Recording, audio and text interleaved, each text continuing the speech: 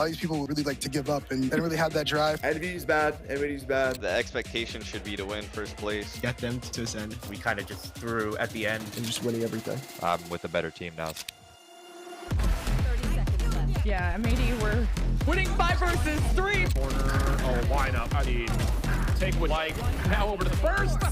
And they buy themselves some time. It's Spaz that could do it. Look how quick this point. Oh, especially now. 5 Rebellion Black, your Challengers champions.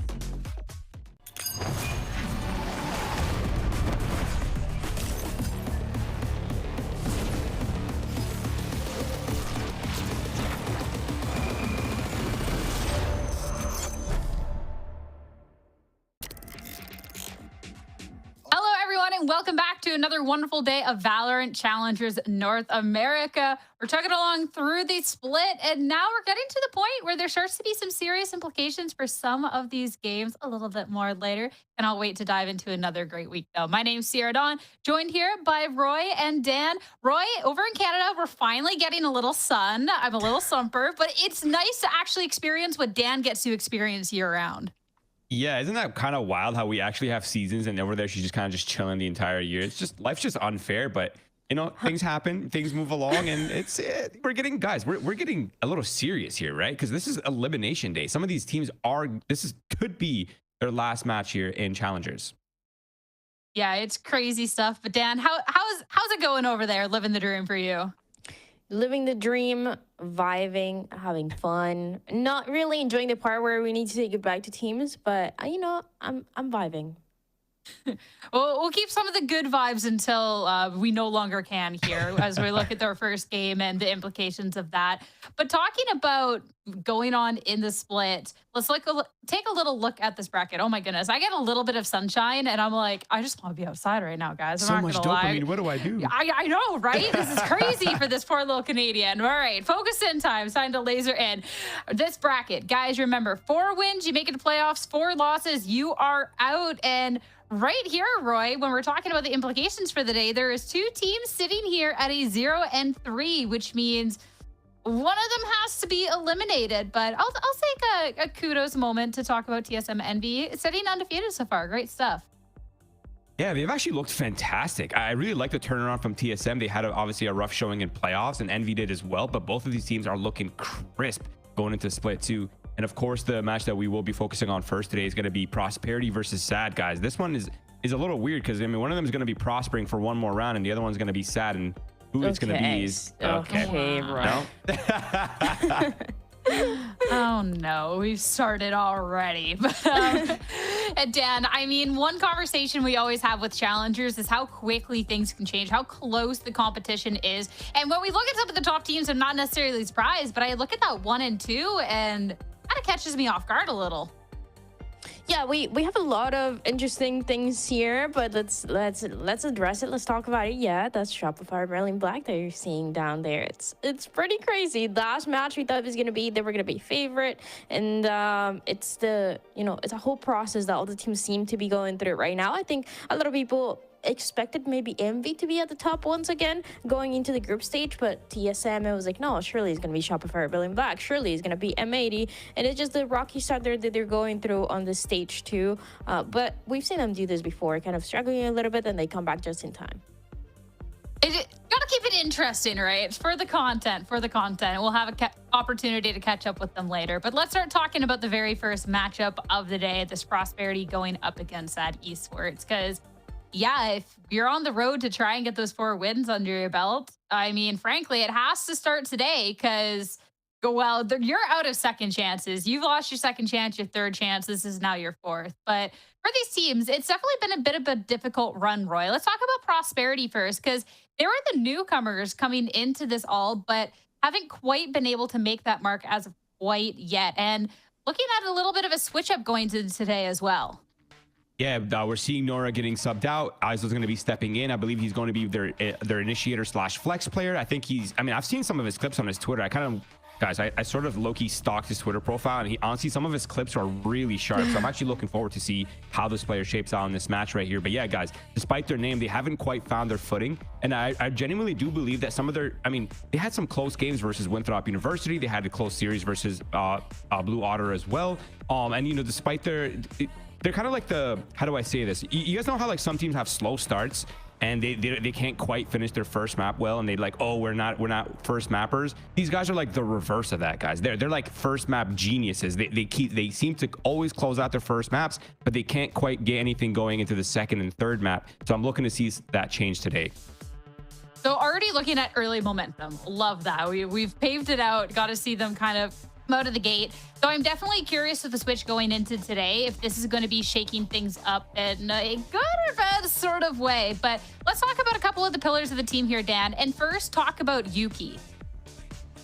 Yeah, Yuki is a super interesting player, has been playing a lot of that initiator and once in a while playing that Killjoy on Pearl since they're playing that T1 composition with the Euro and the Neon. But I actually really like this Tejo. We talk about both of these teams having some particular maps where they've been able to get more wins, and I think Prosperity on, for example, Olodos, this is where they are able to see this Tejo way more. A lot of cool setup plays, a lot of cool ideas, and I think that comes with the calling as well that Yuki has been doing, and just the way that they are adapting around this new meta, and they're one of those teams that are really willing to do that, right? They're really willing to dive into this Tejo, trying a couple of few things that have been working out for the teams at the very top, like I just said, this Pearl composition, and I think it's a super consistent player as well, so I'm excited to see what they're able to do today. I'm especially looking for this Prosperity team, one of the new teams coming into Challengers. I mean, sometimes we do get to see that run start a little late in this, Roy. And the fact that we've gotten to see a couple of good things, you're talking about the first momentum and everything else they get. I'm curious if this is where they can start to maybe start thriving in this environment once the pressure is truly on them now. Yeah, I mean, this is where champions are made, right? Like, as soon as you start to feel the pressure, there's two types of people, right? You're either going to rise to the pressure, you're going to rise to the occasion, you're going to level up, or you're going to crumble and sort of just give up and just look forward to the next iteration of the roster or the next iteration of what's, you know, of your career. But I mean, I completely agree with Dan. I think this team has shown a lot of good things that we've seen a lot of successes from this team, and particularly I think where I find a lot of my, like when I'm watching them, where I see their successes, they seem to be doing very well in terms of openers, right? They're doing great setting up the duelist. They're doing great setting up the rounds. They're getting those first bloods. They're ending positive in the first kills, first death ratios. They're just having a hard time converting a lot of these rounds, converting a lot of these situations, and getting that momentum just rolling nonstop over and over, and just keep it going. I mean, let's talk about the opener for the round. Someone who can get those first kills and the duelist for the team. Gives them a little bit of magic in there. Talk about magic himself. And I mean, Okay. even if the last series, like we can't even just like bad laugh at that. That's not even worth like acknowledging, guys. But like looking at his last series here too, I mean, we're talking about this first map of Icebox in. We get the 9 first kills. This Jet going crazy. So I'm excited to see him pave the way for his team today. And I just want to say, it's not even only the Jet. It's the Jet, the Yor, the Neon, the Raze, the Waylay. And Magic has been playing every duelist that you can ask him to play right now. And it's crazy because there's some teams that are trying to adapt it. They're bringing the Waylay for a few maps. But I think for Magic, he just seems so comfortable kind of doing whatever the team needs and whatever is going to set the team up for success. I feel like, to be honest though, in a lot of those scenarios, he is struggling to get that entry. He is struggling to look as comfortable, and that's why they're kind of switching it up, it seems. But I think it's going to relay more on that setup that you guys were talking about, that you were saying, Roy, how the rest, those initiators, are going to set Magic up for success, because it's one of those players that needs that extra help to start going on a route. Yeah, and actually, if I may just say one more thing before we move on to this next point, it's that now that we have sort of the footage going, the one thing that I see with Magic that is like very interesting to me is the fact that he's a very young duelist. He's a very young player. He's still in like the development process, but he snipes a lot on attack, and that's not something that you see a lot of these zoomers doing, right? Like normally they're just kind of just running in on the sites. They're just opening up, you know, they're getting set up, they're running in. But this dude is actually just he's opping. He's quite literally using snipers on attack. He's slow clearing. He's contacting. That's something that honestly can be very annoying if developed correctly. So I'm wondering if like the swap with Ezo and Yuki, how that synergy is going to be playing out, because I feel like that is one of their strengths, and I would like to see more of that being developed for this roster. I love that call out, especially too when we're looking at the talent here in Challengers. It's always great to see like the team as a whole succeed, but it's also looking at kind of new generation of talent who we can maybe expect a little bit more in the future. So Magic being able to already leave an impression on you, Roy. All right, I think that stands for a lot here, but we got to talk on the other side of things, because opponents today, it's a sad esports that, looking at this team, Dan, I was kind of surprised to see them at this point fighting for their lives. Of course, they did undergo some changes heading into this split, but still having some powerful pieces. Like, what's happening? Yeah, it's not a team that you would honestly expect to be 0-3. I think a player specifically like Jerwin on the duelist, and Benji, what he's been able to do for other teams as well, and now currently sad. And the other guys that we're kind of still getting to know, I think Tuzi has been looking amazing for some matches, some maps in specific. But yeah, like you said, struggling a lot where they only look comfortable in some very specific maps. And it's just, I don't know, it's just one of those situations where you're trying to make changes, you're trying to find out the things that are working out, because you're also playing around with very, very unique compositions, playing with the Deadlock, playing with the Waylay.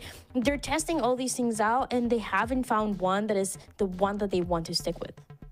Yeah, I mean, I completely agree. I had a lot of like super high hopes for this roster coming into this split. On paper, I feel like they have some insane talent, right? Like you said it, Benji, Zerona, Tuzi, these players are players that we've highlighted before as like these sort of upcoming supportive, supportive stars, supportive players. We saw what Benji was able to do on the Sentinel lurk. Just something for this roster isn't quite clicking, and sadly, they just don't really have the time for development anymore. They need to start finding results. They need to step up. They need to actually just play their game, focus on what they can bring to the table, you know, prioritize their strengths, minimize their weaknesses, and just do what they can and convert these rounds. And of course, they also have Jerwin, a pretty solid duelist on this roster as well. So I feel like overall, they have what it takes. They have the necessary pieces. They just need to mesh well and just round up their map pool a little bit.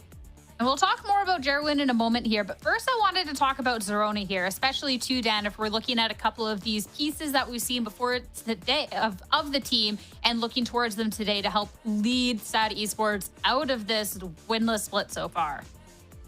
There's a couple of cool things that we've seen for Zerona, and as we were talking about for SAD and the compositions that they like to run. And honestly, this is even with the different version of this roster. It seems like this team always like experimenting a little bit. I quite like Zerona, seeing Zerona on that Viper on Lotus when they go for that double controller, when Jerwin is playing that Waylay. And it's something that I've been testing here and there. I want to see more of this though. Both of the teams kind of, as we've talked about, have been struggling. And there's like, I just want to say that when you're playing these extra tournaments, as well as we've seen even from ISO on the other side, you're trying to gain that experience just in time because we might, I mean, this is one of the teams that are potentially going to get eliminated today.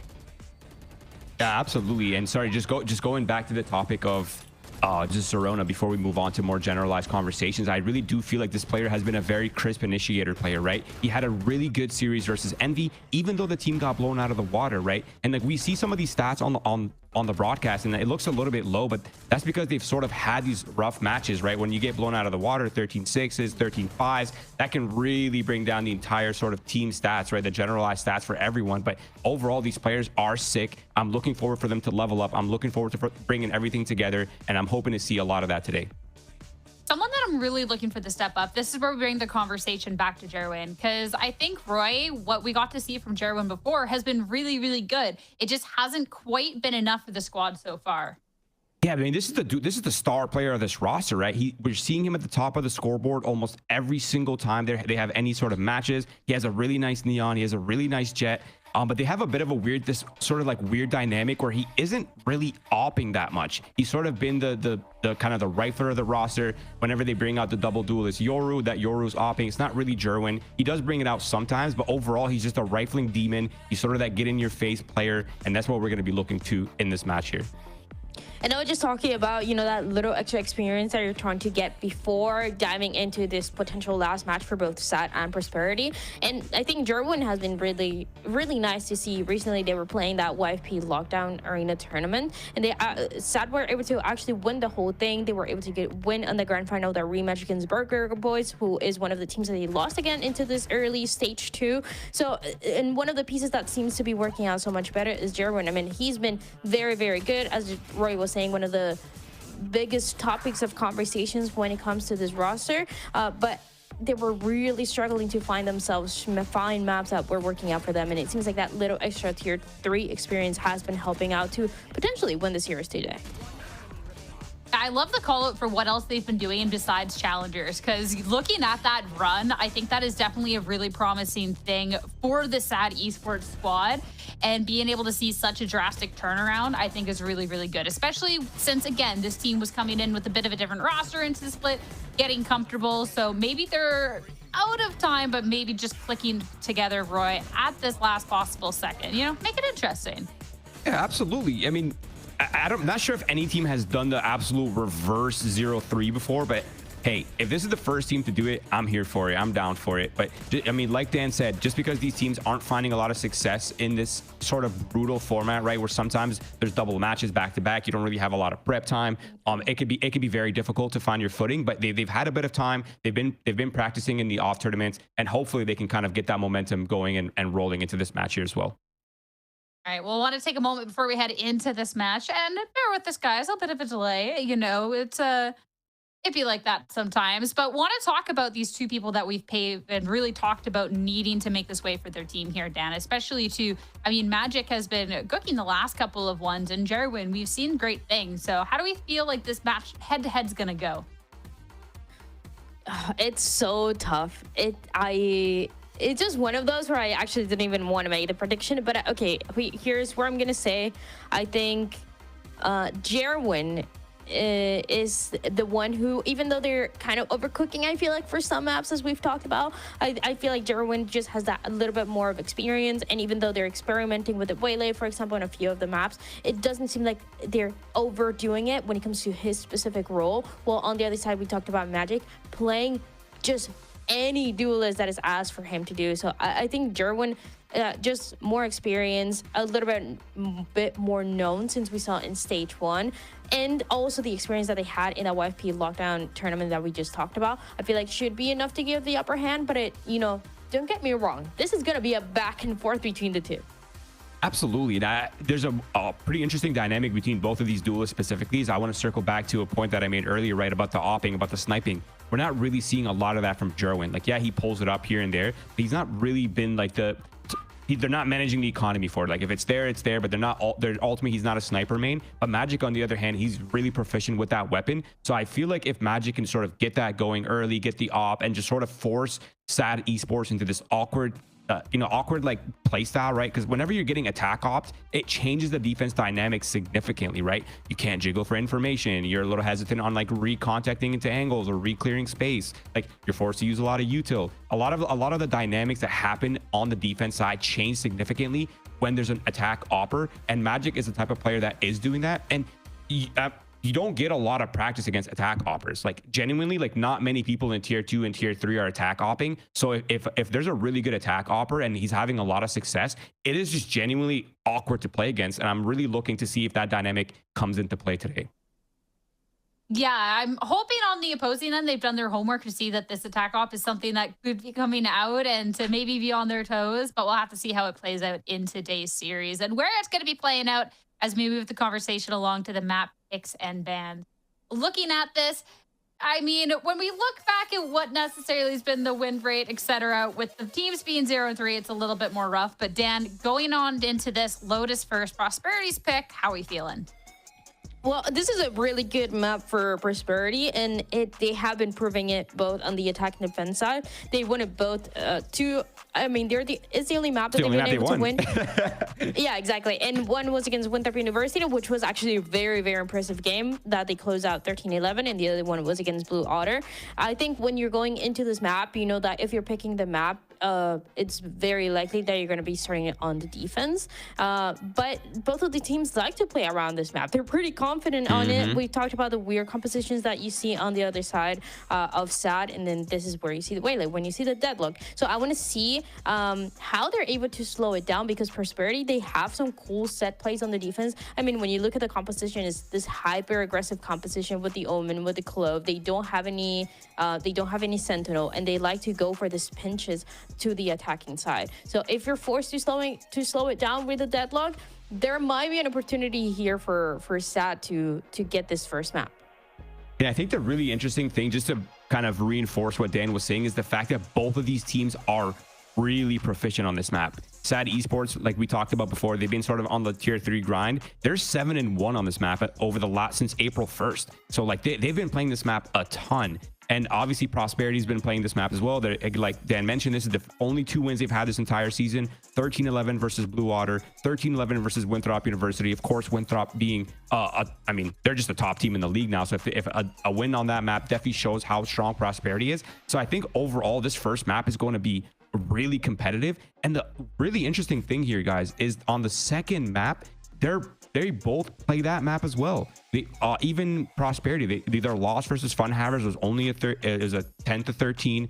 SAD Esports, they've had 2 solid wins on that in the tier 3 leagues. Obviously they've been grinding it. So overall, I feel like these first 2 maps are going to be a battle for these teams. I think also important for the 2 teams as well going on in this series. I'm looking at this split, and it's what I'm not maybe quite as sold on, but this Lotus, I mean, a Prosperity's win versus Winthrop, the recent success that SAD Esports has had in these grassroots tour, I think this one should be a lot of fun. But I still think that going into this, my prediction, I feel pretty solid about. And there's a little bit, I got to see on the socials where this was kind of headed. And Dan, it's a clean sweep. Yeah, we actually don't get these that much unless it's, you know, like Shopify Rebellion Black early on, M80. if it's not one of those big teams that we're always talking about, maybe TSM, NV, it's usually it's not one-sided like this. I'm a little surprised. I think, you know what, it's gonna come down to the first map of Lotus. Prosperity actually has some really, really cool things in it, but if SAD gets it, it's a 2-0 potentially. Wow. Okay. Usually we only see these when it's like over like number 1 seed versus like number 12 seed or number, the very low seed. But in a double underdog matches, a full caster's curse for SAT Esports is crazy, Okay. guys. What? It's not a caster's curse. Come on. Is it not? The analyst death curse?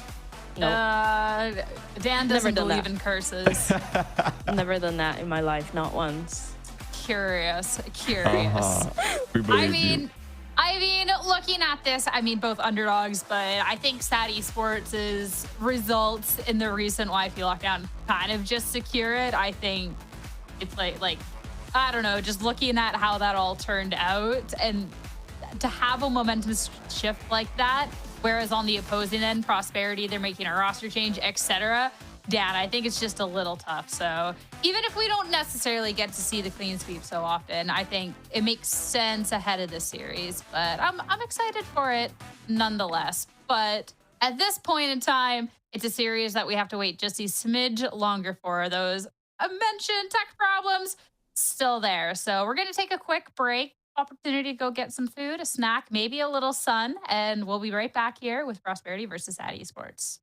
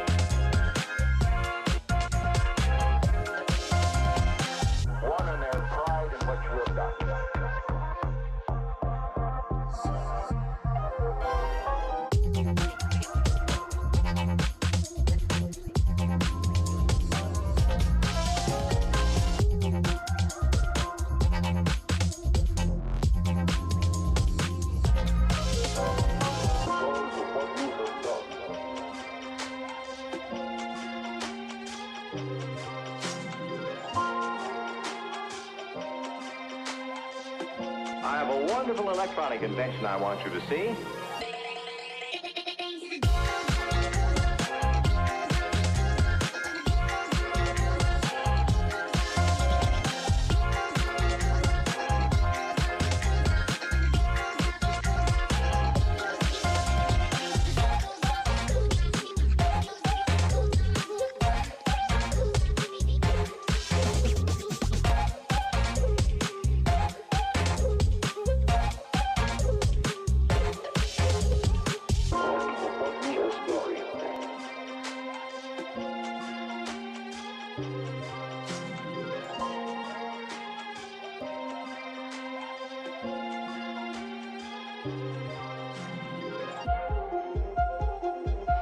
We got to the point where we could control the laws of nature by advanced electronics.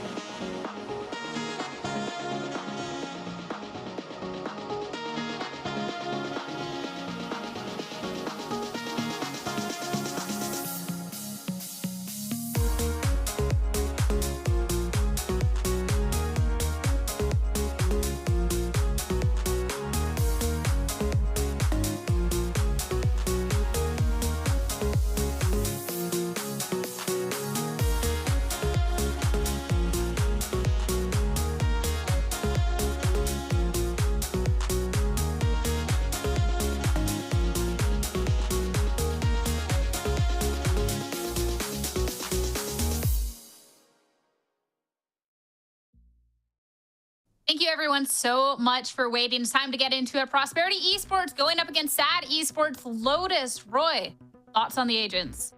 First thought immediately, guys, no changes. They're doubling down on their style. They found their identity. I imagine they're going to be a little bit better with a bit of time for practice. We're going to be seeing the Waylay versus the Neon, of course, the double initiator versus the double sentinel, sorry, the double controllers and sentinel. And it's going to be a very interesting first map, guys.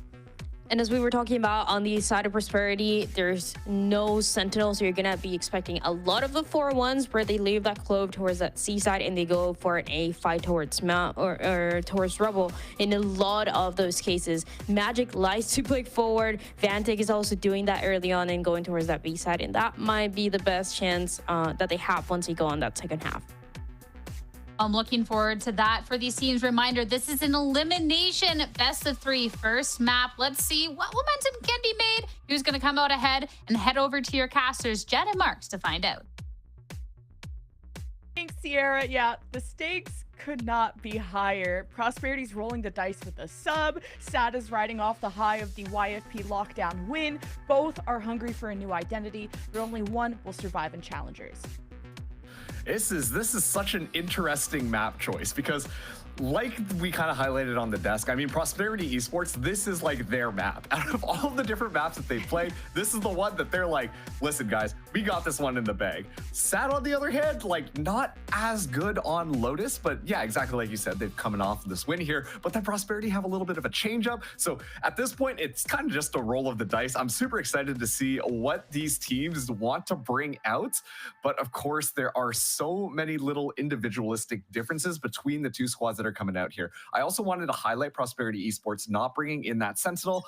Obviously, it's worked out for them because they've won this map a bunch of times. However, I still think that that's going to allow for a little bit more map control to be garnered by Sad Esports. So curious to see how this one is going to be playing out as Zerona's having a little bit of trouble shooting the little spider bot thingy. I feel like Viper cosplays as like a Sentinel, I guess, and now she'll just cosplay as dead because they usually get first blood from Prosperity just off of peeking through C, and that's really inspirational getting that first pick. So you're just jumping right into C, already using the salvos to get anyone out of these kind of corny corner positions. And Sad have to play a full retake, and they're going to do so from rotating through spawn. But I like this position from Manny over Mounds. Going to have a nice head glitch and decides to ditch that cover. Jerwin with an important shot. This is going to signal for Prosperity to watch behind them. Also making sure they clear through the front and see what angle this retake is coming from. And it's already knocking at their front door. You got the dashes from the waylay, the immediate refract, and the double salvos just right at the front of the site. Completely ruins Prosperity's structure. And it's all up to Magic to pick up the pieces in a 1 versus 3. It's a good effort, but not enough against Sad. Yeah, honestly, once again, just great stuff coming in from Prosperity right off the bat. We see them just kind of storm the castle immediately when that Viper goes down. It's just like, all right, let's just move in here. And I love the adaptation that Sad actually utilized. They got all that space outside A. That's where you expect to see a lot of that crazy frag, all of that utility flying out right off the bat. But just simply not the case. They just walk out, take that for free, and then they've got an excellent flank coming through. And of course, with Waylay just kind of flying in, and then Joa making sure that the Tejo salvos land in their appropriate spots. A little bit of a sandwich maneuver that Prosperity really couldn't escape from. So an excellent pistol round coming in from Sad. Jerwin now bringing the Outlaw into the fray here, looking for an early kill as they're very aggressive here, but not able to find anything. Never mind, finds Magic, but Prosperity, they look like they're determined to move in on C. Yeah, Sherwin heard Roy talking about how he doesn't snipe, and he says to watch him buying an Outlaw in the the second round, I should say. And it leads both pretty well for Sad, although as he takes a step back, he finds 3 even with the pistol. And Prosperity are getting nothing in these early rounds, but to bring 4 out of the 5 guns into the bonus marks is pretty solid for Sad. Yeah, absolutely. I mean, Jerwin, sure, maybe that wasn't like a long distance sniper type of shot, but still Okay. excellent reflexes. Getting some of those Outlaw shots off. I mean, you know, how often are you in that situation where you got the neon zip zapping around you, you're just trying to flick your mouse rapidly, and somehow Jerwin's still able to connect with a headshot nonetheless, carries that Outlaw forwards, and now just 1 away from getting the ultimate online as well. Prosperity, this is going to be their round to take, but they need to make sure that they're a little bit more cautious because Sad, so aware of this seaside crunch. This time they're going to be reinforcing it. Benji, having that grenade in hand, can trap people as they move in here. I like this combo utility that is immediately being set up by Sad as soon as Prosperity take the bait. Yeah, net salvos or even a paranoia swing. There's a lot of options for Sad to spring a trap, and Prosperity just, we're waiting to react to this. A beautiful double kill from Izo, and Prosperity find themselves with an advantage. And this, you said this was their round to win, and I'm starting to believe it. But Jerwin, 5 HP and an Outlaw, has to just go for the 1 and done, because anyone sneezing his direction will be the end of Jerwin. Yeah, I think it was just a little bit too anxious from Sad Esports. They should have waited a little bit longer. The trap might have worked out better. Jerwin doesn't get the 1 shot he was hoping for, and Prosperity just get to march in, while Sad of Zerona and Joa left with not too much movement coming out of Zerona, so Joa have to do this on their own, and even just taking care of Magic, forcing them to buy up again, especially where the credits are at. It's always a fruitful endeavor. See what Joa can do now. With salvos in hand, he got the drone too. I'm surprised they didn't want to just drone up first, feeling like they just don't have the time to with the spike taking down. As Joa now starts making noise, and the swing Magic. That was the person you were at least ideally trying to go after in that round. And Sad will be giving this up, and Zerona will get to bring the Bulldog to the next round or buy up, and Prosperity finally gets some life. Yeah, I'm wondering if maybe a little bit of a disconnect happened there, hence the Viper not moving in and Joa trying to take that 1v4 people there. But of course, once again, just a little bit too forwards from SAD Esports on that round. I like the way that they had set up the utility. You know, you got stuff set up, you got the trap ready to go, waiting for Prosperity to kind of take that bait, but instead they decide to move out first. And I want you to pay attention to where Izo goes, because just moving up to Mound caught other people off of guard. And then as a result of that, like, it just kind of fell to pieces. And at that point, SAD didn't really necessarily have the reinforcements and the weaponry to kind of fight back against Prosperity moving in. If they had just waited for a second, waited for the first initial contact, and then tossed out the grav net, you know, hit them with the paranoia, then especially in that closer range quarters, their weaponry would have come out on top of it. But once again, they just got a little bit too ahead of themselves as well, they lose that round. They will be able to buy up into this next one. Zerona will be carrying that Bulldog there. But yes, it is just a disconnect coming through. And that's why we're already in yet another tech pause here, Jen. Yeah, Izo had some internet issues earlier, and now Zerona is a victim. At least everything feels balanced, just like the Force, you know. And sad. Well, they kind of surprised Prosperity to condition them to be aware of that jump scare that comes out of the C gates. So I'm wondering if Prosperity can just continue to react, kind of have a slower default out the gates, kind of see what's up at C. If they get a first pick, then Prosperity keep hitting C. But we still haven't seen what their hand looks like to try and attack somewhere like A or B. And it's a little tougher when you don't have like a Viper wall to try and play around like Zerona does on the SAD Esports side. So this is all about Prosperity's comp really exploding onto the site, playing as fast as they can around the neon, and setting Magic up for success. Yeah, and on top of that too, like taking a look at the style of how Prosperity Esports likes to play Lotus, their one and only true map, they do tend to prefer the defensive half a little bit more. And so I'm super interested to kind of see how many rounds they're going to be able to string together here, especially now that they've gotten their first on this offense. Because if they're able to secure enough rounds, then I think that they're going to be setting themselves up for success. Like, I know that all of us picked SAD Esports in our predictions, but that was before we knew the map pool. Given the fact that SAD allowed Prosperity to pick Lotus, to me, raises a couple of questions, but at the same time, like SAD, they're starting things out strong here. They do have that ultimate from Waylay, so they do have a couple of tools to keep things and potentially turn them back around. But once again, Prosperity Esports, like, you know, if they're a one-trick team, this is their one trick, and they do that trick really, really, really well. So it's still really hard to predict here, as we've only gotten to see 3 rounds so far. And to point out that pocket pick of the Clove, Manny loves to play that double duelist alongside Magic, and I feel like Clove, you know, speaking of cosplays of different roles, like, yes, Clove is like a controller, but has a lot more of a selfish kit that you can kind of frag like a duelist. And Manny has to put up that peak performance, I think, to match Magic, to really explain why you would have a Clove over anything else, like a Sentinel, for example. So usually Manny performs really well on Lotus. Can we point it out that Prosperity, this is their most played map. This is one of their most successful maps. And although Manny's having a slow start, it is an attacking Clove, which is a little bit different. But we haven't seen how like Rubble control is going to go for Prosperity, and what kind of battle could ensue from there, and how Prosperity going to dodge around salvos, or how are they going to deal with the Waylay? You know, it's so funny. I like the narrative that, like, yeah, Clove is basically a duelist, but then at the same time, I hear that same thing about Omen. So it's just like, are all the controllers who could like toss out their, I guess, pretty much, yeah, they're all kind of pseudo duelists if you think about it. Besides the Viper, as well as yeah, Astra probably not as well. But like, a lot of these kits are kind of built for fragging and fast forward motion. already we're seeing that battle happen outside, and Jerwin has gone really far forward. So Sad doing an excellent job here of pressuring out of A side and picking up that first orb. Doesn't matter though, Prosperity. Hey, if it ain't broke, don't fix it. They're going to be looking at C yet again. Zerona going to be the only anchor here, and now spotted out by the stealth drone.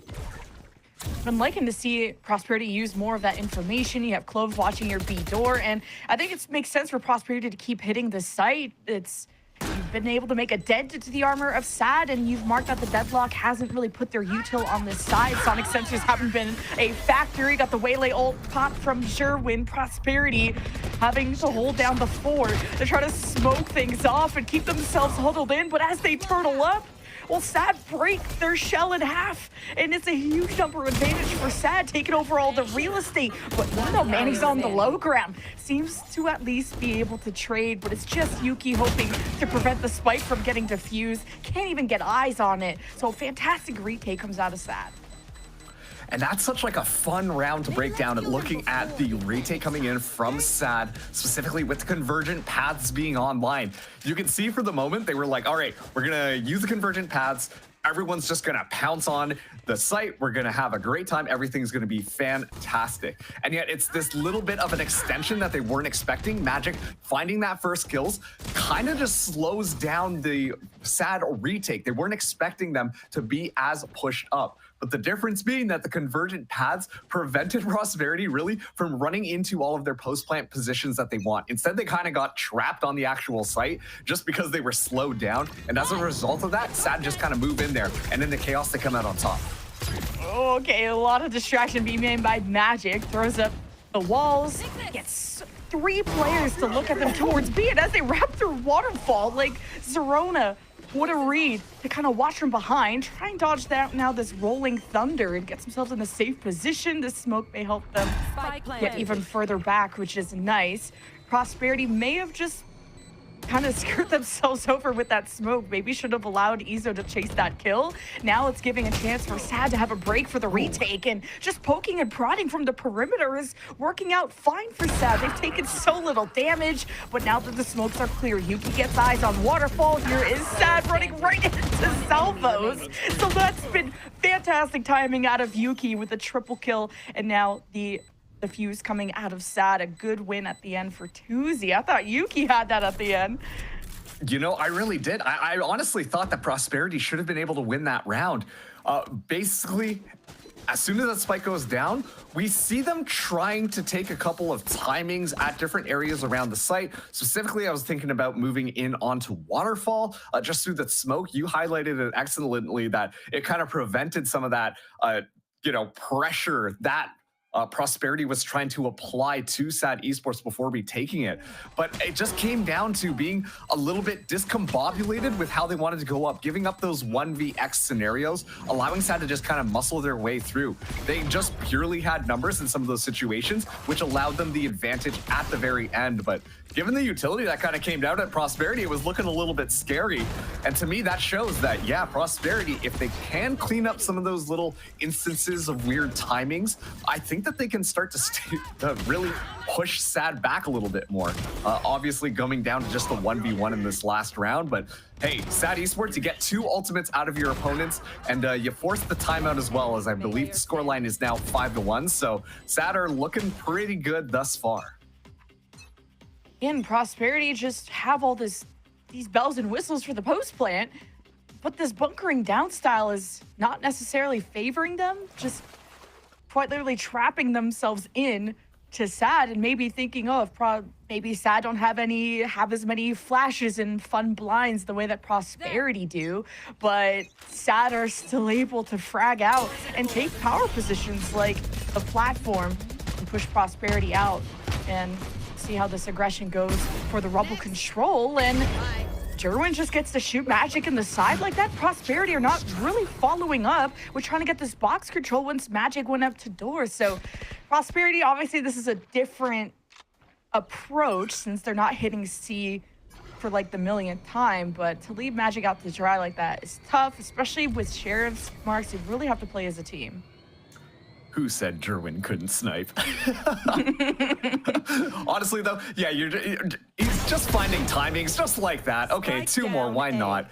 But it really just feels like Prosperity, like they're getting spread out without much reinforcements. They look a little bit timid, a little bit scared to move in here.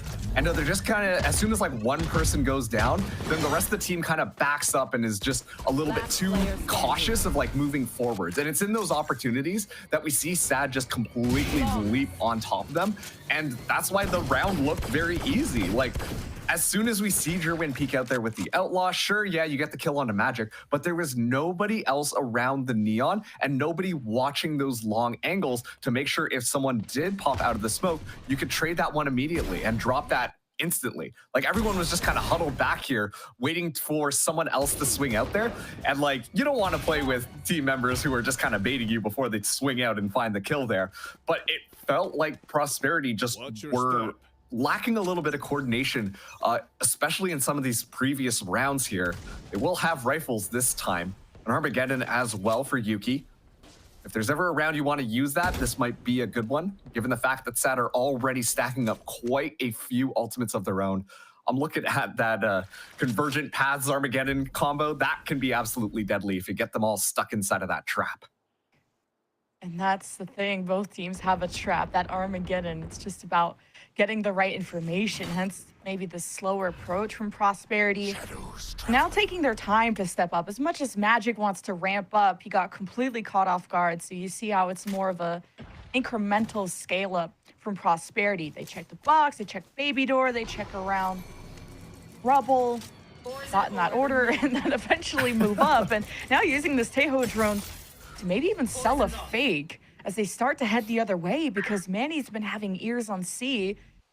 But this is a different look from SAD now, having sonic sensors around this area. This could really inhibit Magic if he runs into that trap. Speaking of that, sonic sensor didn't seem to affect him. The Armageddon misses. Now Magic's on the prowl. The hunt begins, and SAD are smoked off, at least as the fortress that Prosperity likes to build while the plant happens. It's the SAD retake that you have to worry about, but they're having to do it with 2 less people, including no Gravnet, no Salvos. These are 2 very important people that you're missing when it comes to SAD.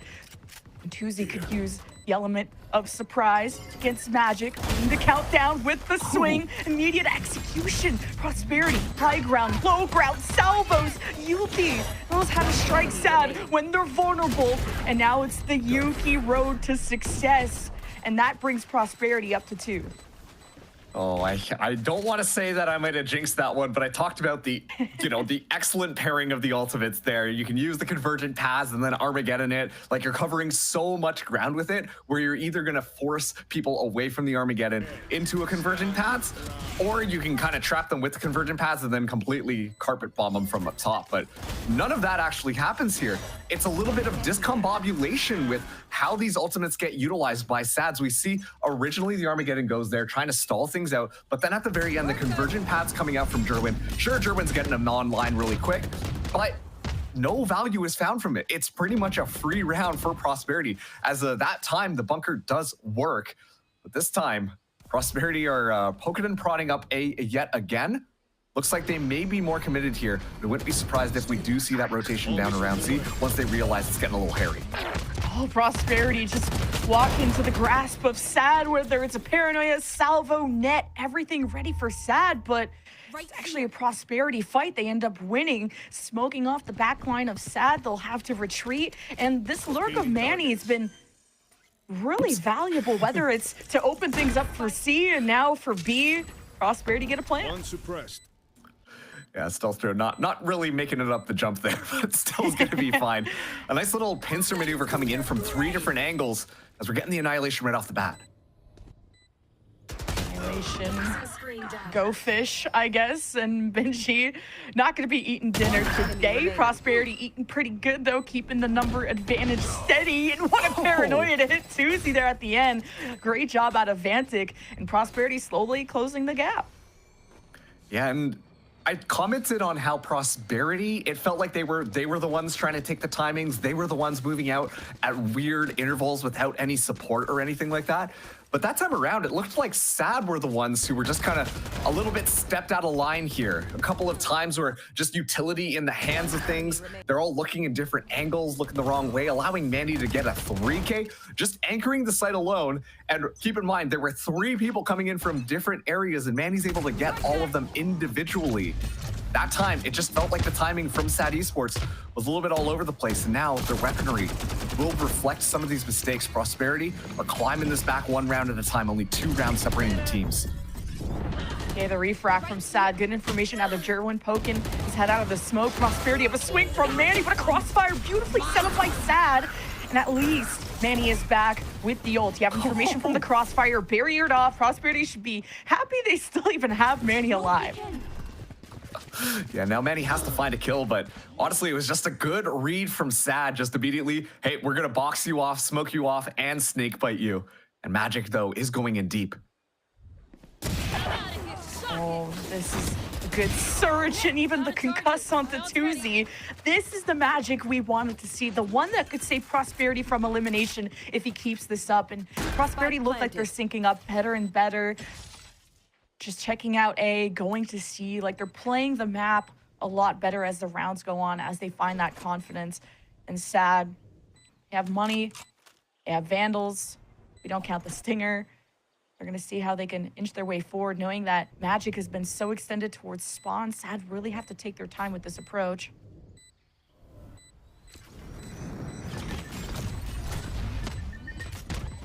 Now the salvos forcing movement, and SAD just decide to save as time is running out, and they had a window they could have engaged into, but having Manny's smokes available post-death really helps out. Yeah, I mean, quite frankly, that round 100% was won by Magic. Of course, finding all those kills very flashy up in their spawn, but at the same time, that opens up the complete left side of the map for Prosperity to have so much room to work with. This crunch here onto A was not looking too good. Excellent just understanding from SAD Esports to just do an ultimate wombo combo of utility and just make sure that they can't get any value off it, given the weapon deficit. But like I said, as soon as we find those couple of kills, it guarantees that Prosperity can go all the way onto that C site, and it leaves SAD Esports questioning, you know, is this Neon going to be further into our spawn? Are they going on B? So many more questions that are really hard to answer, but an excellent little trap there. Magic barely able to escape, as that's a big util dump coming in from SAD. It's a quick execution, because salvos take time to travel and to react that quickly to the net from Benji. Solid setup. They have now their sonic sensors around B in a very early pit, and right into rubble, as maybe getting a read that Vantig or some lurk was hanging around. I don't mind that from Zerona. Now you've really funneled Prosperity into C. So Tuzi's trying to smoke that off. He's going to get some help through that, and just is barely going to dodge that. Oh, man. You know, if you're Tuzi, you're just like, oh, if I just looked at it and just tanked the flash, I could have been able to find a kill. But as a result, Magic stays alive in the middle of all of this. And look at that aggression coming in from Prosperity. They're already moving in to the spawn. Okay, just free spam and then salvos work out. Paranoia, though, from SAD through the top of the site. And I like that Prosperity are playing deeper. They're playing more aggressive. And you really got to activate that Neon in that way. They're not just bunkering down and letting SAD dictate their fate at the end. Vantic holds their angle off the high ground, gonna reposition, sensing that SAD came through the front door, and Prosperity not realizing it until it's too late. Wow, excellent flank coming in from Zerona there at the very end. And you know what? One thing I noticed from Split 1, especially with SAD, which is why I was such a SAD believer, was I love the way that they coordinate their utility. When it comes down to like actually playing the game of Valorant, they're the type of team that is like, listen, we might not be able to out-frag our opponents, but we're gonna just out-util them if possible. And of course, that has sometimes come and bit them in the butt, especially too if you can't win out some of these gun duels. But at the same time, we're seeing some of that rehearsal, some of that practice in just comboing your utility. This is another round of excellent demonstration of how they make sure that they set up these traps just with util and are able to find kills without even having to peek anybody. That type of stuff is what we can expect from the SAD squad, and it feels like we're starting to see it in full fruition on this map. Yeah, Prosperity are just fighting fire with fire. They're not just staying on the site waiting for the SAD retake. They're not just walking out through rubble waiting to eat salvos. Like, Prosperity are already spamming through smokes, making sure that SAD really hesitate on how they want to swing out of smokes if they ever want to do that. Because sometimes Jerwin has wanted to poke his head out and then refract out. Prosperity going to make him think twice. So slowly scaling now through tree, there is going to be a barrier, and it's going to get information of just how many players are there. It is only going to be Magic shooting it. So waiting to see that overdrive, and the door is going to be popped. And Prosperity going to see if Manny can give them a second option. Gets a frag into B. Just gets right on the outside of those salvos. And that's an excellent kill because that allows Prosperity this B side here. Rolling Thunder right off the bat, but Sad already itching for it. Yeah, and Joa still has the Armageddon. Never mind, Joa is dead and not really having time to flush out the rats under Prosperity. Sad just going one by one through every angle and hope to thrive through the chaos. We have a 1v1 left with Manny on the outside and just getting that spam through the wall. Oh, man. I was about to say, we've got our flankers in tow, the last two people left standing. I'm so curious who's going to outflank who, and then Manny's just like, I hear some footsteps, spam. Oh, that's okay, I got the kill, nice. Good way to win the round, guys. A little bit unceremonious, to say the least here, but this was a very interesting retake coming in from Sad. It did feel like they might have been just kind of caterpillaring their way onto site, just one after another, looking at different angles, going for these 1v1s on the actual site. And then it just comes down to Zerona just being able to get that flank online and makes it happen. So now Prosperity in an excellent position here to get to 6 and 6 on this half. Remember, Prosperity do prefer the defensive half. That tends to be where they're a little bit stronger on the one map that they've been able to win consistently in Challengers Split 2. But as SAD Esports, this is still an opportunity for them. It is a little bit difficult given the weaponry disadvantage here, but they do have the Armageddon online. If Jerwin's able to find one more, then they will have convergent paths as well. And so let's see how they want to play this. Thus far, it's very patient from SAD. As Prosperity, they're once again going for this A pressure. And of course, we know that this does not mean that they're going to be ending on A. They've been very quick at actually moving around. I don't think we've seen them plant on A single time this map thus far.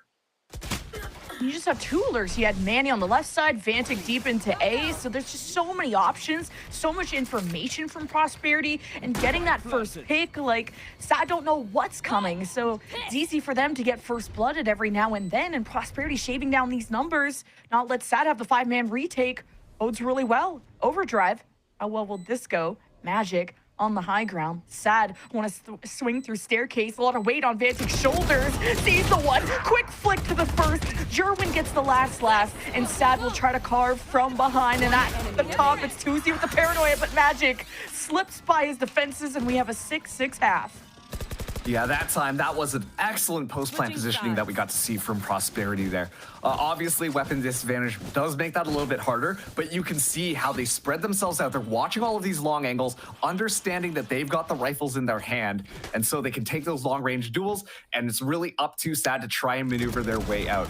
I said it before, SAD rely a little bit more on their utility before they want to take those active engagements, and as soon as it kind of falls off, then things get a little bit tricky for SAD Esports. And now it is the 6-6 half. We are seeing them swap around.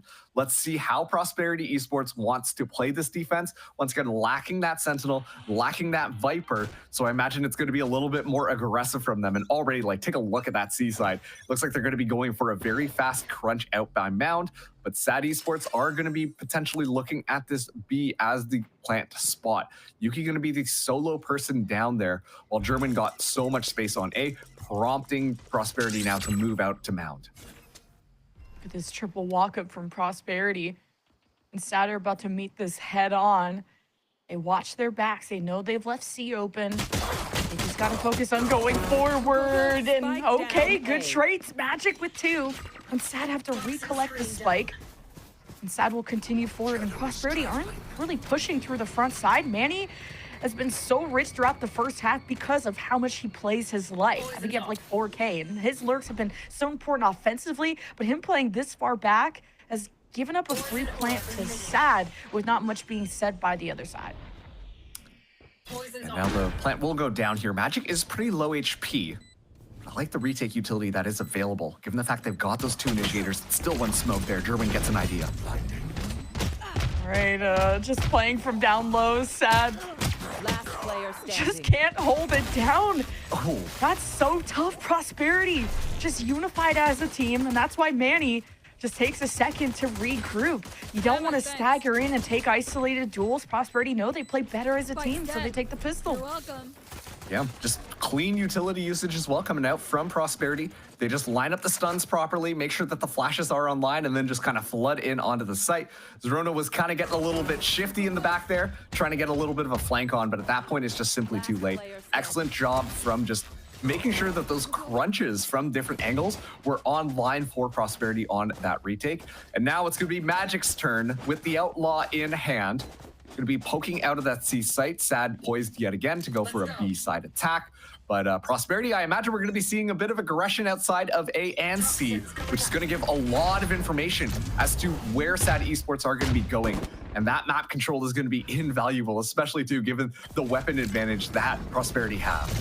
Sad have a read that the breach is on the right side fighting for Rubbles. So Sad thought, okay, we could just have the red carpet and not get breach util, that Yuki is farming them. And Yuki's probably up to 13 kills at this point. I swear to God, half of them are just from salvos. He's been so pivotal with not just the util, but his positioning. And Yuki could easily get another one just off of Tuzi. And wait a minute, okay, Izo's gonna have his back. Steals away the ace that Yuki could have had. But Prosperity in the driver's seat. Oh, man. Yeah, and like, yeah, we can talk about, hey, spray through your smokes, everybody. This is your daily reminder that if you got a smoke down in front of you, just throw a couple bullets in there. You never know what's going to happen. You'll find a couple of kills probably. But at the same time, like, even in those situations, you can see Prosperity very differently are just making sure that they're stacked up 2v2, making sure that they've got someone watching each other's backs, all of these little micro adjustments to make sure that no funny business can happen. And so honestly, just great job coming in from Prosperity, playing the fundamentals extremely well thus far on that defense.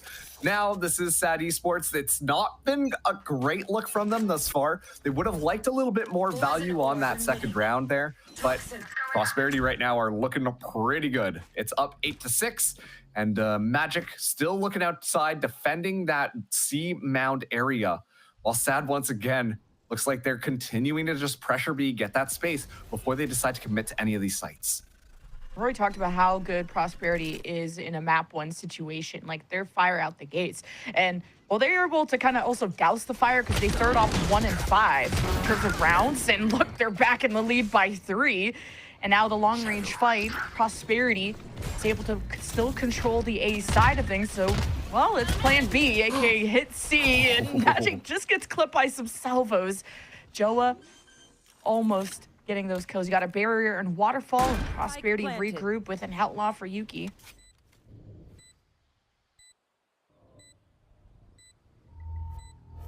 Oh, there's a gap in the barrier, so there's like a sense of security and Sad. Maybe it was bait all along, maybe it was intended.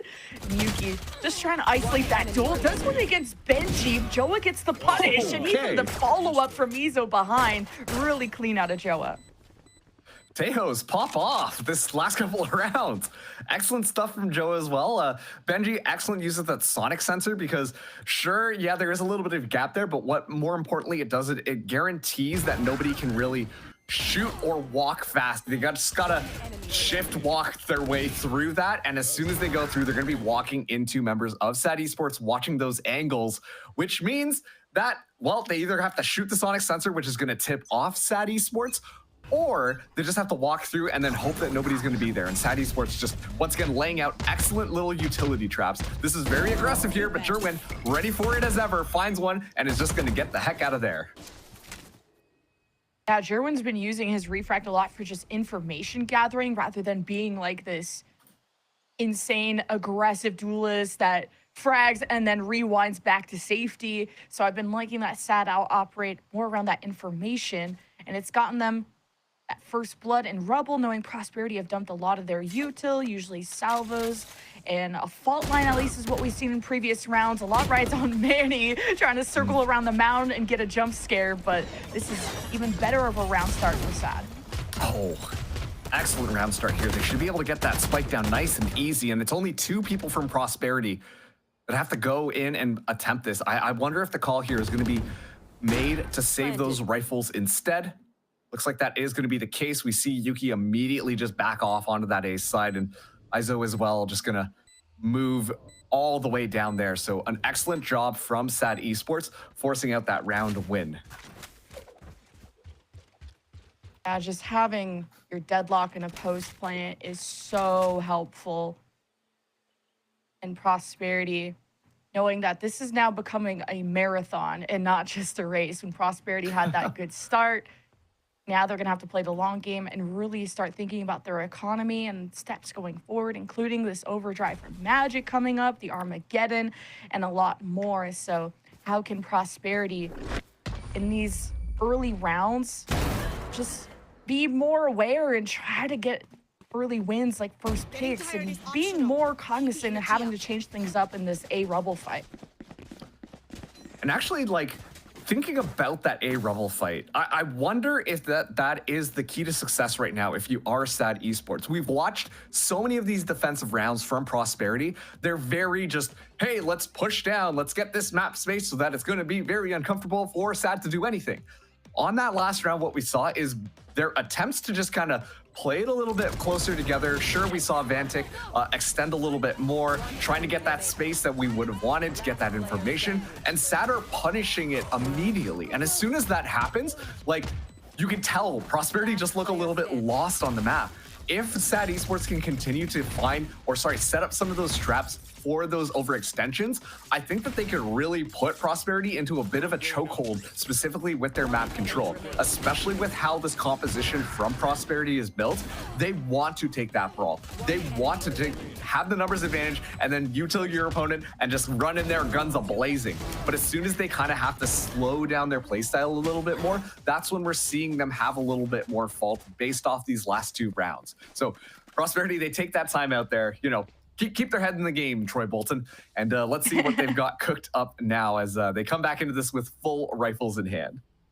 The last time we had a Prosperity now out of timeouts, SAD haven't used any. Prosperity used their first timeout at like the 5-1 mark when they were really down bad and not in a good way, and they were able to tie things up. So I'm liking what I'm seeing at a SAD side of things. Prosperity had to talk about this rubble fight and be creative around it. And it was just kind of, okay, let's be more aggressive. Let's be more in their face. And a big difference was this Viper wall and fully utilizing Zerona's kits. So SAD kind of ironed out this round without really needing to go anywhere. I was just about to say, Lemon, is there a good way to be down bad? I think just in general, that's usually a bad thing, but I digress. Yeah, I mean, down bad in a good way, I guess. Okay. Whatever you say, I trust you. You know better than I do. Yeah, but I think that round coming off the timeout there, like I said, Prosperity Esports are like, hey, we got to get that map control. We got to win those opening duels. And I think that the team might have thought about that and internalized it as, all right, boys, let's run it down, because we didn't really see that support there from what we would have expected Prosperity to do. They had a normal loadout there for utility-wise and everything, but it felt scattered and discombobulated, just kind of like isolating their 1v against the entirety of SAD, and it didn't work out that time. This time we do get to see them actually take that A side space, and so at least they've got the information there. Manny, gonna be a little bit aware. Does have that Marshall here, but keep in mind, this is a little bit of a save. Derwin just flying across that C site, and that's going to guarantee that this will be a 5v5 retake. But I want everyone to keep your eyes on Zerona, who is still a little bit far out, does have the pit if things go worse come to worse. But actually, never mind. Zerona going to be regrouping with the squad. As the pit goes up, this is going to be tough for Prosperity. Yeah, and the pit right at the front door, Prosperity. We're going to go on the hunt. Where is Zerona? And you got the Headhunter Magic with the overdrive on a save. Prosperity investing in this. Not too much searching. Everyone just decayed to death. And Jerwin has been the biggest gatekeeper of this pit. And then you got people jumping around on the outside. Prosperity really floundered that round. I mean, that was just such a hard retake coming through there, but I want to just comment on the fact that Magic almost found 3 people in the middle of that pit. All sad, obviously, we've got the little silhouettes, the red silhouettes inside the pit, but you see just the zap go through and just like, oh no, this could be bad, but then immediately just kind of gave up with it, allowing SAD Esports to kind of move through there. But talking about utility once again, SAD Esports, they get the pit up there, they say, you want to move through this thing? Good luck. All of the stuns, all of the nets, all of the salvos, everything just kind of tossed into the pit, making it an unintelligible nightmare for Prosperity to try and find any sort of semblance in there. And at that point, the Viper Spit has got the decay down. Just an excellent job from SAD Esports, understanding their opponents, want to take it nice and close. This time though, hey, you know what? You got that Viper Spit out. Yuki and Izo both have their ultimates online, Rolling Thunder and that Armageddon available for Prosperity. I want to see those ultimates get some good value. Otherwise, SAD, the snowball's just going to keep on rolling. This is a must-win round, in my opinion, for Prosperity, just where the economy is at. If SAD win this, will be up to 11, and you're just not going to have a lot of second chances for Prosperity. Now checking out A again, waiting for the smokes to dissipate, thinking Prosperity just dump util and abandon. Well, SAD, we're going to find out. No way. Well, I don't even know why Vantic spammed there. Maybe you're just, I mean, Prosperity have gotten away, especially Yuki almost got an ace from just killing 3 people through smoke, so it's like, okay, just see what you get, I guess. But I think Vantic gave up an important vantage point. There you got the ult from Jerwin. Now he's unleashed. Prosperity are smoked off, trying to use salvos to get SAD into awkward position. You got an Armageddon at the very back, placed by Joa, and Prosperity still managed to stay synced up and together. No one dropped out of panic, but the swings, SAD have been ready for this moment to protect the spike, and it's now Manny. Smoking off tree, I like this. It's where the people would usually play in the post plant. Prosperity have Manny and Yuki, still with an Armageddon. Annihilation from Benji doesn't grab anyone. That was awfully close, and that's a good spot to go fishing. But the spike is ticking down. Salvos on the post plant have been used. The net as well. Manny is on watch. Yuki can't defuse, and that's 4 for Joa to get SAD up to 11. And honestly, just excellent utilization of the ultimates coming in from SAD Esports. The name of the game is to be annoying. You don't, sure, yeah, of course, it's great when you can save up those ultimates, make sure that you can counter Prosperity Esports, but at the same time, Prosperity haven't had an opportunity to use any of their ultimates. And so given that this was the rifle round, Prosperity, they might have pulled trigger on a couple of them. And you just see the adjustment from SAD, understanding, hey, let's just invest right now, punish the economy yet again. They're not using their ultimates. That's their problem. Now we're going to have a weapon advantage yet again. And Jerwin starting us off with the pick on the Magic as a Prosperity. They look a little bit confused. They keep on doing the same thing over and over again, hoping for a better result. But SAD Esports, like, they just understand what Prosperity want to do and are just slapping the spaghetti right off their plate.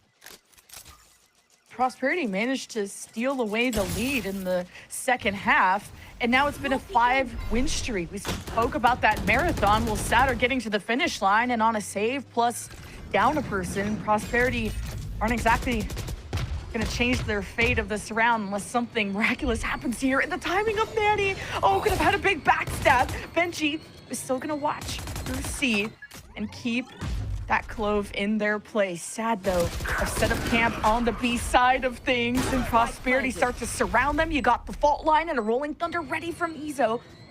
It's for Yuki and Manny to be close enough to execute, but Zerona could have awesome timing as this smoke dissipates. Manny doesn't know, and this patient play from Zerona. Oh, good response from Yuki. Still makes this winnable. If Yuki would have died, that would have been so Jover for Prosperity. Still a Rolling Thunder and an Armageddon, but Izo just didn't want to invest it in this round, and that felt pretty winnable for Prosperity. And now Yuki has an impossible task, and maybe just hopes to save the weapon, and is now dancing against the Waylay, and it's just gonna go down with the spike, I guess. But 12 to 8, SAD on match point. You can tell some shenanigans are going on when everyone's got the secondary out instead. But yeah, like once again, Prosperity, like they're waiting for the golden opportunity. They're waiting for their golden ticket. Mr. Wonka, I want to use my ultimates. Except they're just simply not getting the opportunity there. A little bit of a whiff from Zerona captured on camera, but at the same time, like the pressure that SAD are applying is phenomenal. Prosperity, once again, they've got so many ultimates online. They have to use them this round. Otherwise, this is going to be the first time that they lose Lotus in Challengers thus far. Jerwin goes down very early on. Magic finally coming out on top. A little bit better coordination of utility to make sure to catch some of those people there, while Manny has to hold down this side alone. And sure, the reinforcements might be coming, but I wonder how fast SAD go. So Prosperity stacked 3 on the right side for that first blood. SAD hit the weaker side of the map, and then Manny just goes for 4. Okay, or almost 4. Assist there from Yuki. So it was a good read from SAD, but you kind of forget how good Manny is at the game. Okay, that might have been a little bit of an overheat from SAD as well. Feeling a little bit confident there. And I get you guys, you know, this is their map. The one map that they've been consistently winning at. Oh my goodness, we're about to take it away from you. But at the same time, it just felt a little bit rushed. You know, we didn't see that same level of clearance, same level of coordination of moving through there. Zerona's looking completely the wrong way as we move in onto the site, and it's just a mowdown from Prosperity Esports. So this time around, we see Prosperity once again are going to be taking that space outside of A. Manny going for the jump spot, gets the information here. This time SAD are going to be looking a little bit more attached as they go in. A lot of utility flying through and German flying out.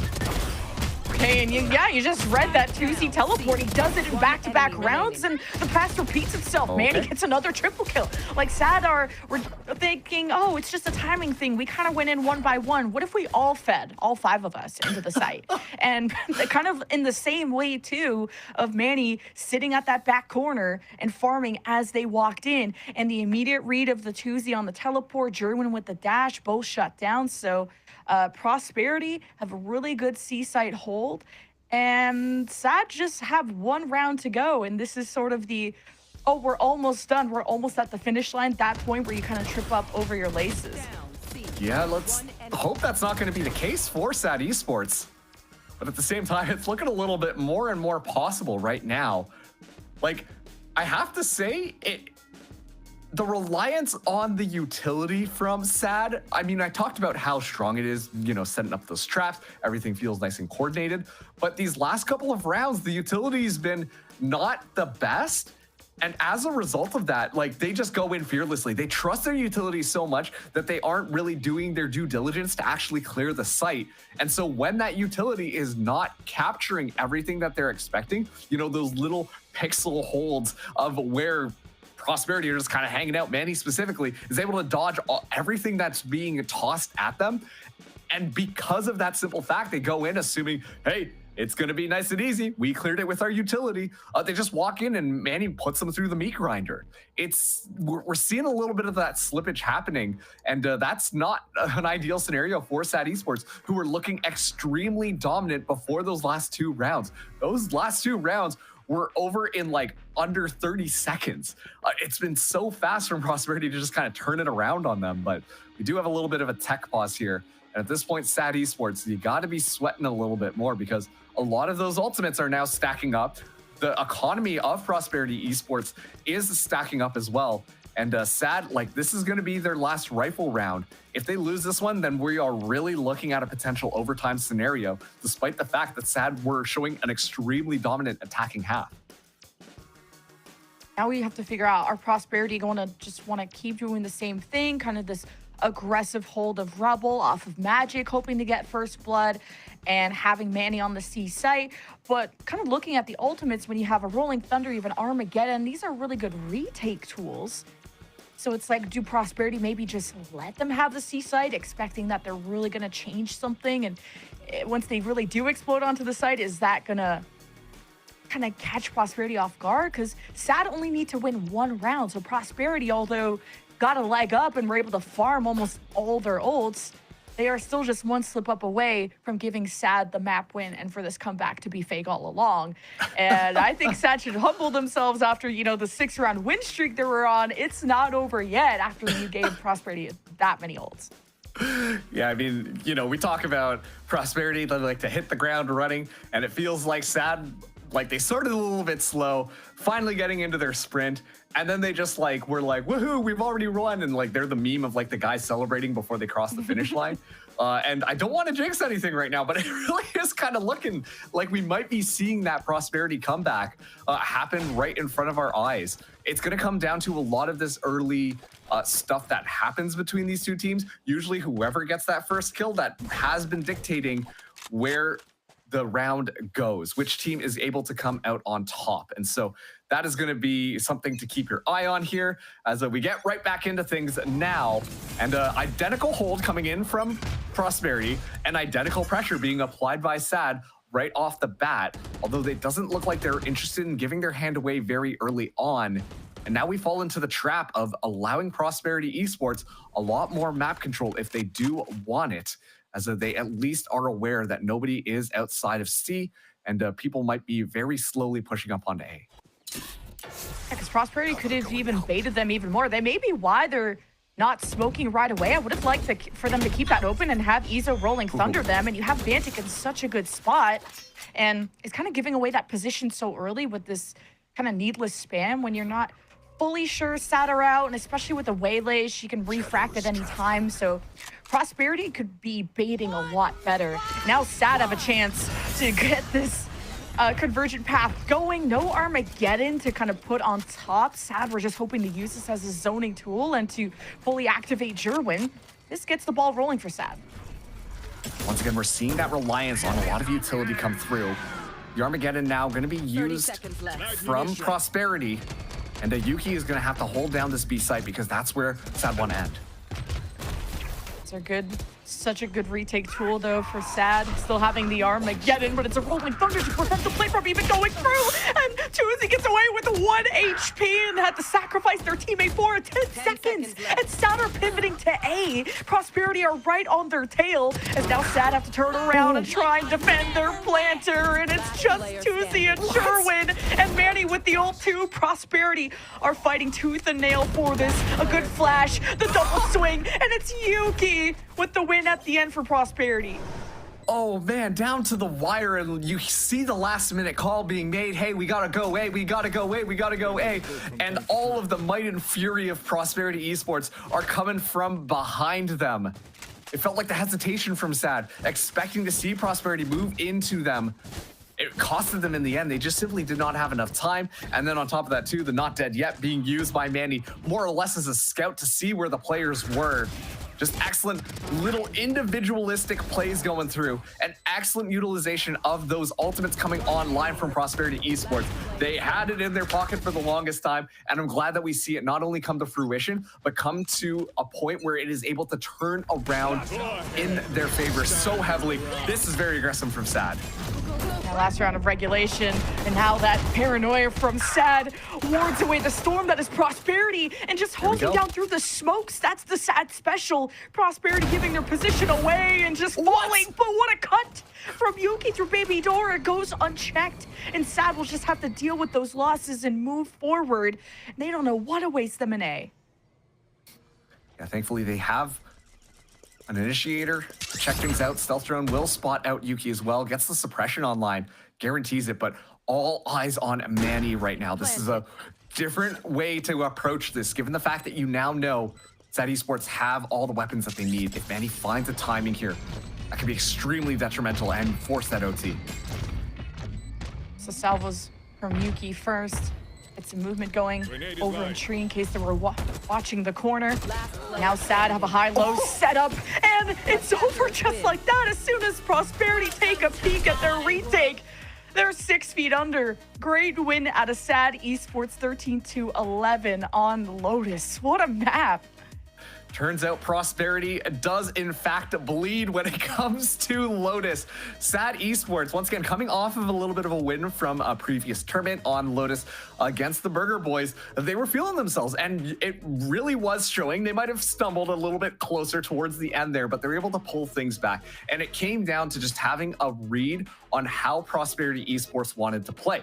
As soon as we saw some of these different strategies coming out, you know, we can expect where Prosperity are going to be coming through. We see SAD pivot a little bit, change up how their things are going in order to make sure that they're able to get that crunch. And that last round was an excellent demonstration.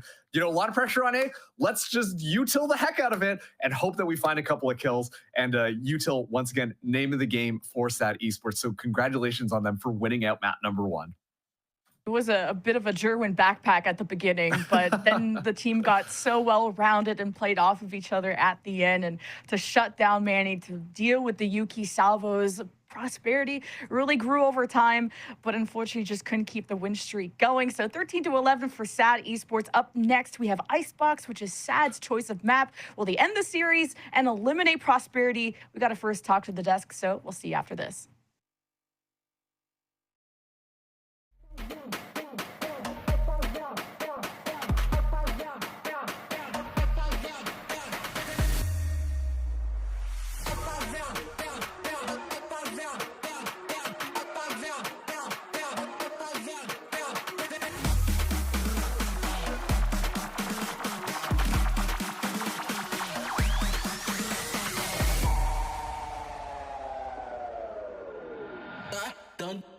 Vai!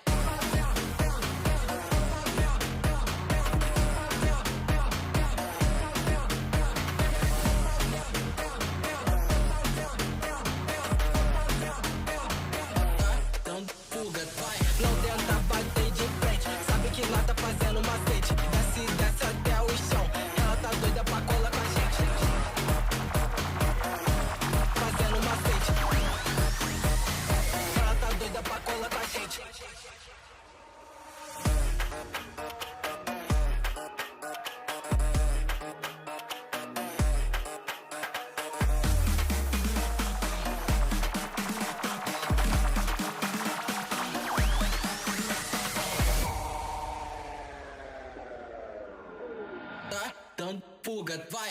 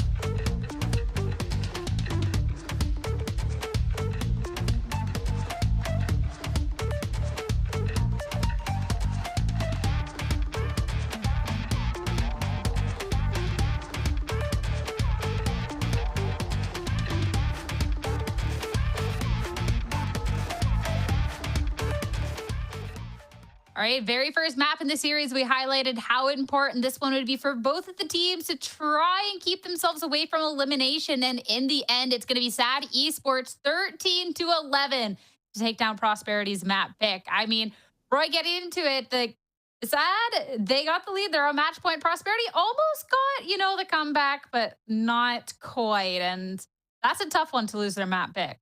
Yeah, absolutely. I mean, listen, we warned everybody before this map started. It was going to be a close game. It was going to be a competitive first map, and competitive it was, guys. It went all 24 rounds.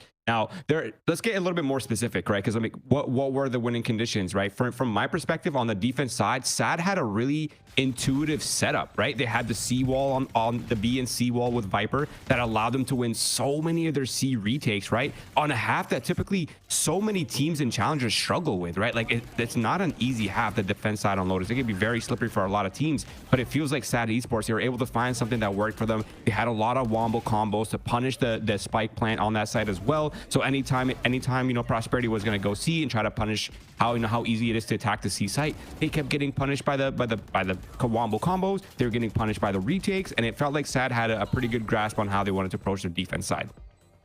Yeah, and another thing that we got to see on that A side a lot is you see that attacking side for the side of Prosperity trying to play slower, trying to work out the map. And when they want to go for that A hit, there's always Jerwin playing forward, wanting and constantly getting this first pick into Magic. And it is one of the things that we talked about, right? Magic is an amazing duelist. We've seen a lot of individual plays even on this map that were really cool, but a lot of times it was completely isolated. Magic going in with the wall, trying to get closer to that A door, and then immediately Jerwin playing forward gets that pick, backs up, and at that point is going to be either Benji or Tusi trying to help out and get those trades into side. So they were constantly running out of time. Even there was the adaptations and the pivots towards the B side. It was just a sad that both on the defense and the attacking side were superior.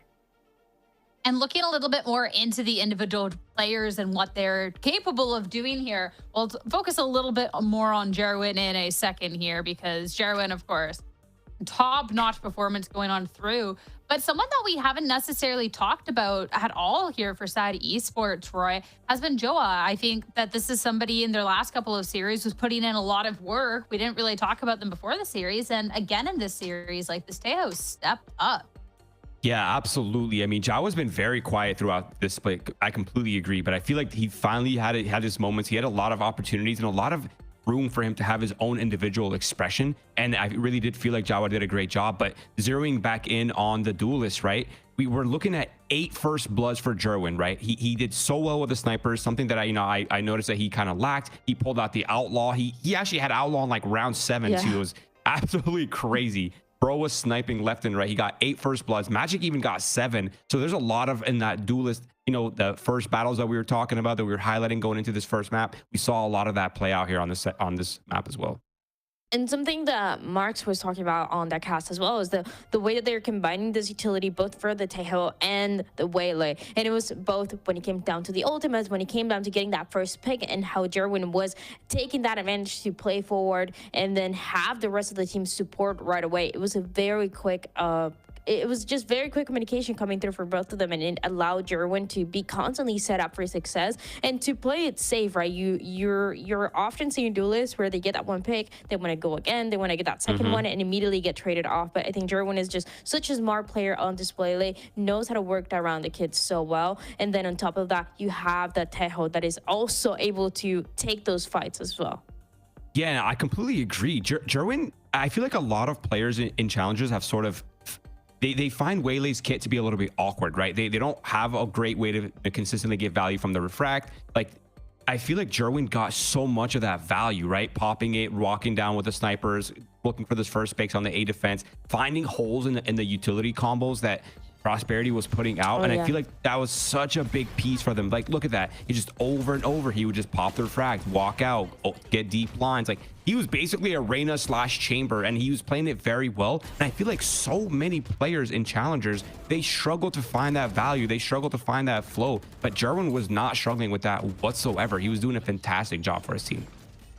Yeah, there's definitely been a couple of times where the teams have tried to incorporate this Waylay into the composition and it hasn't quite worked out. But Jerwin, I've been very impressed with this pick buy, and in such an important match. I mean, Jerwin was someone that we really looked to needing to really push forward for this team to maybe find this win, maybe keep themselves off the chopping block for right now. And he was definitely able to deliver that. And now, scary implications for Prosperity going on forward into the series, because now looking at this next map, I mean, Dan, we're going on to SAD Esports map pick of choice, looking at a strong icebox potential. So I'm curious how Prosperity is going to look here.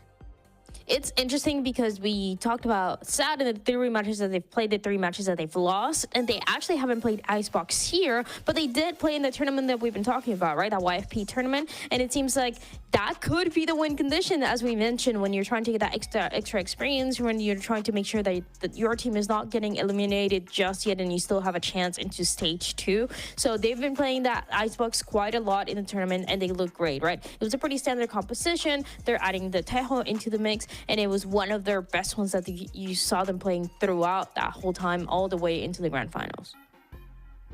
I mean, now to talk about it then from Prosperity's end here, Roy, what do you think we can expect? Not even like it can be about agents, but more so too what they kind of got to switch up, because that was a really close map. I feel like just something needs to change just a little bit for them to try and take us to a map 3.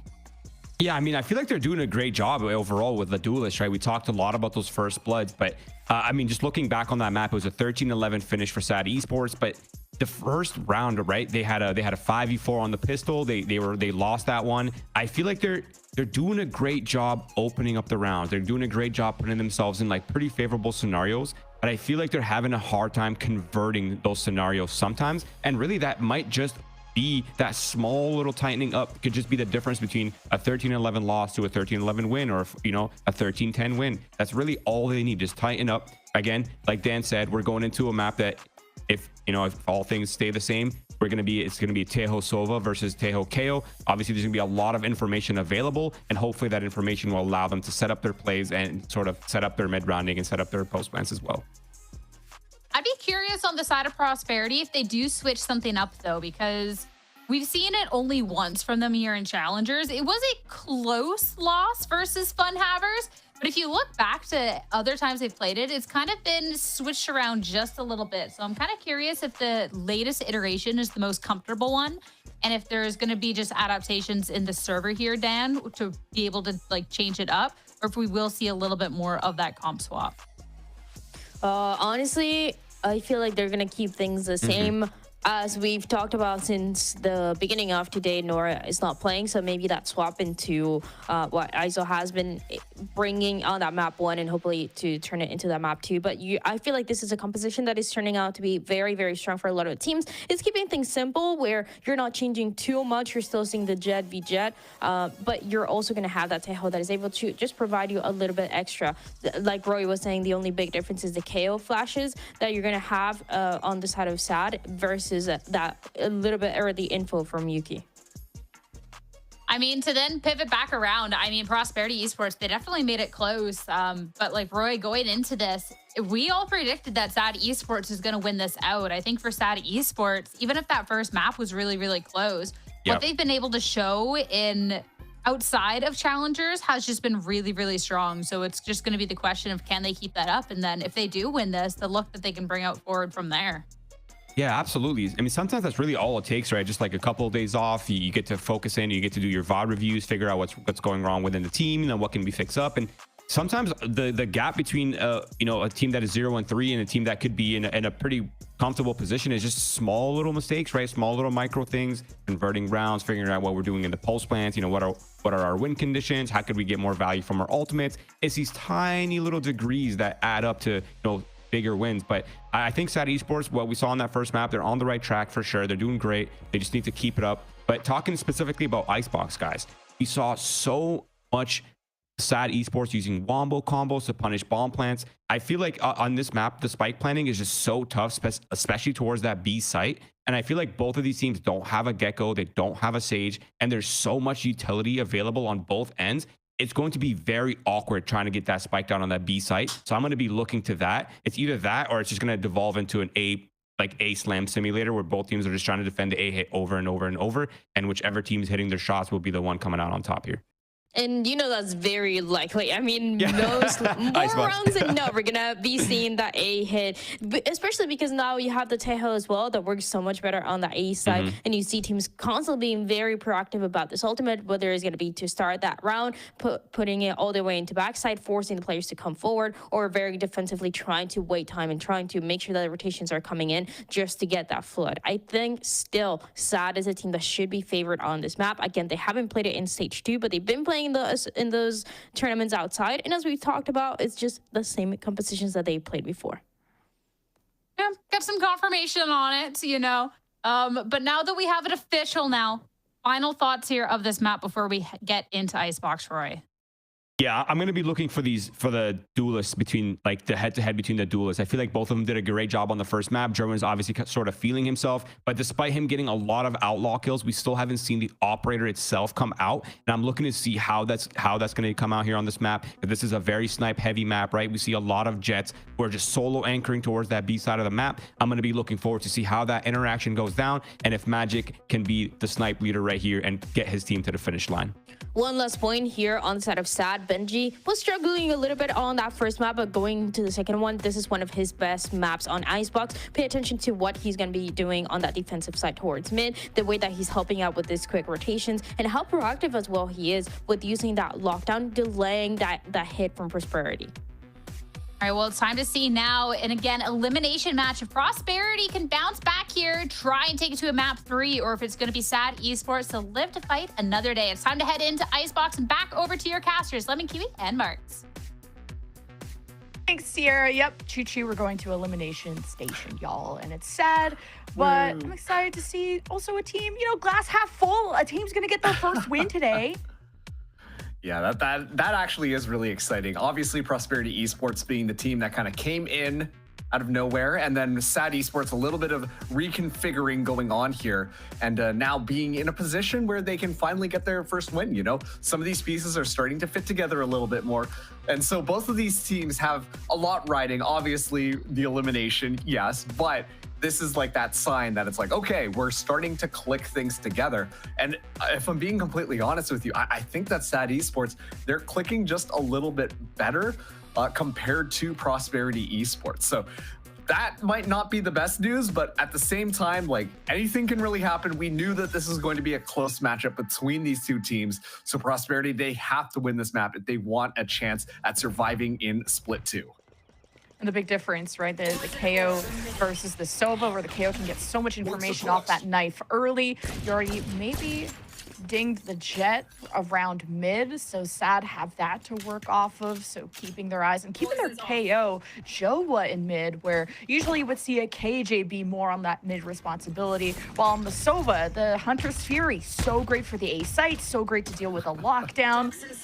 Deep info, if your recon survives that long, and Benji's not surviving that long, trying to go for the high ground. Vantic just did not spot Joa in time, so you have even numbers. A good plan for Prosperity, playing off the Viper wall too, but you gotta deal with these high ground defenders. Prosperity can't just climb up, and, well, Iso's gonna frag out. It's just trade after trade, and eventually Joa will thrive. Getting 3 this round, and pretty much all left to Tuesday to defuse, but man, it was a bloodbath for this site, Marks.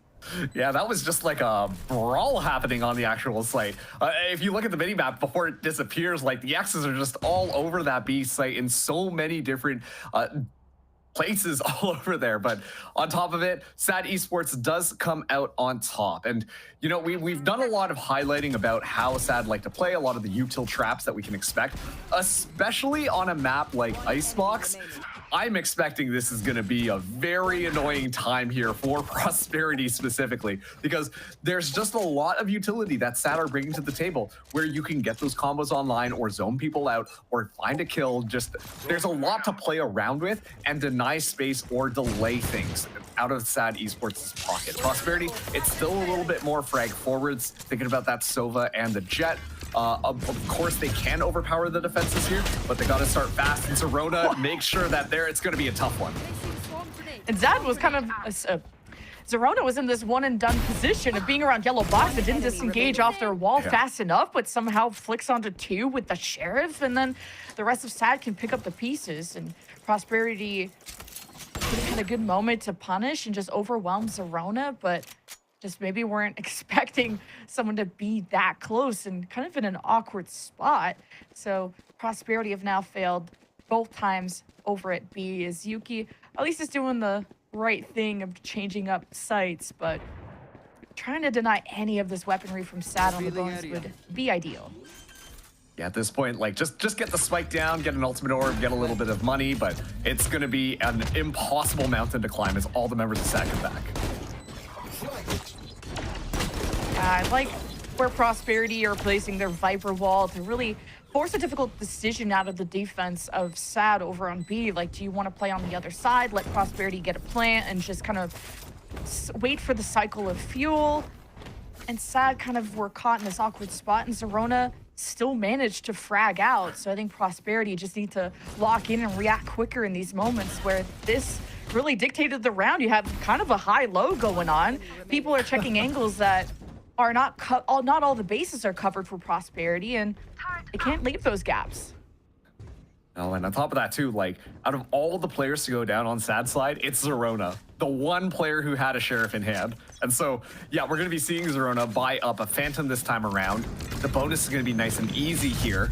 But this time, Prosperity, they're moving out towards this A side a little bit. But look at this, already a bit of util is just going to force them back. And meanwhile, Zerona has taken so much space out front of B. Might find it timing here, but never mind. Yuki is ready to punish. And so that might call a little bit of rotation, but Prosperity look instead just to, you know, anchor things down, play the information game a little bit more. It's going to be an interesting one, though, if they do move in on the B, given the fact that Benji is going to be just kind of anchoring things down there. One swarm grenade in front. As, yeah, the read from Sad is not going to be quite there.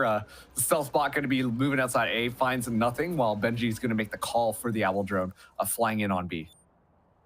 Why would Zerona push solo there? I feel like to work with Benji, either play aggressive or passive together.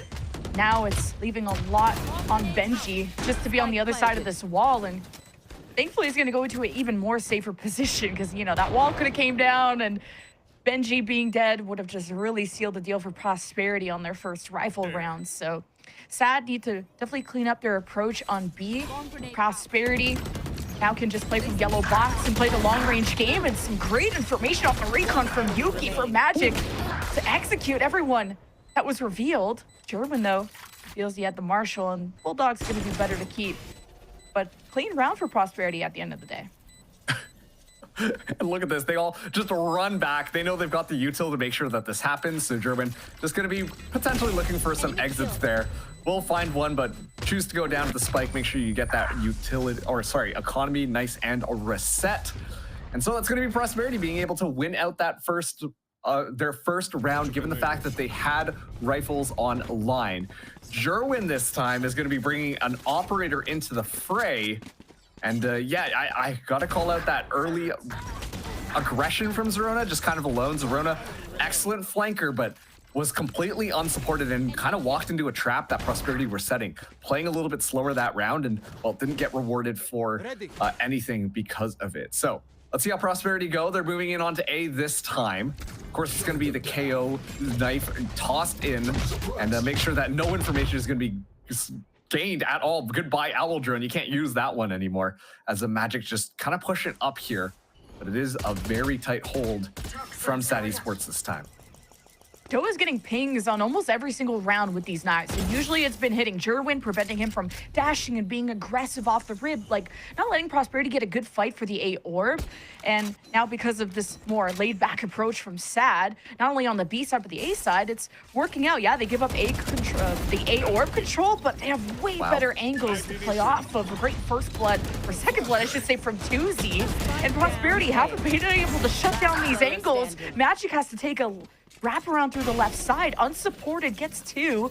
But again, Yuki, the last one left, just to get farmed up. So SAD definitely have found a better strat to deal with this, just to be on defense with. Yeah, and like you said, it just really came down to those positions that SAD were setting themselves up on. They just simply did not get cleared.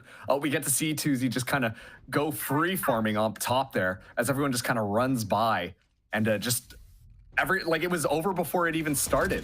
2Z once again completely unchecked, gets 2 free kills. Magic almost pulled that one back, but once again, just the anchoring coming in from SAD, making sure that they're just watching these very specific angles. Prosperity not checking those specific angles, and now it's gonna be the knives from Magic up top, but immediately shut down. Prosperity tried to change it up, test what's going on the kitchen side of things, and definitely Prosperity paid for it.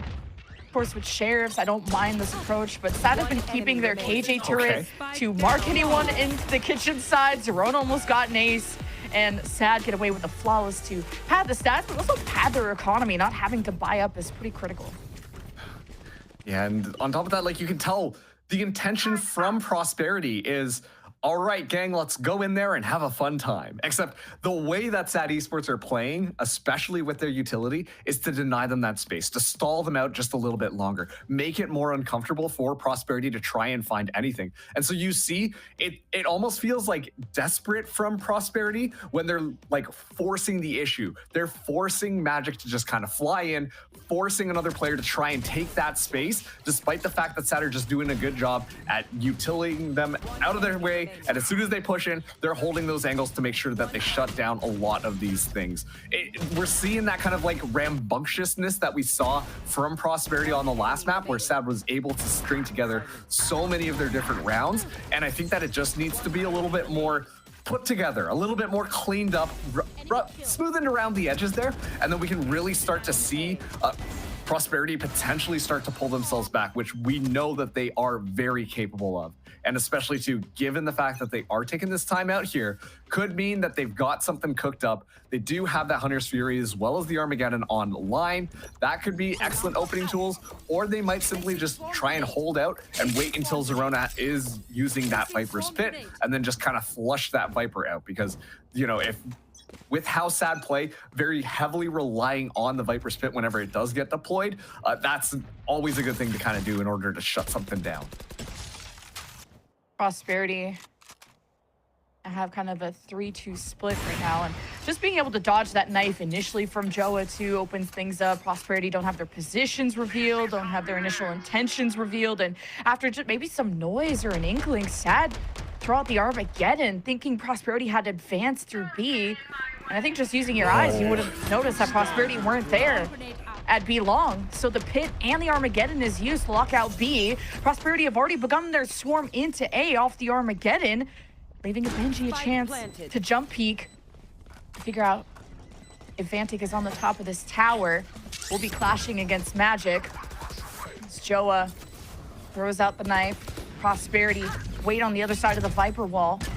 Just hope to play from the main side of things. Cherwin watches above and trying to get some high ground. Good flashes are coming out of SAD. Where is the capitalization? It's Cherwin and Benji now fragging at range. Prosperity need to get eyes on the spike, and now he got the spike getting tapped. Yuki, always the last one left, and is gonna go out kicking and screaming.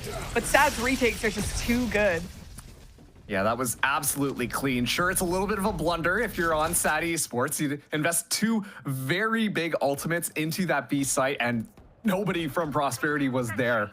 But on the flip side there, a null command from Joa really shuts down a lot of what Prosperity Esports wanted to do. You could see that immediately they were getting themselves set up on these angles. Okay, this is perfect. We can drop down some smokes, get the sprays down, then we can toss our utility. Classic Icebox A stuff. But the null command shuts down that very initial thing of getting the smokes up. And suddenly SAD Esports are having a much easier time moving in and aggressing into that post-plant positioning, not even allowing Prosperity an opportunity really to use any of their util. And so it was just an excellent read, an excellent play on the retake coming in from SAD.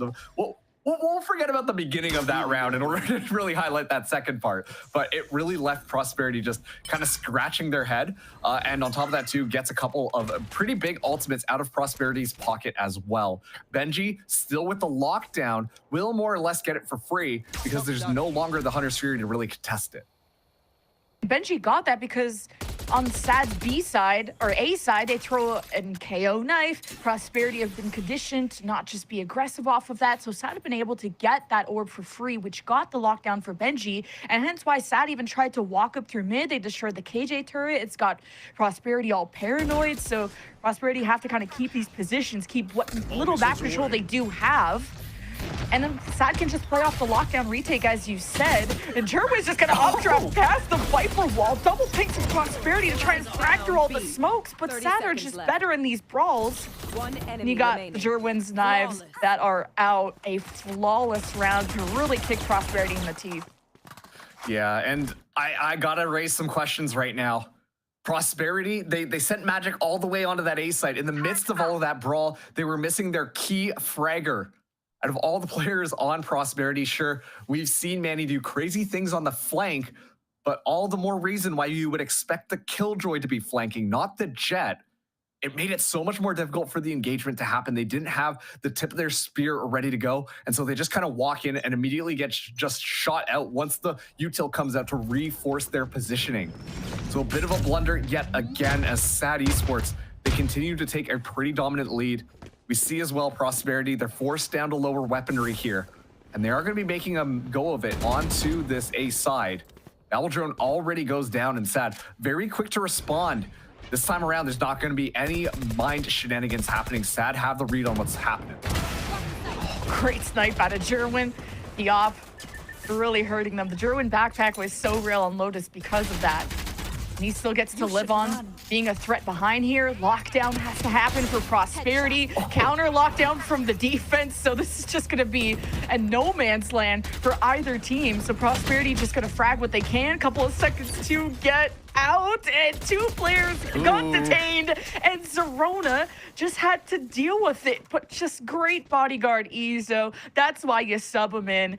Now everyone's undetained, and Prosperity get to move forward. A little bit messier than you probably would have wanted there. I think for sure Tuesday was like, yeah, I can get it. Yeah, I can get it. Just a little bit too late. But all of this utility that Prosperity were looking at to try and get this site is now utilized, and that's why this is so hard. It's just like an object permanence thing. Like you saw the op early here. The op is still there. Now it's dead, but it costed you a lot of bodies. And Prosperity, it was just messy. Like no one should be getting detained there. Zerona could have ended that round a lot earlier, but the Sheriff, I think Zerona had a Sheriff, and also Ezo was ready to protect those detained teammates. And Prosperity are starting to really suffer on their attacks. They're managing to dodge the KO knives, which is nice, but you're not seeing Magic, like you pointed out earlier, really activate and take that space, dash up forward. I'm seeing Jerwin like updraft past Viper walls and pick up an op. He's 12-3. Like we need to see that kind of magic out of Prosperity. It's like when you see a good Jet, it's so easy to point out, like, you know that the Jet's feeling it. You see this dynamic movement. You see these crazy angles being taken, finding fights, finding kills, and then immediately backing off. And that's kind of what Jerwin's been doing with that operator in hand. Prosperity Esports on the other side, like we see their initial engagements are, you know, tossing all that util. Okay, now we can move in past this smoke. Now we can make it through this choke point. And then, like I said, SAD Esports, they toss out the utility, they stall them out, which results then in Prosperity having to just kind of walk through things without any supporting utility and expect to find kills. That's not how it works, especially against a team like SAD, which is so good at playing pesky angles and so good at just anchoring things down. And you really have to remove them simply just by going in and avoiding a lot of their util and being so diligent in checking all of your corners. Prosperity are just kind of getting foiled by that round after round as we're getting closer to that half. But SAD Esports right now, like, it's 7-1, and they show no signs of slowing down. Prosperity have been having difficulties even getting the spike down, but this time around, if they do, they will have that Viper's Pit available, which will make it a little bit easier for them, assuming that once again they can foil some of this utility that comes out from SAD Esports. And I would have liked to see Prosperity fight for an orb if they can get Yuki set up with the Hunter's Fury. Now that the lockdowns are out, well, at least your win condition could be to really take over this lane, but yellow box control is the first priority. Around the corner, Tuesday just swings with Zerona, who gets 2. It's kind of even trades. Tuesday has to take the mantle while Zerona is down, and that's dodged the salvos first. Thankfully, he didn't tunnel on the guy. This Prosperity still have the spike in hand, but Manny was doing a little too much exploring for the amount of members that were left, leaving Ezo in a dire spot. And it's really Prosperity just needing to get momentum and signs of what is successful for us on the attack. And it's been a lot of B hits, and maybe off the Hunter's Fury from Yuki, A side could look better next round, but got to figure it out soon because it's elimination day. And we're inching closer and closer to that potential elimination here. Once again, just like all things not working out for Prosperity, they try and beat their heads against this B-side push, relying on Manny to potentially find a couple of flanks, get a little bit more space, and then you're able to move through and everything will be fine. But just immediately Manny gets shut down, and so all options are kind of closed. And SAD Esports, like, they just find those opening kills there, and it's just over from there. Prosperity Esports, they're all moving forwards. They're trying their best, but simply just cannot find any kills through the middle of all of it. And so SAD, like, at this point, they've kind of got their feet up on the desks. They're chilling. They're having a good time out in the cold. And they're, once again, just showing no signs of really slowing down. Already, we're getting closer to a couple of other key ultimates online, while Prosperity are in such a weird buy up here. We see that Magic is going to have a rifle in hand, has to make something happen. But if they're the first kill yet again, then that's going to be so hard for Prosperity to find anything. I would have even liked if Izo saved last round. So I was wondering if the last streak was going to be enough, and kind of decided to go into a lot of like Guardian, Bulldog, Sheriffs, and Jerwin. I mean, all of SAD are so rich, and Jerwin's now been popping off with the op at A. And Prosperity now have their Sova joining in, which having a recon and the quick swing, quick flick from Jerwin. And I'm surprised Prosperity are still thinking about inching forward with how good this op has been. Jerwin is going to be pressured and backed off. I like this Armageddon from Izo, and Prosperity need to take advantage of that window for Jerwin. We repositions, but it's too late. Prosperity are sneaking when they really needed to be loud and proud about this round. You got to go out kicking and screaming if you can. Won't be a flawless round for SAD, but someone surely will recover the op for SAD. But I mean, they're pretty rich, so it doesn't really matter at the end of the day. I think SAD should be pretty comfortable going forward. And now Manny going to try and make the most out of this situation.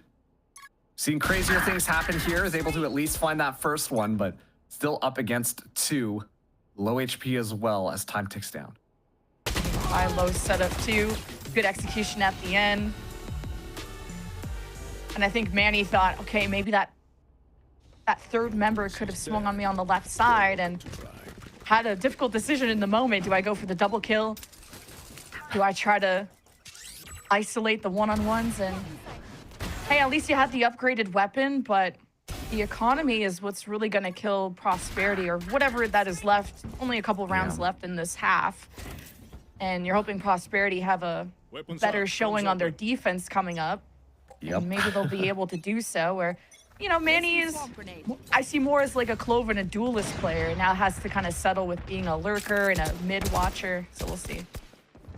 I like this. We're seeing a little bit of a swap up here as Prosperity are pressuring middle a little bit more. They also find Jerwin, who is just not expecting anybody to be there. So this is a lot of very good space being taken. You can tell SAD Esports are trying to reinforce this one. We'll at least find the successful trade, but at this point too, it's going to be a full site attack here, as it's going to be now 3v3, as the spike still needs to get planted. Benji is delaying so well. Didn't get hit by the suppression of the Tejo drones, so kind of activated all the mollies, and Prosperity couldn't immediately plant. That allowed SAD to reinforce to support Benji, to actually trade pretty evenly. Now it's a 1 versus 1, where guess what? Zerona has to save it, and it's kind of like a ring around the rosy going on. Ships passing in the night. Neither player aware of where the other one is. This is still very much a winnable scenario for Prosperity. 30 seconds Izo left. just needs to find the timing. Still has the salvo as well. Will now be able to pick up the spike here. Snakebite available for Zerona, as the spike is going to be potentially going down as Zerona just moves up. Planted. Oh, what a heads-up play from Izo to clutch that for Prosperity at the end. And Zerona maybe round in the half. Kind of the jig being up of the Viper wall coming down, so thinking, okay, they want to see where the spike was planted. They're maybe playing from main, and I think just this opening pick too of Manny. I was just pointing out that he's kind of like a pseudo duelist, and he has played duelist, and he's been that mid watcher, but he's also, he don't just watch, he also attack. And it's such a great opening pick onto SAD, and that helped things for Prosperity.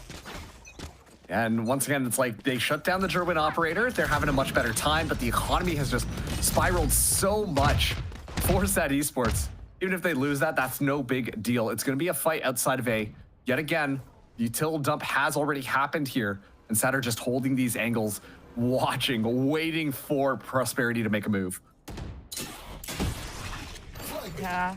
Just this KO knife has really put Prosperity into submission when it comes to just wanting to take space early. The Viper wall being down to like Sad want open sightlines for this Jerwin up, and this has either been at the back rafters and the top tower, and Prosperity are so nervous that if Magic gets hit by a suppression, it can come out from the Taylor drone too, and Magic's just on the floor and dead immediately. Prosperity want to minimize so many risks, and maybe just burning a lot more time in this round, get Sad exhausted of util, could be a good edge to work with. Zerona getting chased out by the salvos. First blood for Prosperity, and a plant that could come out once the Viper wall is set up. Oh, and look at this. Prosperity actually completely back around. They leave 30 seconds Vantic left. in this weird little cubby hole here, potentially trying to find a timing. But yeah, it's because of Manny being able to have so much space on that A site that they should be able to get a nice, easy plant down. Timing is a little bit bad, but they now will be able to get the lockdown as well, which should be a pretty good boon, as the Sad Esports time is going to be against them on this retake. You should like to see Prosperity get really proactive, get eyes on rafters. Well, a lockdown is going to be nice. It'll force Sad out for a few more seconds. This will put a lot of pressure on Sad to act quickly. Sherwin's going to have knives out, not going to sit with the op and be on the sniper's perch. He's going to get in Prosperity's face, and how hidden or how up front the Prosperity are going to be. Well, they fight tooth and nail for it. Now a 2 versus 2. Last round of the half, Hunter's Fury for Yuki. And as soon as he hears the spike get tapped, you're watching over it. Jerwin gets it halfway somehow, tanking the first Hunter's Fury shot, going for the finish. No time left to do it. And Yuki, a clutch at the end to make this 9-3. Oh, man. Straight up, if Jerwin stuck the spike there, I think the defense probably could have went through. But opts to play a little bit safer instead, and is able to find the kill onto Magic. And yeah, now Prosperity, they're able to get it thanks to some brilliant little shenanigans going around the site, going one site, going to the other, and then back around, able to find and isolate a couple of kills there. I'm surprised once again that we didn't see the op try to find Magic in the midst of all of that, but still doesn't quite work out well for Sad Esports. All good though, because they've got 6 rounds to really continue to you know, make sure they solidify this potential 2-0 against Prosperity, and once again, stay alive in split 2. We're seeing the swap around happen this time. Sad Esports now going to be on the offense. It's 9-3. If anyone believes in curses, then you kind of know where this one's going to go. But Izo already going to be able to just scoop up that ultimate orb and back out pretty easily, as Sad Esports are looking to expect a little bit more aggression out of Prosperity, but nothing really happening. So now they will be moving off of that stealth drone. Sad, I would have liked to see them be more aggressive off that knife and kind of catching Izo, who was out in the open, got a free orb. At least you get a free plant out of it. Having the Viper's wall just right at the back of screens, trying to deny some sight lines, and as soon as that goes down, you say hello to Prosperity. Here's the angles being taken, but what I like about Sad is they're active. They're not just laying back and waiting for the spike to tick down. It's just Vantic and Magic. It's suppression on both, and importantly, the information of where Prosperity are coming from. So teamwork is going to be the name of the game for Vantic and Magic. They have fuel to work with. Magic has been found, and just better chemistry from Sad to execute on the pistol. It's as soon as the curtains go down, the Viper's wall drops. Like, Prosperity Esports, they're not too sure where they should be looking. Meanwhile, Sad, specifically Jerwin, they set up all of these nice little angles, watching for the typical positions and make sure that they can punish anything as soon as they get vision of it. Sad Esports, once again, it feels like just those, the game sense feels a little bit more put together for them, and Prosperity are really struggling up against that. And now Sad Esports, they're on double digits. We're seeing Jerwin pick up that Outlaw. We've seen some crazy stuff with the Operator. And now I imagine this Outlaw is going to be doing just fine, as it's going to be Prosperity exploring outside of that B side. Went for the gamble stack. We'll be hoping to take a little bit of space. We'll be walking into Zerona only with a pistol in hand, so might be able to power handle this side here. Zerona are going to be able to at least find one, but that gives the information away of where this push is coming from the defenders. And Prosperity, even though they had good frags, just not in a position to go and recover that weapon, I guess, from Zerona. So Sad. I keep mixing up Zerona and Zad. So Zad, I guess I'll just commit now. Zad are gonna play today. And now, still having this knife to check rafters. Kind of, again, Sad are very active on their post plants. And they're just playing all up close and personal and in pairs. Just the body shot from Vantic. Let's give the heads up to Sad of what's going to be happening. I think Prosperity would just be happy to go down with the spike at this point and not feed any more ult orbs, but Sherwin's not going to let that happen. Feels like pure confidence oozing out of Sad Esports right now. Of course, we saw Zerona trying to hold down the push from Prosperity Esports, but at that point, like, if you are Sad, you have an idea on what the move is going to be. You have an idea on how many players are going to be pushing out of that B side. So yeah, let's just move it on to A. And sure, Yuki was kind of hanging out there, but it was such a passive angle that Silva was in. There was no real denial of anything, no real just anything besides just information, which allows them to go through. And sure, that is, you know, you're weaker by round. So maybe that's kind of just like, you know, we just want to play dead to the spike, but still, we're not seeing a lot of initiative being taken. That time around, though, Magic is going to be moving all the way in, and Benji goes down as Vantic also finds Zerona. I'm loving this out of Magic. This is kind of the more energy I wanted to see out of this duelist, because this is an off day, and this is the worst day to have an off day when it's elimination. And you maybe throw Prosperity a bone that they're using a sub. This is obviously a different game plan, and they weren't setting as many traps or set plays on Lotus. You could tell this team looks different, and this is Sad's choice of map, so it makes sense that Prosperity aren't going to be as well drilled, not really showing this map ever. But once Magic can maybe assess where this KO knife is being thrown, can kind of play off the fact that that util is gone and take a lot more space. So good round for Magic, but many more to go for Prosperity in terms of trying to come back in this game. And honestly, that really was just Magic finding that timing. Finding those moments where it's just uncomfortable for the other team. And now it's just all down to Jerwin at the very end there. And Prosperity, they find their fourth round. And once again, exactly like you said, they have to start collecting these rounds together, string them in so that we can start to see that potential comeback to prevent them from being eliminated, period. Sad Esports, it does feel like at the beginning of some of these rounds, they're just holding back a little bit more, allowing for these gaps to open up there. And I want to see them be taken advantage of from Prosperity. We see it kind of happening in the two-pronged attack style, outside that A site, outside that B site. And that really was just the key to success. Obviously, better weapons in the hands of Prosperity to make sure that that is like a guarantee.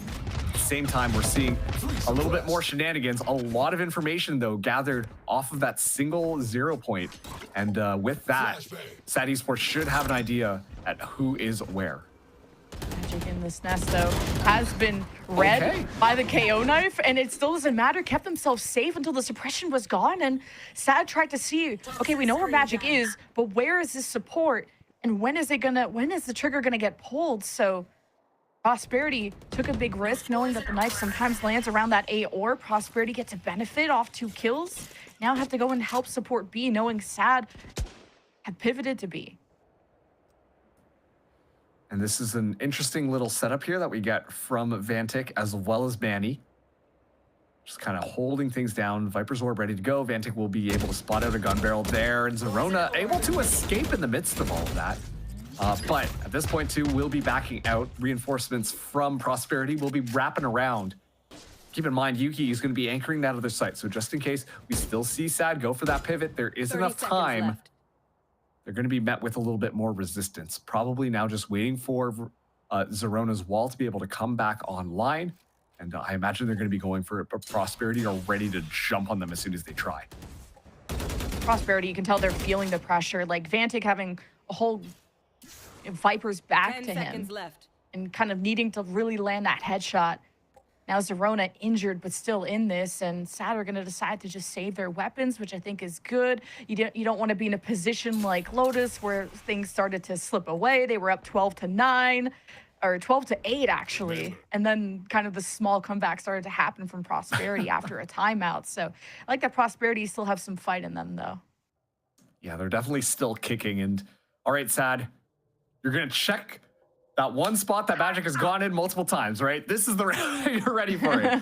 Please tell me that you're ready for it. Because once again, we expect to see the traps being put together from utility combos. And Magic went unchecked throughout all of that, allowing for those awkward moments.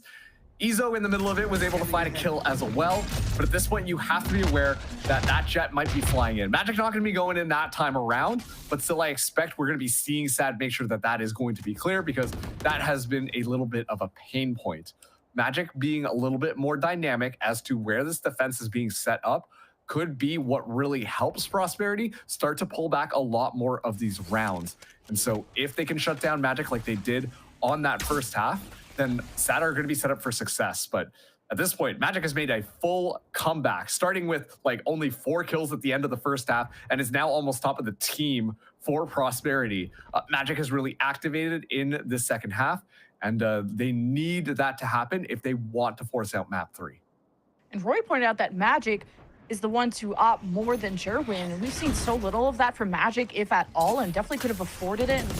Just watching over B could have been a big boon, but maybe just expecting all these smokes from SAD, it's tough to be able to see anything. And now Suppressed, unable to dash out, and SAD really have to clear this yellow box and every inch of it before the advance. They've been not being able to have flawless rounds because of that mishap, as the null command is still causing problems for Prosperity, and the spike is down in the worst spot possible. You gotta wait for the Viper wall to come back up, or I guess a flank through kitchen from Benji, and that alone has dismantled the round for Prosperity, and soon enough getting SAD to match point, series point. Oh yeah, that's just an impossible situation. And I think it was Dryad who talked about the fact that, Benji, we got to watch where that Killjoy is playing, and Prosperity did simply not watch where the Killjoy was playing, taking so much free space, able to navigate as well around the turret, going undetected. Just finds excellent timing there. And keep in mind, that was a little bit of a save coming in from SAD Esports. They didn't have the necessary weaponry. Somehow Magic goes unchecked yet again, but just run and guns down thanks to a KO with the Stinger in hand. And just like this, it's going to be SAD at match point. Knives available for Jerwin. Now Magic is going to have the operator in hand. Knives available as well. This is going to be explosive. Oh, an important kill for Jerwin. One step closer to eliminating Prosperity. Yuki, though, he's been a dark horse, and Prosperity will keep him safe. And oh, the shot into Tuesday from the op. And I've been excited to see the Magic op, and it has to shine for Prosperity, not only in this round, but many more to come. They hope to continue in Challengers, and Magic took such a big risk trying to capitalize on who had thrown out the drone. Couldn't find Tuesday in time, knowing he was hit for so much damage. And SAD have to recollect, still having a number advantage, but not having Jerwin in this is really gonna hurt SAD. And I love that Viper's Orb right there, because now it's adding the question, maybe they were able to slip through mid. And you see that Manny has to go around. That A side is still very possible, potentially, for this site hit to happen. So it stalls things out just a little bit longer as SAD Esports get ready for B. Fantic being able to escape and like the safe position, wait for the regroup. Yuki will be back with a recon 2, 2 shock bolts. See, I don't think he'll be into position to try and prevent the plant, so Prosperity will just have to react. Yuki's coming through that mid-cut side, and SAD get to just play off of their own Viper as well and deny as much time, as much space from Prosperity as possible. SAD hanging back, playing off the contact of Zerona. Vantic causing movement, trying to deny some with the mollies. The walls are back up. Vantic crumbles under pressure. Manny picks up the kill. SAD still have 3 left on the post plant. Spike is taking down Prosperity. It is the go sign. Pedal to the metal. Double swing from SAD, and Benji benefits. Yuki brings attention to himself with the spike tap, but that's all she wrote for Prosperity. Our premier team is out, and SAD can be happy to move forward another week. Yeah, an excellent effort coming in from Prosperity throughout all of Split 2. I mean, obviously, this team kind of coming in from Premier. They were looking pretty good, and they start off with winning a map against Winthrop Esports, which made everybody kind of go, okay, maybe these guys can hang. But as more time went on, we see a little bit more of that discipline, a little bit more of that practice from some of these other Challengers teams really start to shine through. And at the end of the day, it was so difficult for Prosperity to get a grip on on that specific matchup. I mean, you saw that there were those moments there where Magic was starting to come online. Manny had a fantastic game in our first map, but SAD Esports, I mean, of course, they're first able to win Lotus, which is Prosperity's one and only map that they've been consistently winning across the board. But then they go to Icebox as well. And you can tell that this squad, the pieces are starting to fit more together. We're seeing a lot more protocols be developed. We're seeing a lot more cooperation happen between the squad. And so I'm hopeful that SAD Esports, like, sure, they win it out against Prosperity, but they're not at the end of the rope yet as they continue through Split 2 as we try and find the teams that will enter into the playoffs.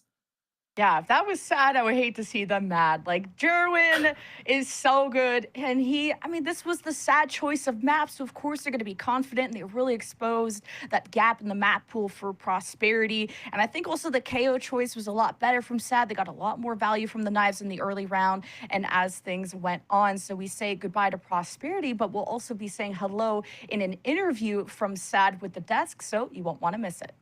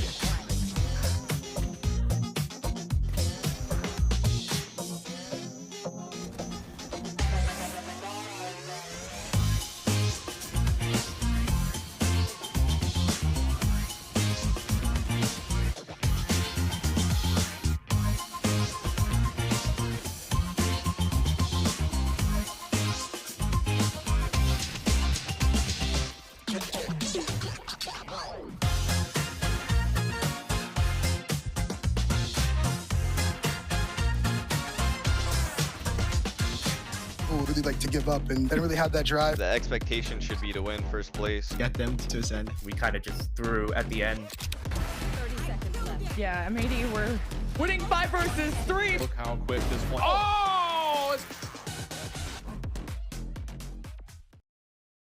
That 2-0 fashion, SAD Esports move along within Challengers, stay alive, and Prosperity are now eliminated. I mean, Dan, going into this, after losing that first map, this was definitely going to be a tough one for Prosperity. Unfortunately, not the mileage they maybe wanted or needed on Icebox, but definitely bid them the best, as we hopefully will get to see them in Challengers. As we mentioned before, that first map of Lotus is the only map that Prosperity had won in the past, and it was a really good map, right? One of the ones that they won against Winthrop. So you expect them to be able to win it, whether they're going on the attack or defensive side, but they don't close it out. It was very close at 13-11, and as we move into the second map, we kind of knew what was going to happen. SAD have been looking really good on this map when they were playing in that third-party tournament, and they were able to do exactly the same. I think it was really impressive because of how dominant this defense side was, right? Very early on with the operator towards the A side, kind of playing around the map as the attackers tried to do so, but it was just always, it seems like that defense on the side of SAD was always one step ahead. They look so comfortable here. Yeah, and it wasn't just about comfort. It's just SAD just looks so much more confident. They looked a lot more cohesive. Yes. They were a lot more decisive. And like the level of team play that they showed here was, I mean, this is what we've been expecting from them from the get-go, right? We talked about them playing below expectations. I mean, absolutely, right? They have such good players. They have the talent. And it feels like in Icebox, we finally saw all of that come together nicely. They're playing well. They're calling well. They're moving around very well. And there's so many aspects of their gameplay that they've been lacking in their other matches that we saw here on Icebox. That honestly brings me hope to see that SAD probably has leveled up from their recent struggles. Yeah. And maybe that third-party win that Jide was talking about, maybe that plus this match win will propel this team to hopefully have a reversal in their split. Yeah, I mean, that's the important thing out of the series, too, is, of course, the first thing of importance, not getting eliminated. But it doesn't stop from there, right? Yeah, you got to win, but now you need 3 more if you want to make your way into playoffs. So I think the fashion in which they won was definitely a really good marker for SAD Esports and hopefully going on forward for them. It was a team that, yeah, when you talk about the cohesiveness, they looked stronger, Dan. So this is just the first step, but it's a pretty damn good one. It's a good one, and it's a good map to get because, again, they didn't play this map of Icebox before, but with the experience that they've got just outside of Challengers, they were able to put this map to a position where they're winning a series like this in a 13-5. Now, on the other side for Prosperity, yeah, it's unfortunate we're not going to see them again. They're the first team that gets eliminated with a 0-4. But it was also a big risk that they were taking, right? Getting Nora out for their potential last match instead of trying to make things work. And it's just one of those decisions that it seems like it was one that they wanted to make right there and then. And is a high risk decision that doesn't really pay out for them this time, but I'm sure that for the players individually, whether it's with this team or with the different teams, we're going to see more of them. Yeah, I'm definitely hoping we get to see these players a little bit more. I know that maybe in the second map that someone like Magic didn't necessarily have the performance that maybe he would have wanted here, Roy, but we've gotten to see some really big step up moments throughout. And I mean, it was just a SAD Esports that really just did a good job in shutting down the team. So I hope they don't take too much stock in this loss so we can maybe see them again. Yeah, absolutely. I mean, I have full faith. I think there's definitely a lot of talent on the Prosperity roster. I think we'll definitely see at least some of them back here, if not all of them together. But yeah, I mean, just shout out to SAD Esports, right? We really saw Jerwin, really saw Benji and Zerona really stepping up on that second map. They played phenomenally. I mean, Dan Dryad said it was Benji's best map. Dude went 15-6. I mean, bro popped off. They secured that second map in a very clean fashion. And I think that clean win was exactly what they needed for their mentals. And I'm really looking forward to see more from this team. 100%. And I'm looking forward to hearing from the team with Jerwin on the line now for our post-match interview to chat just a little bit more. Congratulations on the win. Congratulations on the 2-0. I know probably a stressful one with elimination, but how are you feeling now that you got your first win here in Challengers? Feeling good. We always knew the first one would be the hardest, but at least it came eventually. Just in time, right? But I want to talk about this win and what was kind of going on outside of Challengers, because we got to see that even if the beginning of Challengers was a little bit of a struggle, there is that YFP lockdown, that SAD Esports. I mean, you guys went and won, and then you take that momentum, you win today's match. Is it just something that the team needed a little bit more time to gel, or? I mean, the team was made pretty last second in terms of roster lock, so we knew it'd take some time, but we got some more practice in. We got the tourney win in, which was nice, but we know it's still a long road. How are you feeling about that long road now that you have that? Have a little bit more. I mean, yeah, you're not wrong about a long road, but The 0-3 to playoffs is pretty hard, but I think we're in a solid spot right now in terms of team environment. Yeah, we're looking forward to it. It was a good win today. And I want to talk about your own performance, specifically on the first map of Lotus, this Waylay, because we've seen a couple people kind of try and pick it up. Doesn't necessarily go too well, but you played this agent really well. How are you feeling about this Waylay and just your own performance so far? I'm happy with myself right now.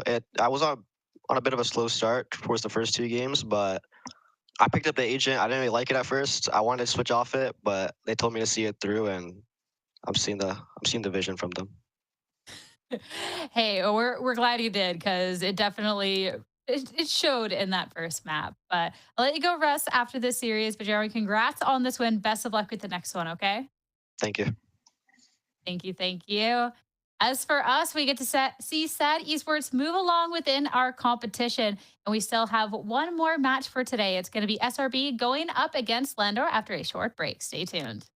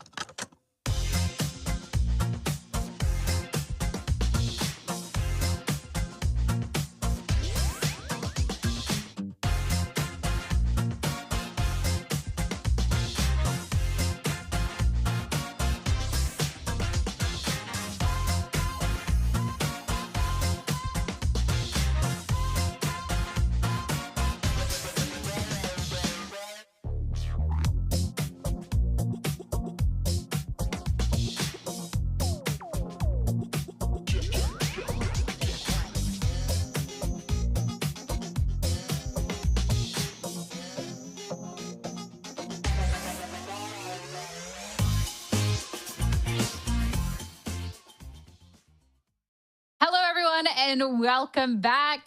One more series on the day here for the main broadcast. But of course, there's still side streams going on with other matches. Make sure to be having both tabs open, be able to support all the teams, all the players. But now it's SRB, Shopify Rebellion Black, going up against Landor, previously known as Trust and Plug.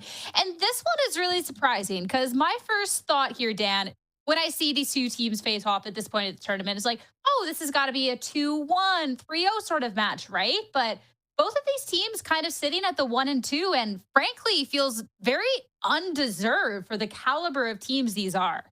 This is really insane. I mean, first time that we saw Shopify Rebellion Black get that loss was against Core, and we were pretty surprised about it, because Core has been a team that has been on the come up, but we didn't expect it to be just yet, right? And then they played that next match against Winthrop University, which was a rematch of the upper bracket grand final that we had for stage 1, and they actually lost again. So I think there's a little frustration coming through when you see the players on social media. They're just saying that they're not playing well. They're making a lot of mistakes, and it's unbelievable. I mean, I think this is a team, again, they made it all the way to getting into that grand final, getting that #1 spot, and now they're in a situation where they can win against those teams that have been continuously making those improvements.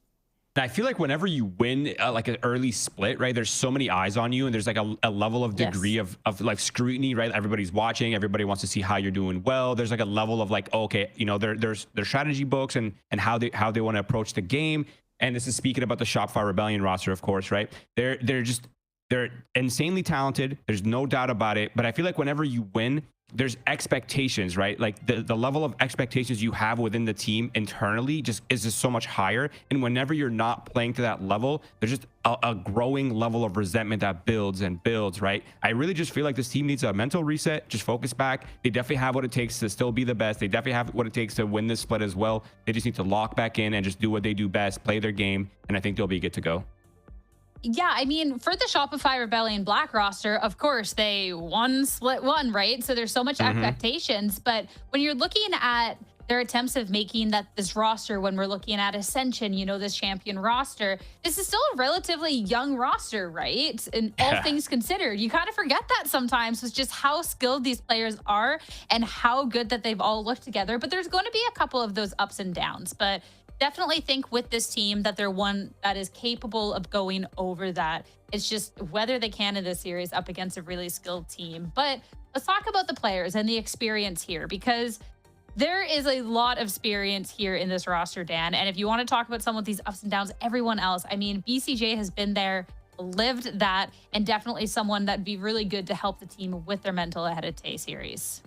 Yeah, of course, when we talk about experience for the side of Shopify Berlin Black, we're thinking about BCJ, what he's been able to do in Tier 1, and also going into MAD last year, making it almost to Ascension, and then just losing in that grand final, and now currently here in Shopify Berlin Black, a team that won in that grand final for Stage 1, and that he has a lot of eyes on him, and in general on this team because of how good they are, and because BCJ, it seems like any team that he's part of, he's able to have a great impact, whether it's that communication or how flexible he is. Currently playing a lot of that Tejo in such a high level that I feel like we're starting to see more in Challengers, but he's definitely one step ahead. Now, it seems like it's just the team struggling to stay at the top, as Roy was saying, right? When you get to the grand finals, when you win that #1 spot for the first time, it's great. But being consistent in Challengers is so hard. Teams are constantly changing their ideas. Teams are constantly trying to counter you, and that is what Shopify Berlin Black is going through right now.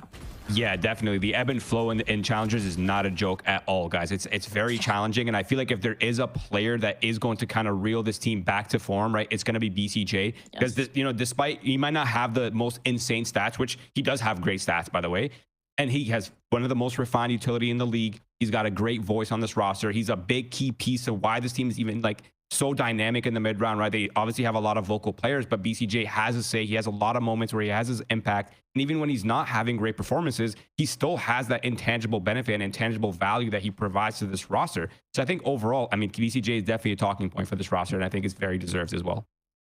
Another talking point of this roster is someone who's always been able to show up in the server and talk about paint, because this guy, I mean, even a split one is just crazy, but I think has really hit a stride lately here, Roy, and somebody that going into any series, big eyes on what he's able to accomplish. King Pain, I love he is a great duelist, guys. I mean, I think that goes without saying at this point. I'm not even sure what more we can say. I mean, this dude is he's an absolute monster. He plays every single duelist. He's very refined in the way he approaches the game. He can play within the structure. He can play with his own individuality. He's just so good at kind of ebbing and flowing and just kind of finding his place with whatever the team needs to find success. And I think for me, what I'm expecting from him is a massive bounce back, because his recent series, I mean, they haven't been to the level of expectation that we have for this player, right? They've been a slightly below standard. So I'm expecting a massive bounce back from Paint in this series. Compared to last year as well, he went into learning the Yoru a lot more, playing a lot more of this Neon, and even the Waylay that we got to see in that map of Pearl. So he's been trying to, you know, make that next step of, okay, we already know that he's a really good duelist. He was constantly one of the topics of conversation after we saw him playing in that matchup in Tier 1. But now going back to the Tier 2, it's just been insane, the growth that he's had for a player that was already very, very consistent. But like Roy was saying, the last two matches have been a struggle for the team in general. So I want to see how he and in general Shopify Berlin Black is able to get back on track, because this is not a team that I think it's going to show. I think with the predictions, surely they get this win and they're back on track now.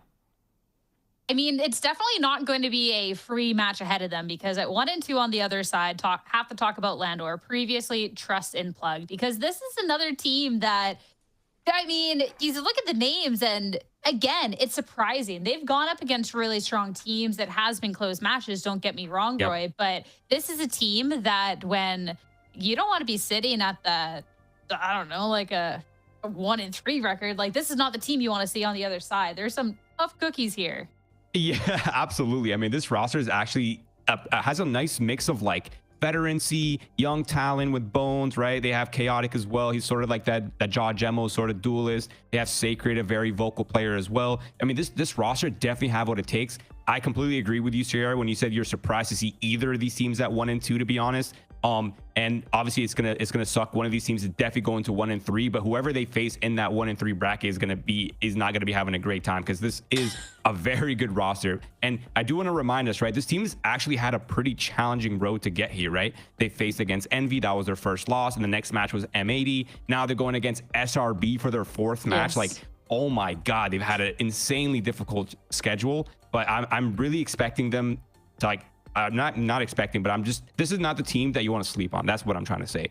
You don't want to underestimate this roster, and I feel like against any team in this league, there's always a chance that this team will take a win from you like pretty handedly. Especially too, those losses up against the strong teams, they put up a really good fight. So I'm excited to see how they're going to pair off today, especially too, talking about the experience on the team. I mean, there is that experience here, as you said, and let's talk about Bones first, because Dan, Bones is somebody that here for like Tier 2, like this is definitely a no name and definitely such a strong hitter on the team.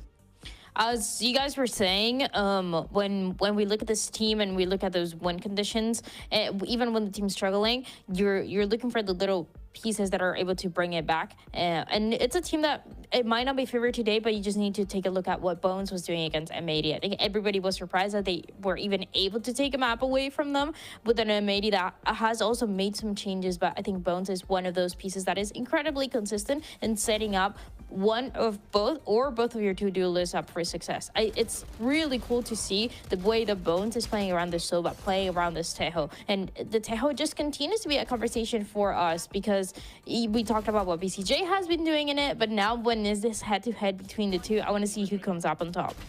And I think the crazy thing with Bones, guys, is this kid is like, what, 16 or 17? But I feel like he's been competing for so long and he's played so many different roles, which is, it's just so weird. It's just so foreign to me, right? Like you have this young player and he's seemingly one of the most flexible players on your roster. Like that is just insanity to me. And he still has these sort of superstar performances, whether he's on a supportive role or whether he's playing the ISO, he's still popping off. And it's really nice to have players like this on your team that can really round out the roster and bring that little extra edge.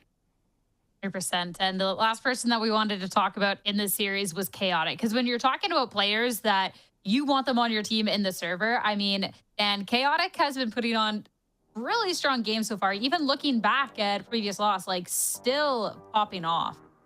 Chaotic is so fun to watch, and he's always been, right? Whether it's this roster or Turtle Troop, anything that he's been part of before, he really does bring a different energy to the roster. Now currently going through the same things that we just talked about with Paint, right? Going to playing a little bit more of the Yoru, playing a little bit more of the Neon, going into this current meta where it forces them to play really fast and to have those quick setups from the rest of the squad. And I feel like that's where you find balance, right? Is a Chaotic that is constantly getting that first pick, constantly going in as he was doing against M80, and then you have Moose on the other side, a little bit more passive at times, really knowing when is the right time to activate and to get that pick and have that map control work out this way. So Chaotic is so fun to watch for that initiation. He has no fear, no matter if the match is currently, you know, if they're gonna get 13-0, if they have control, he's gonna do this constantly.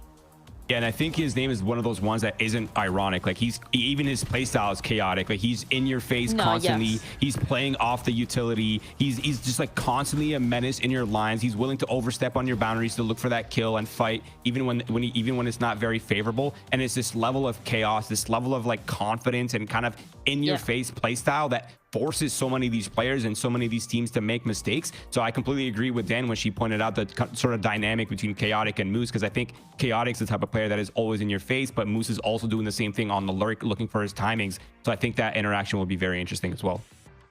Well, I'm curious how the two duelists are going to be stacking up against each other, because Chaotic, I mean, we've definitely given him his props, and then Paint, Dan, is someone that we've been talking about so much, especially when you're looking at MVP performance throughout those playoffs. So, oh, this is going to be a good one.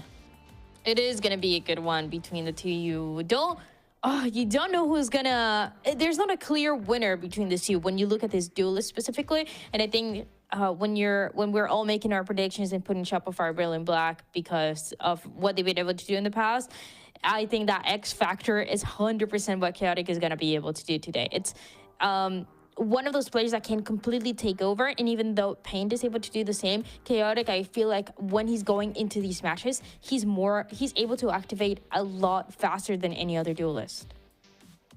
I think that'll be so fun to watch. You keep talking about like the surely SRB. I can't wait to get into that a little bit later, just a little. Surely, right? I don't know, man. I don't know. But let's start talking. Before we get too far ahead of ourselves, let's talk a little bit more about the series ahead of us. Talk about the map picks and bans, especially for these two teams. I think this one's going to be quite interesting. Lotus is going to be the first one for SRB, Roy. And I consider myself intrigued. Yeah, again, we're not surprised to see SRB picking Lotus, right? They've looked phenomenal on it. They had a crazy overtime series versus Winthrop University. They had a very close match against Core as well. I love their composition on that map. If they haven't changed anything, they're running the Yoru, they're running the double initiators. Of course, they got the Cypher as well, a composition that works really well for them. For Trust and Plug, we've seen them play that map one time so far. It was against Envy. They got blown out of the water, but they are running a slightly similar comp to the one that SRB is running, except they've opted out of the Sentinel. They're on the doubles controller as well. So I think that first map should be a very good one, but I am leaning a little bit towards SRB. Yeah, and what I find really interesting too is that Shopify Rebellion, they've been playing this map for now a few times. They played against Winthrop, they played against Core, and even in the grand finals for stage 1, they were playing against M80. But this is not a map that they were picking. It was what everybody else wanted to go for, and it's a map of Lotus that we just won the last series. Now we're gonna continue to see. It's a map that people have been working on, teams have been working on to have it as good as it can be. But these are also, even though they didn't pick it, this is the 2 maps and the only 2 maps that they've been able to win in the past 2 weeks. So now you're going with, okay, maybe teams picking it against us is working out for us. Let's go and dive into it first. And it's the same conversation that we had in the first years of today with Prosperity and SAD, where you know, because of this, you're going to be starting on the defense. And I mean, it's a situation that they've had to face a few times, but it's the biggest test that Shopify Rebellion Black has had so far. Do they have what it takes to win enough rounds on the defense against a Landor that has been great? Yeah, I completely agree, and I think that's a really good shout out by you, Dan. They only have a 36% win rate on their defense side, and I think them starting on that defense is a little bit. It's a little sus. Like there's no other way for me to put it, right? They need to get rounds on defense. If they get blown out of the water on that first half, we've seen so many teams pick Lotus, get completely destroyed on their defense side, and have not enough room on the attack side to really get anything going. They need rounds on that first half. They got to start strong. Yeah. There's no room for a slow start here, guys. 100%. But last but not least, before we head into the game, as our players are almost ready here, we have our predictions. And Dan, just go ahead, because we already know what you voted for. Well, Sierra, there's no way. First of all, I wasn't sure if everybody put Shopify Rebellion Black.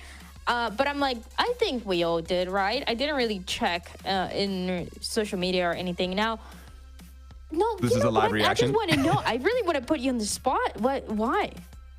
Like, you're acting like they're playing up against like a bad team or something here. The stage 1 winners? Yeah, but the thing is okay, stage 1 winners, they're at 1-2. Like, we're all here at 1-2 together, guys, okay? At this point, nobody's better than anyone else. But they're also going up against a strong team that had really close matches up against a couple of the other top teams, right? I think when you're looking at challengers overall, some of these margins are not that big in comparison to who's top team and who's the bottom teams, right? So I'm not going to be like, okay, it has to be SRB here. And like, come on, you look at the other side, like Chaotic's nuts, Sacred, like just pop off in the server. You got Moose, Bones, Teague, like come on, like there's like I had to think for my prediction. Don't get me wrong, but come on, Dan. Okay. Yeah, what's your response to that, Dan? And you know what? Look, I get it. I understand. But I know for sure this is the week when Shopify Rebellion Black, they get back on track. We've had teams, including Shopify Rebellion Black, who didn't have a flawless Swiss stage run in that stage 1. And it feels like now it has what it takes. They've been playing the same composition now for quite some time on Lotus, so keeping things the same.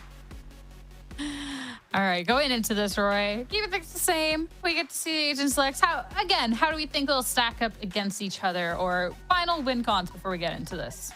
Yeah, I think the win cons are actually pretty clear, right, for Lander. There is a Sentinel, but there's not a ton amount of util delay besides the Breach utility and, of course, the Tejo utility. So they got to find their gaps. They got to find their weaknesses. But the double controller can be very tricky, guys, especially against the Breach, finding the lines, finding the timings. It can be hard through all of these smokes and all of these vision denials. And, of course, the interactions between Chaotix Neon versus Paint's Yoru, that's going to be very interesting. I'll be looking for those as key win conditions for these teams on this first map.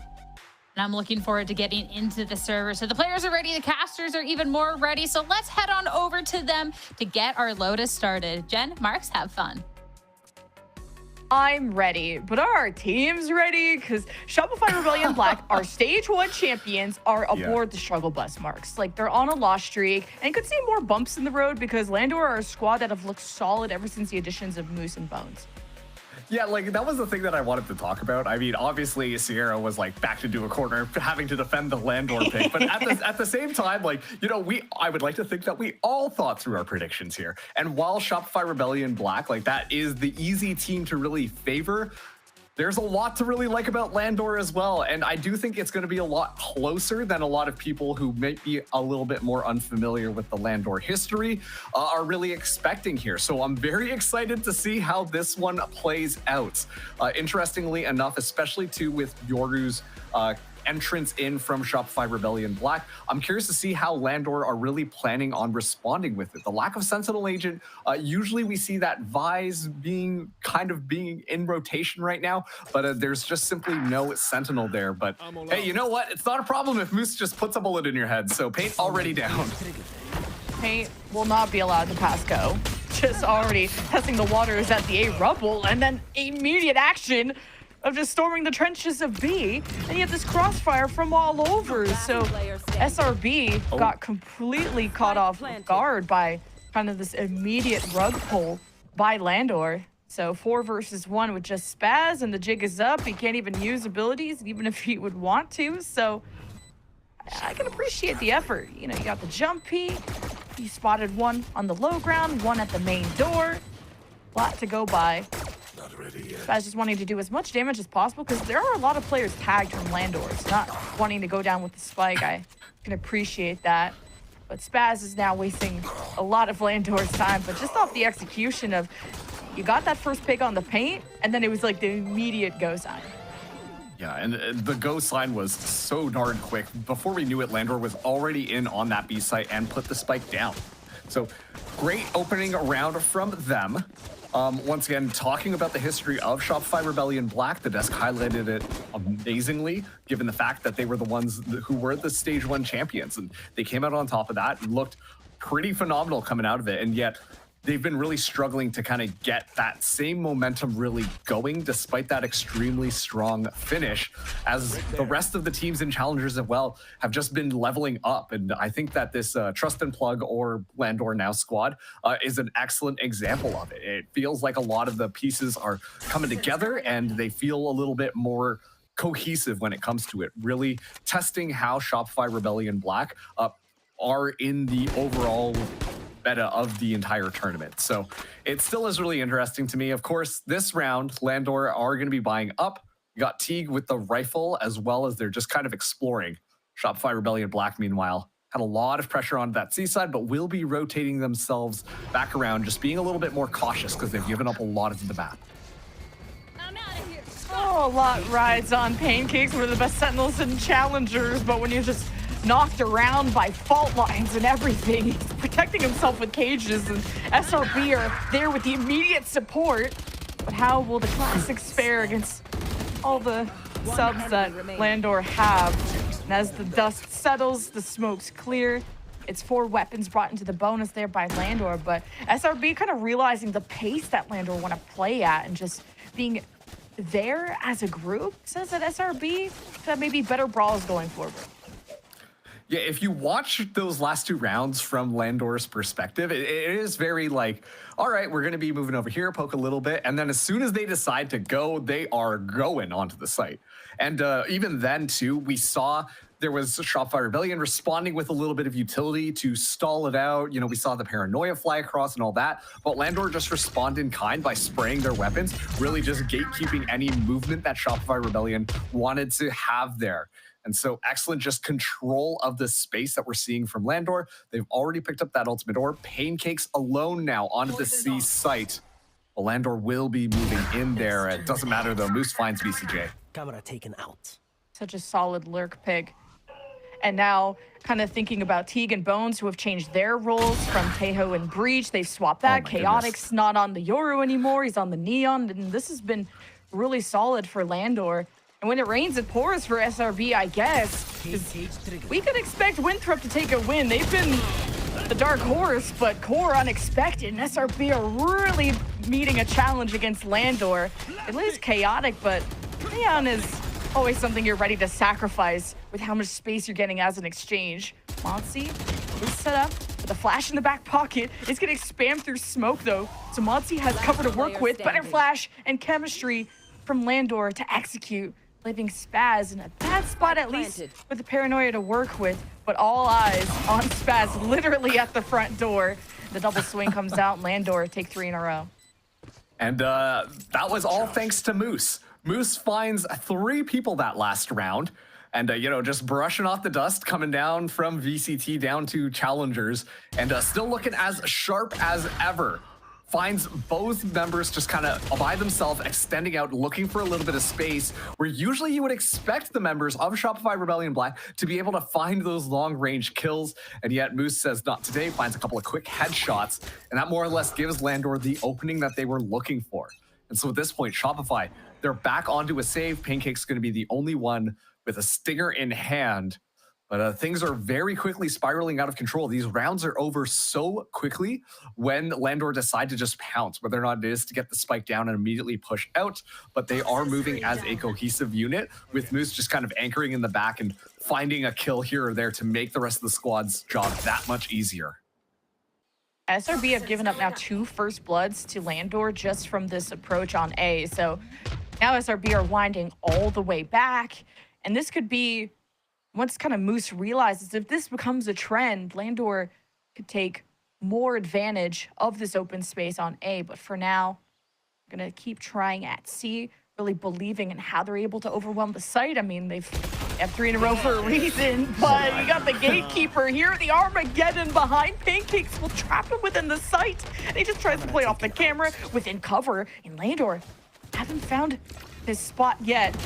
It's important for Pancakes to try and convert where he can, when he can, and he's dealing with the pressure quite well, living on throughout with SRB trying to support, and Landor have met a tougher challenge than they expected. A lot of corpses had to fall as for Landor to get on C despite a mostly save round by SRB. It will still be a plant, but even numbers. Keep in mind, Spaz and Monsi, only sheriffs in hand, a good amount of utility available.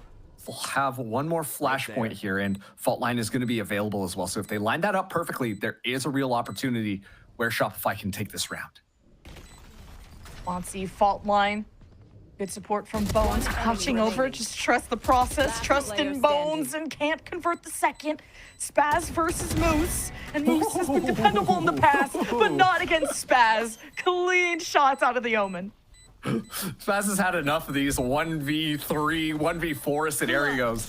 Going up against the Moose, just holds down that A key, and where you would expect the Omen to stop walking, just keeps on trotting and able to find the headshot, shutting Moose down, giving Shopify a round in their favor. And yeah, once again, that was Pancake's doing a good job of holding, but BCJ coming up huge with a couple of kills, finds a sheriff kill, able to scoop up a rifle and then punish the rest of Landor on the actual site. So really made a good use of the weaponry that was in hand, as Shopify Rebellion now we're seeing Paint bring out that operator. Haven't seen Paint really come online just quite yet. Landor have been doing an excellent job just by out-fragging Paint wherever he wants to go down. With that operator, should be given another opportunity here, as it's going to be aggression outside of A lot of utility to respond. Delayed salvos from SRB once Landor were let through the front gate, but Sacred is huge with 3. Even as the door closes, he clips Monsi's wings. So this has been super solid. This is just good adaptation. Moose calls out, okay, I'm not getting pushed as much on the A rubble side because Moose has been crazy with the first bloods. And Landor really benefit from this round. Good calling. Yeah, at this point too, like Shopify Rebellion are going for that save. Like, talking about that operator, a very expensive big old sniper rifle in your hands, you can't afford to lose that one. Especially too, given the fact that the economy is going to be a little bit rough moving into this next round. And at this point, it's important to address that effect that Moose has been having with those first bloods. Really just putting in a lot of fear into Shopify Rebellion. And actually, you mentioned it as well on the last round that when they are fearing that, you see Shopify playing a little bit more passively. They're not going for those advantages. When we saw them at the end of the last split, they were very confident in taking those swings, and they usually are good for those kills. They usually come out on top and do a good job of being able to shut down any of the opponents. But this time around, Moose has been single-handedly shutting that down, and that's why we see them be so timid when they're swinging out from the door on Tree. They're a little bit more scared of just who's going to be on the other side and potentially losing their life. And so then we get that kind of like one-by-one trickle out, allowing Sacred to kind of pop off and find a couple of heads. These rounds, even though it's not just Moose doing it, are really coming down to Landor being and finding those first kills very easily without getting punished for it. And then they're able to just flex their numbers advantage to take over the sites. SRB have let Landor come out of that A rubble, that A lobby door. Yet the delayed salvos, which you thought, okay, they're in that open space, you can capitalize. But as SRB swung out, they just couldn't win those fights. And you saw kind of a last-second op buy from Paint. So I'm wondering how they can support him, or if he's going to want to hold back on the staircase side. It all depends on how this Moose Viper wall goes, and if that could deny any sightlines from Paint, and just what site he wants to hold from, because you need a lot of space to have that op, and Paint would really like to beat down Moose and limit the offensive options that Landor have. The problem is, though, Paint's not able to win the 1v1 against Moose right now. And especially, too, when you're talking about a duelist's performance and just finding those isolated kills, that becomes so much more a mental game at the same time of being able to put up the numbers there. So Paint right now sitting at 0 and 4. It's a little bit sketchy. We need to see Paint start to come a little bit more online, and that will allow that confidence to kind of come back there. We can hopefully allow Paint to become that the tip of the spear for Shopify Rebellion that we know him for. It's going to be pressure outside of A, so many smokes, and Paint not able to spot anyone with that operator. Man, just Paint is so rich. And what about everyone else? Like, this op has to find value. It just looks away at the worst spot. Got distracted by the noise of the drone, I guess. And that op will not be able to be accessed or picked up by SRB. I think maybe watching over Baby Door would be ideal for SRB. They're going to do so from a more safe position within the site. Actually going to trip and even think about maybe flanking? Or SRB going to commit to walking down mid? There's no way that they do. And look at this, like, Landor have pretty good ideas outside of that C side, outside of that A side. Given the fact that Moose has moved all the way in, looks like the call is being made to move in onto this A site. They're going to be walking into Monsi alone. Shopify Rebellion are more interested in reinforcing that B side. And now this has to be the Ghost Switch. Excellent fault line.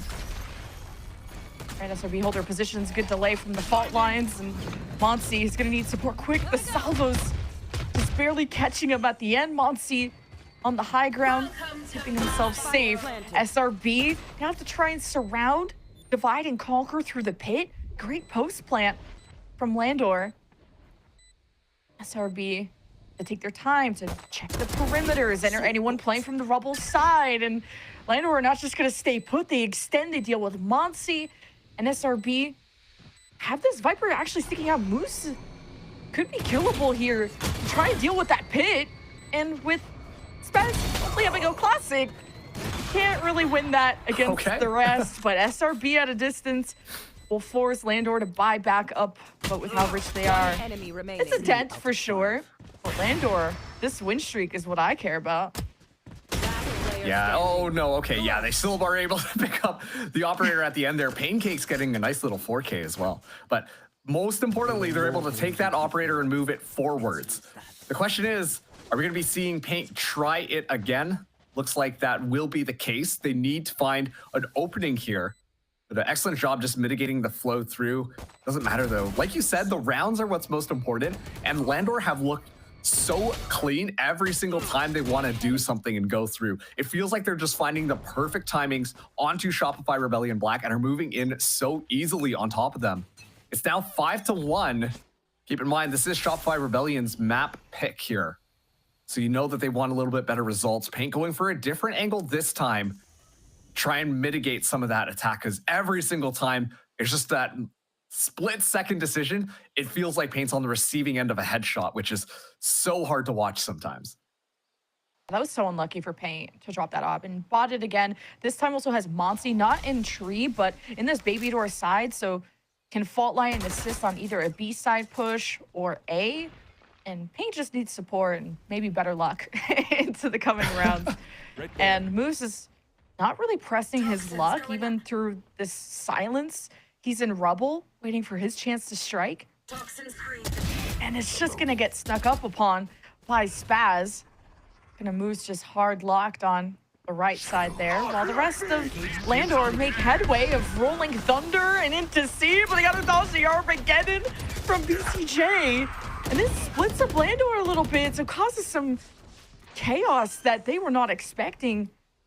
And Teague has a trip right at the front door, and Landor should be able to see this coming, or I guess not really be affected. And there is the wire being found. Neural theft available for Pancakes, but it's not even going to matter. The firing shot from Landor synchronizes at the top site, leaving Paint to just go down with the ship. Yeah, good attempt there from Shop Firebelly. I like the utility that we got to see come through. Armageddon, like you said, splitting them up allows for a bit of an opportunity, but there's simply no follow-up there. It felt like Shopify Rebellion were waiting for Paint to get back into position so that they can all push in together. But then at that point, like, we just see the aggression of Landor so confident in their swings. They just kind of hold things through. Chaotic able to find two heads as they just move right in. No time to set up at all. Looked like Paint was trying to go through onto Waterfall, but it's simply just without utility as well. They just kind of go in and win the gun duels, which feels like that's been how this map has been going. Jesus Christ, can you see anything? Like, what just happened? Like, SRB just threw everything but the kitchen sink, reach util and everything, and Landor really getting pushed to their limit. You got an Armageddon from Teague just to push everyone out of these rubble positions, but finally, we get some peace and quiet. And this is a round that should have been more secured from Landor just based on the buy that SRB have, and you don't have Paint with an op, so one main advantage for Landor now. Oh boy. I was gonna say that's gonna be a peak that you better be ready to gate crash out of, and seems like Paint was ready for that. So a lot of information gained. Keep in mind 2 ultimates online, but Pancake's so far away. I don't know if you commit to this. And Pancakes pick up a rifle. He's getting close, and Paint just has to hold it down. He's got a good angle. Even a slash dimensional drift. I don't know. Landor just play so well together while Pancake's looking for a weapon or something coming through the A main side. I don't know.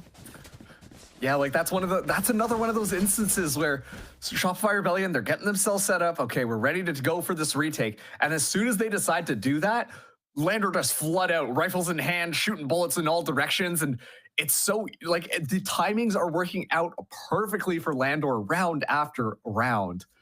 I did like that little bit of a distraction that we saw at the beginning of this round with Shopify Rebellion, like you said, just tossing everything in there. They're like, you know what? If you can't see, we can't see. So who knows how we're going to come out of this one. And it actually kind of worked out well for them. They were able to isolate just enough kills to make that a contestable round.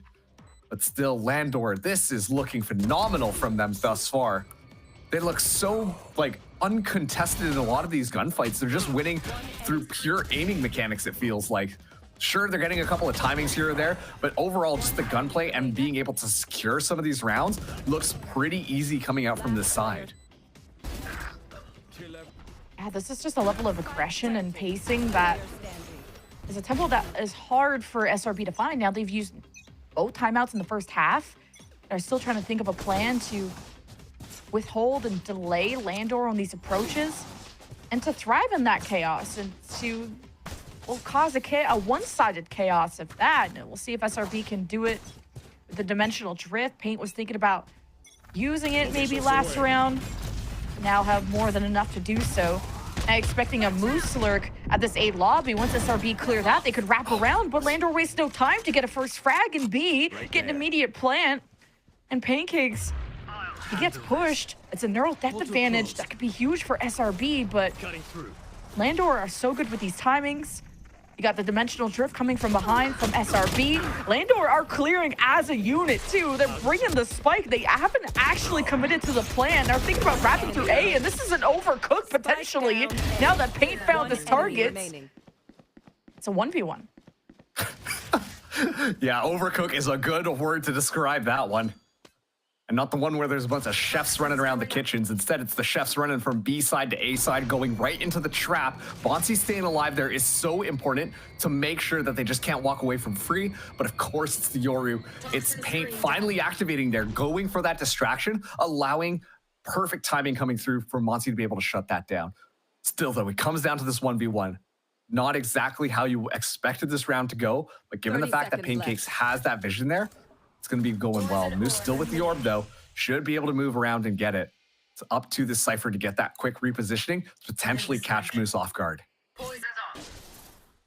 A silver lining is the spike hasn't been planted, so I would have liked if 1v1 is definitely doable for Pancakes. All the corpses, though, are inaccessible. He just wanted to prevent the play with 7 seconds. Oh, no. It's quicker to adjust. And all the bag on him, too. What a clutch for Landor. Oh, man. You can't have rounds like that happening to you if you're Shopify. That should have... I was going to say the timing here from Pancakes is absolutely perfect. The execution coming in from Landor was also fantastic going in on that B site. Like I said, they overcooked in the middle of it, but Pancakes just missing so poorly, and Moose comes out on top. That was a Shopify round, just swatted away at the very end. Landor up now 8-1. No sign of slowing down. Shopify Rebellion are starting to feel a little bit more uncomfortable. Overdrive activated. Chaotic so far deep. Oh my god. Just the two people standing in his way couldn't pick which target to go after as Paint teleports out after getting information in rubble. Spaz will teleport out. Did not want to be in the one and done. He'll get his one somewhere else at another time. And this is one of SRB's best maps. And that's a good start from Spaz. The adjustment to play with more support. Now we're rolling Thunder from Monsi, thinking, okay, you killed Teague, and this is such an important pillar to Landor. Surely this was going to be the hit, but it's a misread and a well-timed pivot from Landor to Planet B. I feel like Shopify were making the read that Landor, they always dedicate in, they're always going in fast, so we need to make sure to stall them. But I think it's just the confidence that Landor have at making sure that they are able to get this positioning that they want, that they never need to pivot. They're ready to pivot if they need to, and here comes the engagement. Oh, the fault line and the paranoia. Wait, Sacred lives? He doesn't just live, he thrives. Yeah. What a heads-up play. Landor immediately supporting their friend who got hit by 2 pieces of incredible util. Now you got the rolling Thunder to finish a 2-on-1. Landor are up 9-1. This is decimation. Landor are flowing like water. Oh, hey, we get that they're coming in through this way. All right, well, let's reinforce it then and make sure that any shenanigans that are happening, we're ready to just shut that down. Excellent job making sure that they re-secure Sacred, making sure that everything is possible, and you can tell that they're still respecting Shopify quite a bit. Bones going for the Rolling Thunder as well to secure that round. 2 more left in this half, and Shopify are back onto a safe. Landor are on top of things right now, and once again, like they're making it really hard for Shopify to find anything.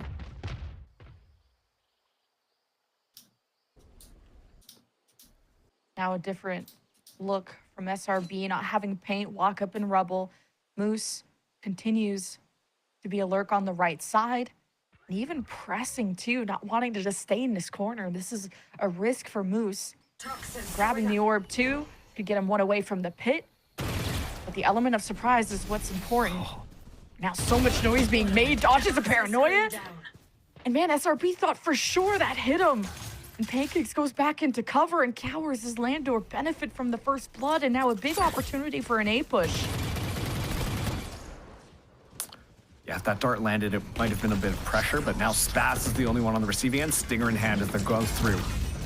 And there's no paranoia for Spaz, there's no stopping this. The flood-in begins, and SRB are drowning, no response. Chaotic is at 1 HP. Maybe it is just a luck thing. I swear to God, Paint just has the ghost too. And has found a flawless round, one left in the half.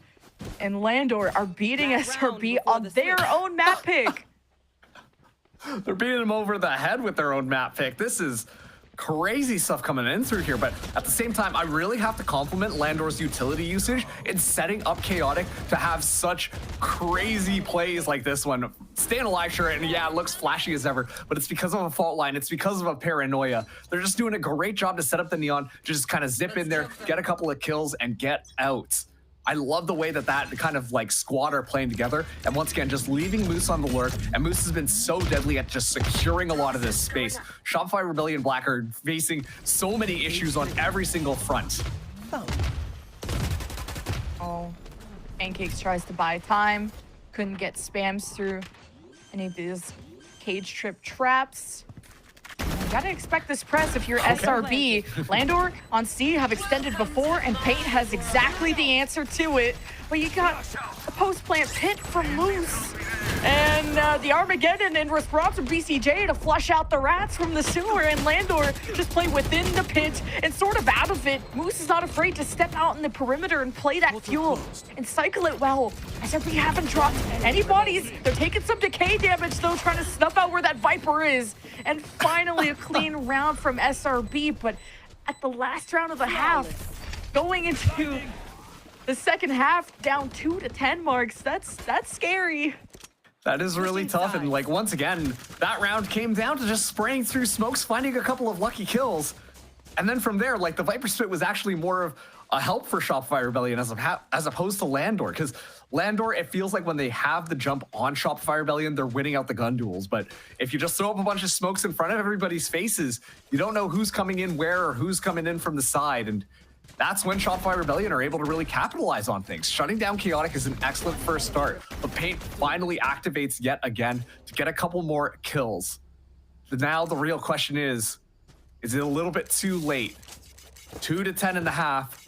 Shopify Rebellion, they're now on the attack. They do prefer attack on this Lotus side. Cover going out. But still, this is a lot of ground to cover if you want to potentially force out an OT, if not just get that 13 rounds. Such an important pistol round, like you said. A must-win for SRB if they hope to pull off the perfect offense. They do seem like a more offense-oriented team, which is how well-drilled they are, especially on a map like this. Meanwhile, while SRB set up camp, it's important to note that Pearl and Haven were the main maps that they dropped to teams like Core and Winthrop. So not expecting this kind of slow of a start. Pancakes is blind. And, well, at least there's assists coming from the rest of the team to help hold that door down. And for Bones and Moose to just stagger in past the smokes and not even together. Moose is the last one left. And again, an important round for SRB to claw their way back. A very necessary one. Got the up, down, different angles. Make sure that Moose doesn't get away with any shenanigans. As this is like your first scratch at the claw back that Shopify Rebellion need. And to be fair, the execution on that site looked fairly good. We see the salvos fly in. We see the paranoia go loose. Paint's moving in.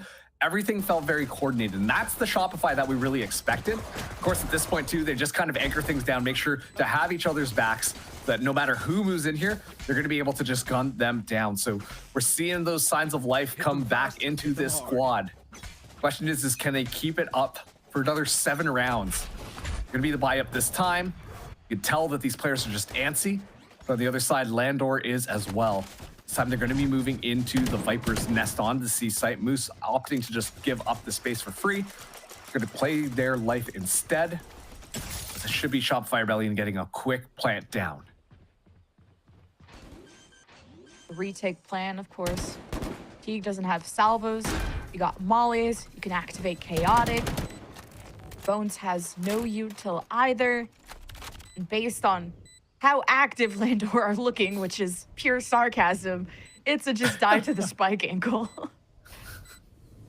I feel like Landor are just like, yeah, I mean, we got like, how many rounds? Oh, okay, well, at the same time, we should still probably play a respectful game of Valorant, you know, like no shenanigans just quite yet. And that's something that I noticed about Landor even in the previous half, right? Like we didn't see that many shenanigans. We didn't see that many like you know, oh, we're just going to do it because we've got such a lead here. They're playing very respectfully against Shopify Rebellion, and so they're not letting any of those funny rounds slip away from them. Sure, there was that overcook in that one time where they all decided to run from B over into A, but beyond that, like, they've played a very respectful game of Valorant, and I think that's the reason why they're in such a solid lead, because they're not giving those opportunities up for free and are staying dialed in this entire time. The fight for ults too, like, you don't want to give an inch to SRB at all, because you just know at any point they could take a mile and come back. So Landor is not wanting to feed any ult orbs there. Now we'll be able to buy up, and they've been really centered around this Viper wall, cutting off the 2 sites on the right side. And Landor will still continue on the rifle round to stack in that rubble side first, kind of see what is the lurk situation for SRB, which is to just really leave trips behind. You have Monty hanging out, kind of a fake being created at C, but really SRB assessing their options. A lot of pressure onto that Viper to smoke everything properly, but Pain finding chaotic is not how you expected this to go. There's just so much happening. You got to fake and see. Like, you saw Paint kind of at 2 places at once with his clone into C and him actually into B. It let Pancakes almost get a backstab onto Moose, which ends up being finished off oh my goodness. by the rest of SRB. So kind of your brain turns into spaghetti trying to figure out what SRB are planning next, which is eventually now to Planet C. I got so scared for a second. I thought Monty was going to die to the snake fight, and I was like, okay, let's chill out for a second here.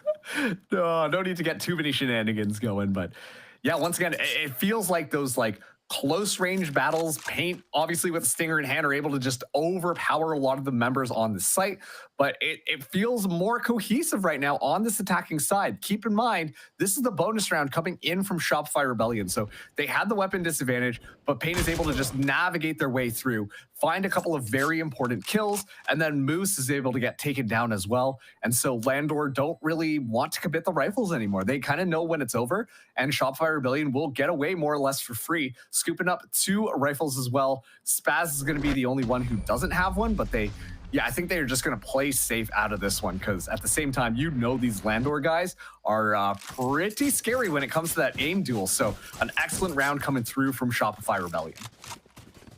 At least Landor have their 2 top fraggers have these rifles too, so it's a good timeout to figure out, okay, how can you best set them up for success? Is it still going to be the util dump war at Rubble, or just how much do you want to commit at that? Because SRB are not afraid to take slow, quiet rounds, see what's being thrown, and which also reveals who is throwing it too, and then to kind of be inspired to go from there, which has been a heavy lean towards B and C for these SRB attacks with 3 in a row. It's not going to be about how this half starts, but how it ends, and specifically, can Landor cross the finish line? Yeah, and on top of that too, like them taking a timeout now, once again, like it feels like they're just playing like very adult Valorant here. They're like, okay, no shenanigans. We're doing this by the book. We know how this goes. We're just going to have a nice little handshake at the end of this and continue to play our game the way that we want to play it. Like, it doesn't feel like they're going for those crazy sick highlight reels or those pop-off moments or anything. They're just kind of really sticking to the basics, understanding how the team plays, playing off of one another, and calling it a day. So the fact that they call their timeout so early on after Shopify get 3 rounds in a row further reinforces that they're taking this extremely seriously. And so once again, I'm excited to see what they kind of come out with. Obviously, probably not this round, given the fact that they don't have an even buy across the board. But still, I'm curious to see what the plan is moving into potentially the next round once they've got all the rifles online. It's a slow burn for SRB to clear out through A, because compared to Moose, Pancakes isn't advancing through Rubble. It kind of waits to hear and see what is going on. And that is a clone. And Landor bit on the bait. Now get to throw out their tail drone so deep because of all this free space that Landor have. So knowing that SRB have now multiple people around the A lobby, how are Landor going to want to take advantage of this map control that's been gifting to them? Well, look at where Sacred is now. He could get a good catch if SRB commit to this. Oh, yeah. Good utility usage to force Sacred back, though. Sacred would a read to just back off, because that would have been such an important first blood for Paint as he gate crashed into this open space. And Sacred gets away with 2. He is a guardian angel. He survived a fault line in the past, and he doesn't even need his team to help him thrive. 30 seconds left. Just a good corner camp at 8 HP. Sacred thrives, lives on for Landor. Pancakes creates a plan B at B. And SRB, though, don't have the spike to even do anything with it. And Landor are all set up within that. So SRB have no other option but to save. 10 seconds That's left. so painful. Like, immediately you see Sacred find those 2 kills, yes, but also a little microplay that happened is Moose tosses out a snake bite as well as blooms the Viper's smoke.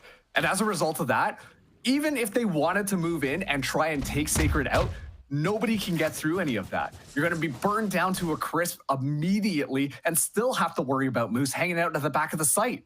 It's just so well done. Sure, it's great that Sacred's able to find those 2 kills, but even if Sacred goes down to Paint, Moose was going to be ready for the alley-oop. And so just an excellent little job at stalling things out and making sure that there is nothing Shopify Rebellion can really do in order to take Sacred down, and somehow Sacred still alive in the midst of all of that as Landor find themselves now at 2-11, 2 rounds away from stealing away Shopify Rebellion's map pick. We were so serious when we were hyping up Bones and Moose. Like, Bones is top fragging, or was, and Moose is like the glue that brings this whole team together with his lurks on attack to now, like you pointed out, supporting Sacred and allowing him to live. It's a first blood again for Landor, catching SRB at the heel as they walk in, and just the rest of SRB are zoned off from a Viper wall and an Omen smoke. A flawless round at that, on match point. And to kick off a series like this is incredible. And of course, we can talk about how Landor are simply just out aiming Shopify Rebellion. But what's important here is that they're not giving up any opportunities for trading either. You see the smoke go up. You see the utility get utilized to prevent anybody from happening. And these crossfires are absolutely disgusting, sure. But at the same time, they're already cycling around. As soon as they just go for it, they're able to make sure that they just collapse upon Shopify Rebellion, don't give an opportunity for any trading to happen, and it's all good from them. Sacred, though, now going exploring so far deep. Just dimensional drift, and Paint and friends just completely run over Landor. Of course, Paint was able to call that out, even while blinded by the paranoia. SRB just had to stay put, and Landor find themselves down 2. But a good shot from Moose. Be able to get a lot of information from the staircase angle. And SRB are going through the tree side, but Moose versus Pancakes could be a big deal. Even BCJ's hanging out back there too. It's important for all these members of SRB to be there on the post plant, especially now that salvos are up for BCJ.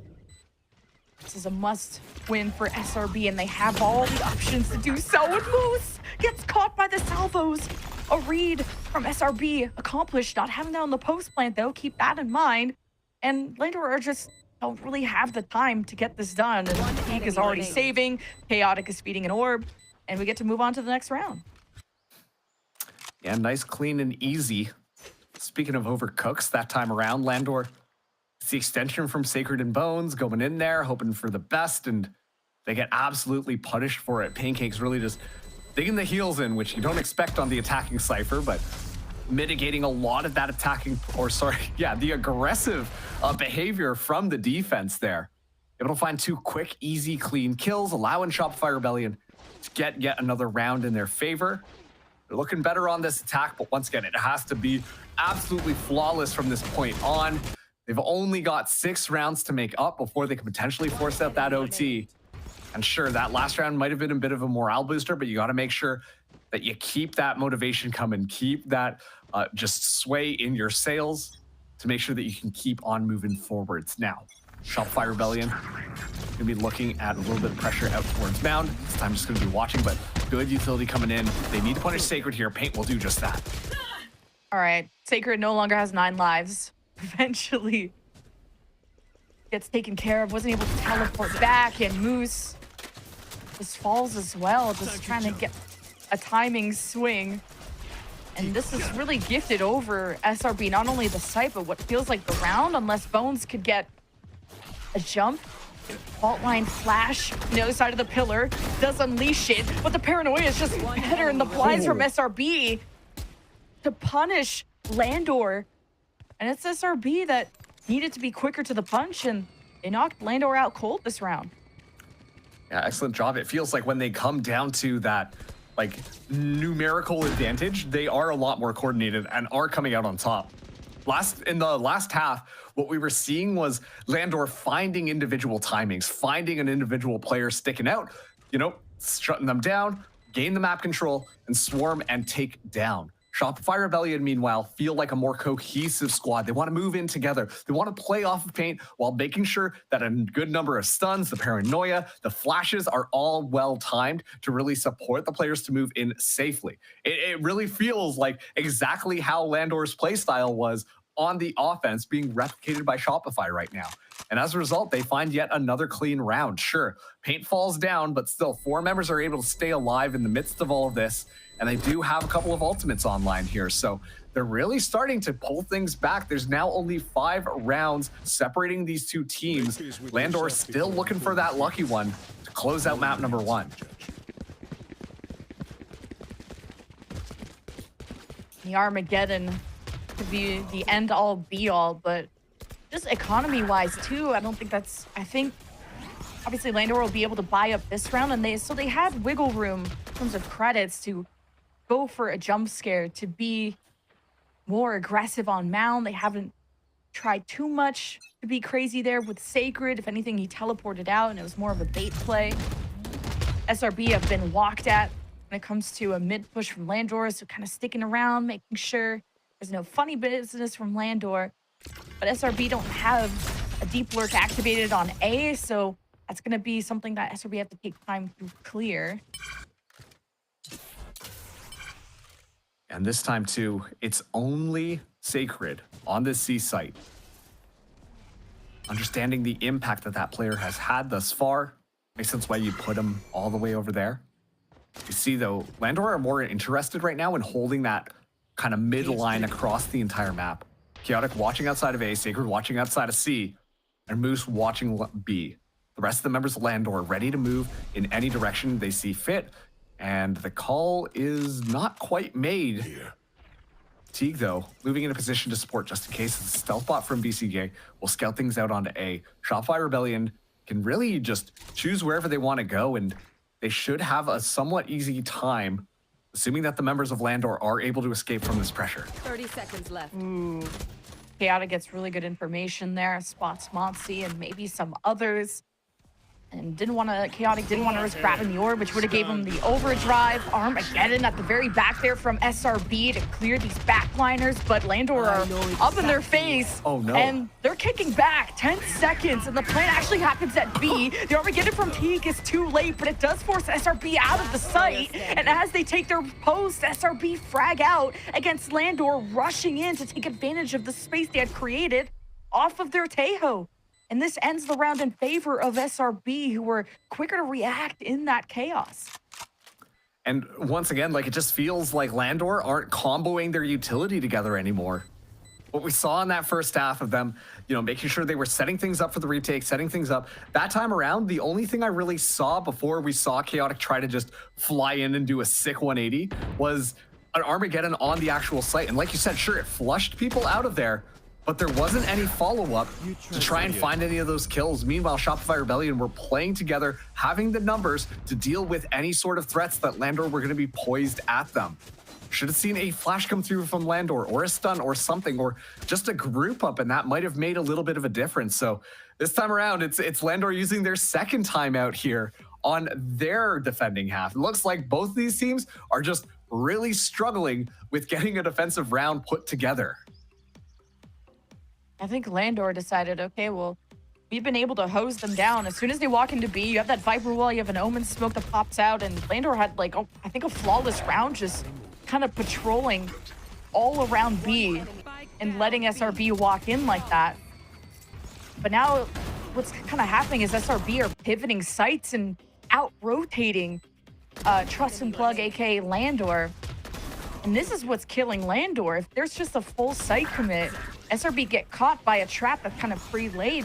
And then if Landor have to kind of play cat and mouse and chase them, SRB are doing a good job of fragging out against them when Landor are disjointed. So excited to see if this will ever close out in Landor's favor. Yeah, after the first half, you're like, oh yeah, Landor, they've got this one nice and easy. And at this point, like, a lot more question marks are starting to emerge. We see that this is going to be yet another rifling round coming in from Landor. They're choosing to invest in this one. Of note, Moose just one ultimate orb away from getting the Viper Spit online. And Chaotic does have the overdrive, but fortunately, we haven't seen that get a ton of value thus far. So Shopify Rebellion, once again, are just kind of mitigating the chaos, mitigating the aggression to make sure that Landor don't necessarily overextend themselves. And at this point, Landor are very much aware of that. They don't want to move a little bit too far and get punished because of it, because that more or less will guarantee that round for Shopify Rebellion. Landor look best on this defense when they set up these traps and have Shopify move into them. So we need to see a little bit more of those moments happening if Landor want to close this one out. Otherwise, Shopify, there is a good opportunity here for them to force that overtime. Landor just be ready to dip. This dimensional drift that could come out at any time from paint. And it's not like there's a sentinel that's going to be, you have to jump through all these hoops if you're SRB. It's just really committing to getting past this double controller at the front door. Dimensional drift, ping the Omen. And there's a second player, so I don't know if Paint really wants to pop out until he has a good advantage. And even while paranoid, Paint only converts the one, Sacred with two, even with someone behind. And Landor give themselves a 3 versus 3 with a retake with Chaotic having the overdrive, but Paint pushing his luck and profiting against Teague. Now Pancakes is going to be on the flank as well. Bones and Chaotic, they're going to be moving up here, but they're not aware of that Cypher. Right there. Could still be a 2-on-1 against Pain if they're able to isolate that target. BCJ will watch from the mount side at a distance. And even with the clone, Chaotic guesses correctly, but time is running out, and Pancakes doesn't have sights. Well, I guess with the camera he does on the spike to see, is it getting diffused? Did it even get halfway? As it ticks down, Chaotic decides to save, and Pancakes wants to deny this, and Landor won't have a good buy coming up. So the finish line is getting further and further away from Landor as SRB have a comeback. I have to think that Bones didn't hear that shot come out there. I thought for sure if Pancakes got caught, then they would have been able to clear him out and make sure that that flank is not there, and then suddenly this is a lot more possible, but completely unaware. Pancakes gets one for free. Not going to talk about that craziness that Paint pulled off there. But in the midst of all of that, Sacred right now, I think, is the big problem for Shopify Rebellion. Sacred has been getting so many kills on that C entrance for free. And Shopify Rebellion still struggling to really have an answer for that Omen. And Paint this time, nice and confident, takes Chaotic's head off. And this is a good start to get yourselves to potentially double digits. Solo plays from Paint and Pancakes have been everything these past couple of rounds. From the dimensional drift to going through waterfall, from Pancakes denying the weapon from Chaotic, forcing Chaotic to go for a desperate play, kind of hesitated around dancing around the salvos to getting caught by SRB. Another first blood goes their way. Been 4 consecutive rounds, by the way, from SRB. Landor are only picking up 2 rounds in this half alone. But at least Landor have a good read on what this initial hit is, and Teague will be the cutoff if there's a second or last minute decision to go to B. Teague has an excellent opportunity here. They find the right timing, but the engagement will come through. Pancake still very far back on this lurk. Teague still uncontested, which might be an issue. Rolling Thunder and the Pit, you are not allowed to pass SRB, and you may not be allowed to win your own map pick, as Landor have doubled the numbers of SRB. They have the spike down, and it's Pancakes and BCJ at an arm's reach of that objective, and they just can't seem to beat Landor on their own playground. Map number 1 goes to Landor. Excellent job from Landor at the end there as well.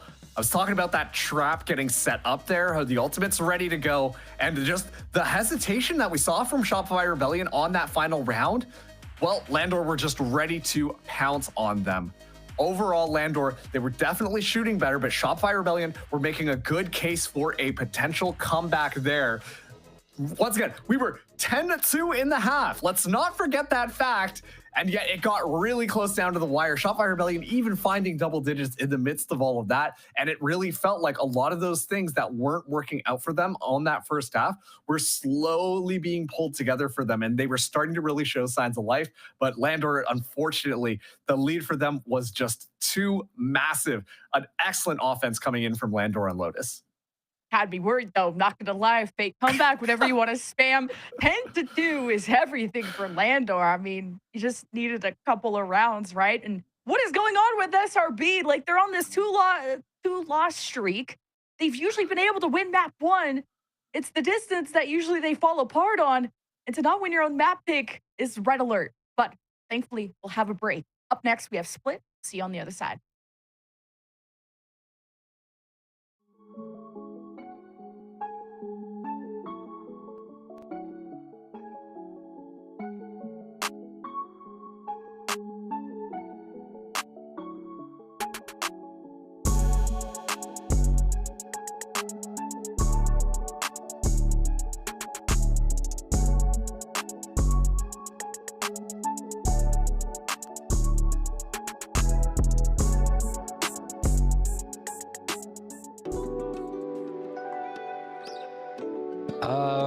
I don't think I have a favorite, but I am a fan of many cereals, I won't lie. Fruit Loops, Fruity Pebbles are like okay, but like Captain Crunch, very good. I love Captain Crunch. Then there's a lot of like, you know, low-key ones too that I gotta keep like hidden, but I do like cereal. My comfort food is probably some pho, some like banh mi. Like my mom's like a really good cook, so she makes like a lot of good Vietnamese food. My comfort food would probably be poutine. I miss Quebec. I miss the food there, so I said poutine will make me feel at home and good, straight up. For me, my favorite comfort food would be like a nice warm soup. Gotta focus. I'm shifting the soup mode. It's just real nice and warm and hearty inside. There's nothing like it when it's like nice and cold. Especially where like I'm from, it's like mostly cold like year round, except for maybe like 3-4 months. I'd say it's generally cold. So soup is definitely like my comfort food. Probably like a nice cheeseburger or like some good pizza. It's like pretty chill. Can't really go wrong with that. Maybe pancakes. Ooh, pancakes. Oh. I think my mom's mac and cheese. I had that like a lot growing up, and it's like definitely like a favorite of mine to have when I go back home from college. So yeah, I'd say my mom's mac and cheese. It's really good. That's kind of hard. I feel like a comfort food is something that like comes from my culture, just something like my mom would make or like my grandma would make. So I'll say some biryani. You know, it's like a Pakistani dish that they would make a lot. It's just like, you know, some rice, some lamb or chicken, and it's just really good. So I'd say that. My comfort food has to be like Chick-fil-A. You can't go wrong with their chicken sandwiches. So always spicy. Yeah, spicy is always better.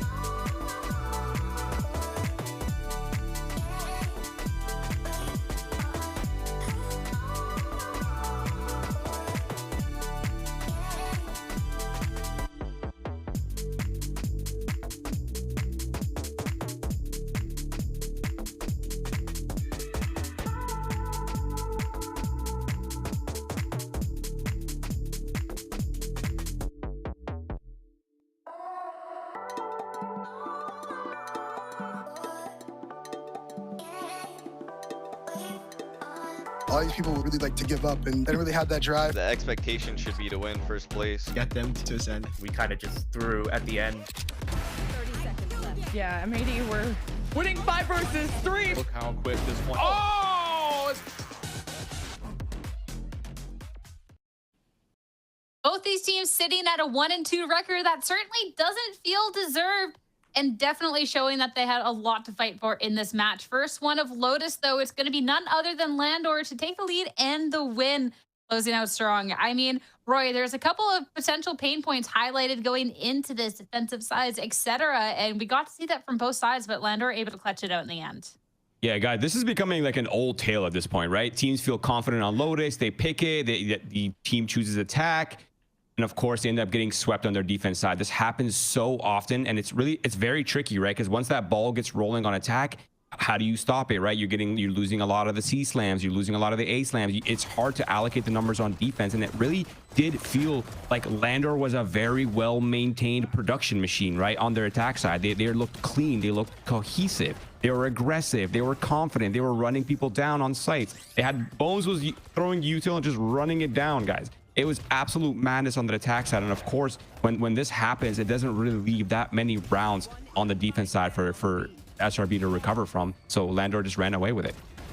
10-2 is insane for that first half. I mean, Landor, they were getting away with everything that they wanted on this defensive setup, right? And or on this attacking side, rather. It was really rough to see the Shopify Rebellion Black that going into the second half, they were waking up a lot better. They were doing better things. They were holding into that the attacking setup just for a few seconds, and when it was 25-30 seconds left, they were going for that A hit, for the C hit, or pivoting very quickly into B with the Armageddon. They had cool ideas, but they put themselves into the situation, because we've talked about it. Shopify Rebellion, when they were playing this map of Lotus, they were not picking it. It was somebody else picking it, but because it's the only map where they found success in the past, it seems like they got kind of baited into the situation of, okay, well, at least in the past we've been able to close out this map. Let's go and risk it on the defense, and it was just not enough. It was a tough start as well for them. Maybe they had a better chance if you have those pieces like Monty and Payne started stronger, but they started 0-6, 0-7, and nothing you can do at that point. Yeah, I mean, it feels really bad to highlight that, but they did have just to show that they had a really rough start, right? Paint was 0-7, I think, and Monty was somewhere around that as well. But Paint ended 20-16 at one point, towards the end, excuse me. And so, like, they were waking up. But again, they just did not have enough rounds to play with. They need a little bit more on that defense side, but it was just too slow of a start for this roster, for the SRB roster. And I think they were just severely caught off guard by just how confident and how well constructed Landor looked. And honestly, I was really impressed with what I saw on that attack side. I think they played phenomenally. Yes. They had their combos down, and I really liked the way they play without the Cypher, maximizing value from the Viper, and just getting Chaotic to go in with util, and having Bones and having Teague to just run in and trade.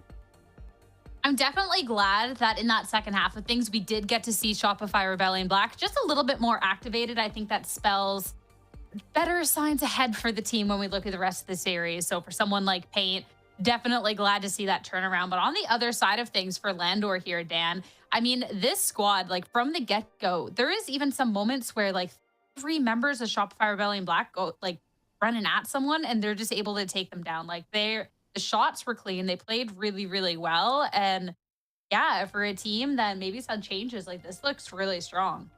It was really cool, as Roy was saying, the combination of that utility and the way that they were starting off those fights, even coming in for Sacred, that we say getting the MVP with those 20 kills. He was constantly getting 1-2 with the paranoia and essentially just swinging by himself.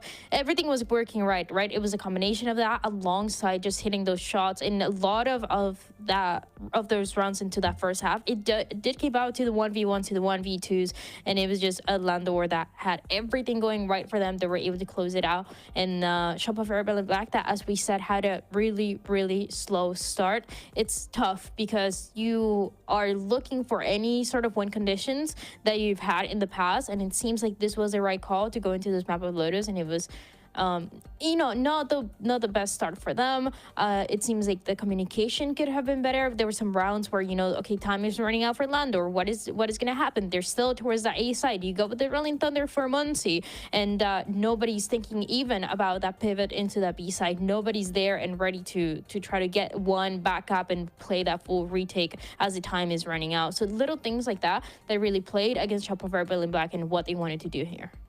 And all of this is making me a little bit nervous for this next map, because this first map was the Shopify Rebellion pick, right? Yeah. Now we're going into the Landor pick, but Split is not a one-sided map anymore. It's a pretty balanced map. You can get rounds on attack, you can get rounds on defense. It's completely fine. It's not really like Lotus, where you usually get blown out of the water on the defense side. So I think right now, from my perspective, it really does feel like Landor is in a really good spot to potentially take the series into a 2-0 and completely surprise everyone and just come out gun swinging. especially because Shopify Rebellion Black, they haven't played this map in a long time. They haven't played it at all in stage 1. And last time that we saw it, it was against M80 in one of the later matches that they had for the upper semifinals. So now going into this one, it seems like there's a lot of things that had to change for it. They lost it 13-6 against an M80 that were strong, but not the strongest one that we had at that point. So I am a little concerned for Shopify Rebellion Black as well, because it's very similar to what we talked in our first match of the day, where you're really relying on your map pick to get the win. And if not, it's going to depend maybe on Pain being able to activate a little bit earlier. Yeah, I'm really intrigued here because, again, I definitely think that this is a good matchup between these two teams. So this wasn't going to be an easy feat whatsoever. But for Shopify Rebellion Black, looking at the potential of the comeback here to try and close out a map 2, to be able to take it to Haven, because they've had a little bit of issues on Split for a bit. But what that kind of more so suggests to me, Roy, is that maybe this is something they've put a bit more time into now. Because, I mean, you have to, right? They've been tested on this map so many times. So that I'm curious what ideas they're going to have with the map for today. Yeah, I think that's definitely something to consider. Like, surely they have something drilled up on this map. And the other thing too is that's working a little bit in favor of Shopify Rebellion Black is that they haven't shown this map recently, right? So they are able to just hide or make changes, sort of, you know, just come with a new script, come with a new idea, for some fresh ideas that can throw Lander off their game. But Lander has in fact played Split recently against M80, if I'm not mistaken. Yeah, it was on April 16th. They lost 11-13 on that map. And so yeah, while it was a great showing, they still didn't look incredibly dominant against M80 on that map. But there is recent footage, so I mean, if Shopify Rebellion has done their prep, they should have an idea of what's to come, and hopefully they come in with an informed idea and sort of an advanced game plan. That is what we were expecting for a team like Shopify Rebellion Black, right? It's a team that, as we were talking about, when it came down to the predictions, yeah, they're not winning this matchup. They lost against Core, for example, that first one, but you're still thinking, looking at this roster, looking at what they did in stage 1, surely they're able to turn it around. And it's coming to a point where it's not easy. I mean, getting that third loss, and on top of that, not getting able to take your map pick of Lotus. Surely, I'm expecting some changes here. Surely. Some changes are having that stronger start for Shopify Rebellion Black. It seems like that could be the win condition, because as Roy was saying, you know, the way that this map is being played out recently is very different to what it used to be. I want to go back to giving props to Landor, though, for that first map and how they're able to shoot back and everything else, because this is not the, okay, well, it's only SRB because they're the playoffs winners. I mean, Landor is putting up a really good fight, and now going into their map, they have the potential maybe to close this out. But let's get into the agent select, see if they're still cooking up the same thing, and if SRB have changed anything up here, Dan. Surely. Surely this is going to a map 3, at least, is what we're expecting. There's some actually slight changes coming through. Pancakes before was playing the Omen. So now he's going to be playing this Viper, and then you're just kind of switching how they want to organize these roles on top of Pain that used to play the Race on this map, playing the Euro. Yeah, I'm actually a huge fan of these compositions, to be honest. I feel like it's one of the most well-rounded comps you can have. You have so many tools available on the attack side. You have so many walls and so many ways to deny information towards the A site, as well as have a ton of util to work with in the mids, pushing players back, making the defense feel a little bit awkward, opening up a lot of opportunities and a lot of space. And of course, the Yoru having so much to work with, the space making, the distractions, the distractions even, and there's just so much utility and so many good ultimates to work with. I'm expecting an absolute brawl between these two teams on Split. It is going to be a Shopify Rebellion Black starting on that defense first too, and going with this change from the Raze to the Yoru of Paint, you have to be expecting a lot more of that operator that has been so annoying in other maps for Paint to be very present early on. I'm excited to see the duelist matchup once again with Chaotic. Maybe a little quieter in the last series, but getting to start attacking with the Euro, I don't know. I'm excited, but it's time to head into Split to see if Shopify Rebellion Black can take down the demon of Split, or if it's going to be Landor 2-0. Be starting off this day. Let's head on over to the map and head back over to your casters, Jen and Marks. Yeah, the key word here surely, right? I'm getting map 3 vibes. But, you know, Roy was up to something saying, you know, how there's a lot of pressure on a team that are the stage 1 champions to win so early and now really slipping up against the competition that have caught up. Surely Shopify Rebellion Black comes in. Every time I say that now, I'm just going to keep on increasing in tone. It's going to be great. But yeah, I mean, there are a couple of changes here, like Roy kind of cemented in discussing these compositions. This is pretty like standard stuff that you can expect on Split for being a lot of just, you know, you'll want to relocate some people thanks to the salvos, push them out with the fault line, get your smokes up, get the stuns through, and then you see that flood through, especially too supported by that Yoru, because the Yoru, once again, great job at just moving around and navigating into these weird areas. When all of this chaos is happening, you're able to just kind of be the dagger in the back of the other team. So I'm expecting to see a lot of that kind of at play. Excited to see Chaotic on this Yoru too, as the desk also highlighted as well. Now stretching into that agent pool, but it is going to be a very quick plant from Landor, and that's what we expect on their attacking half. As Shopify Rebellion Black, they're going to have to get themselves ready for this retake 5v5. Keep an eye on where Moose is going, though, because this is far.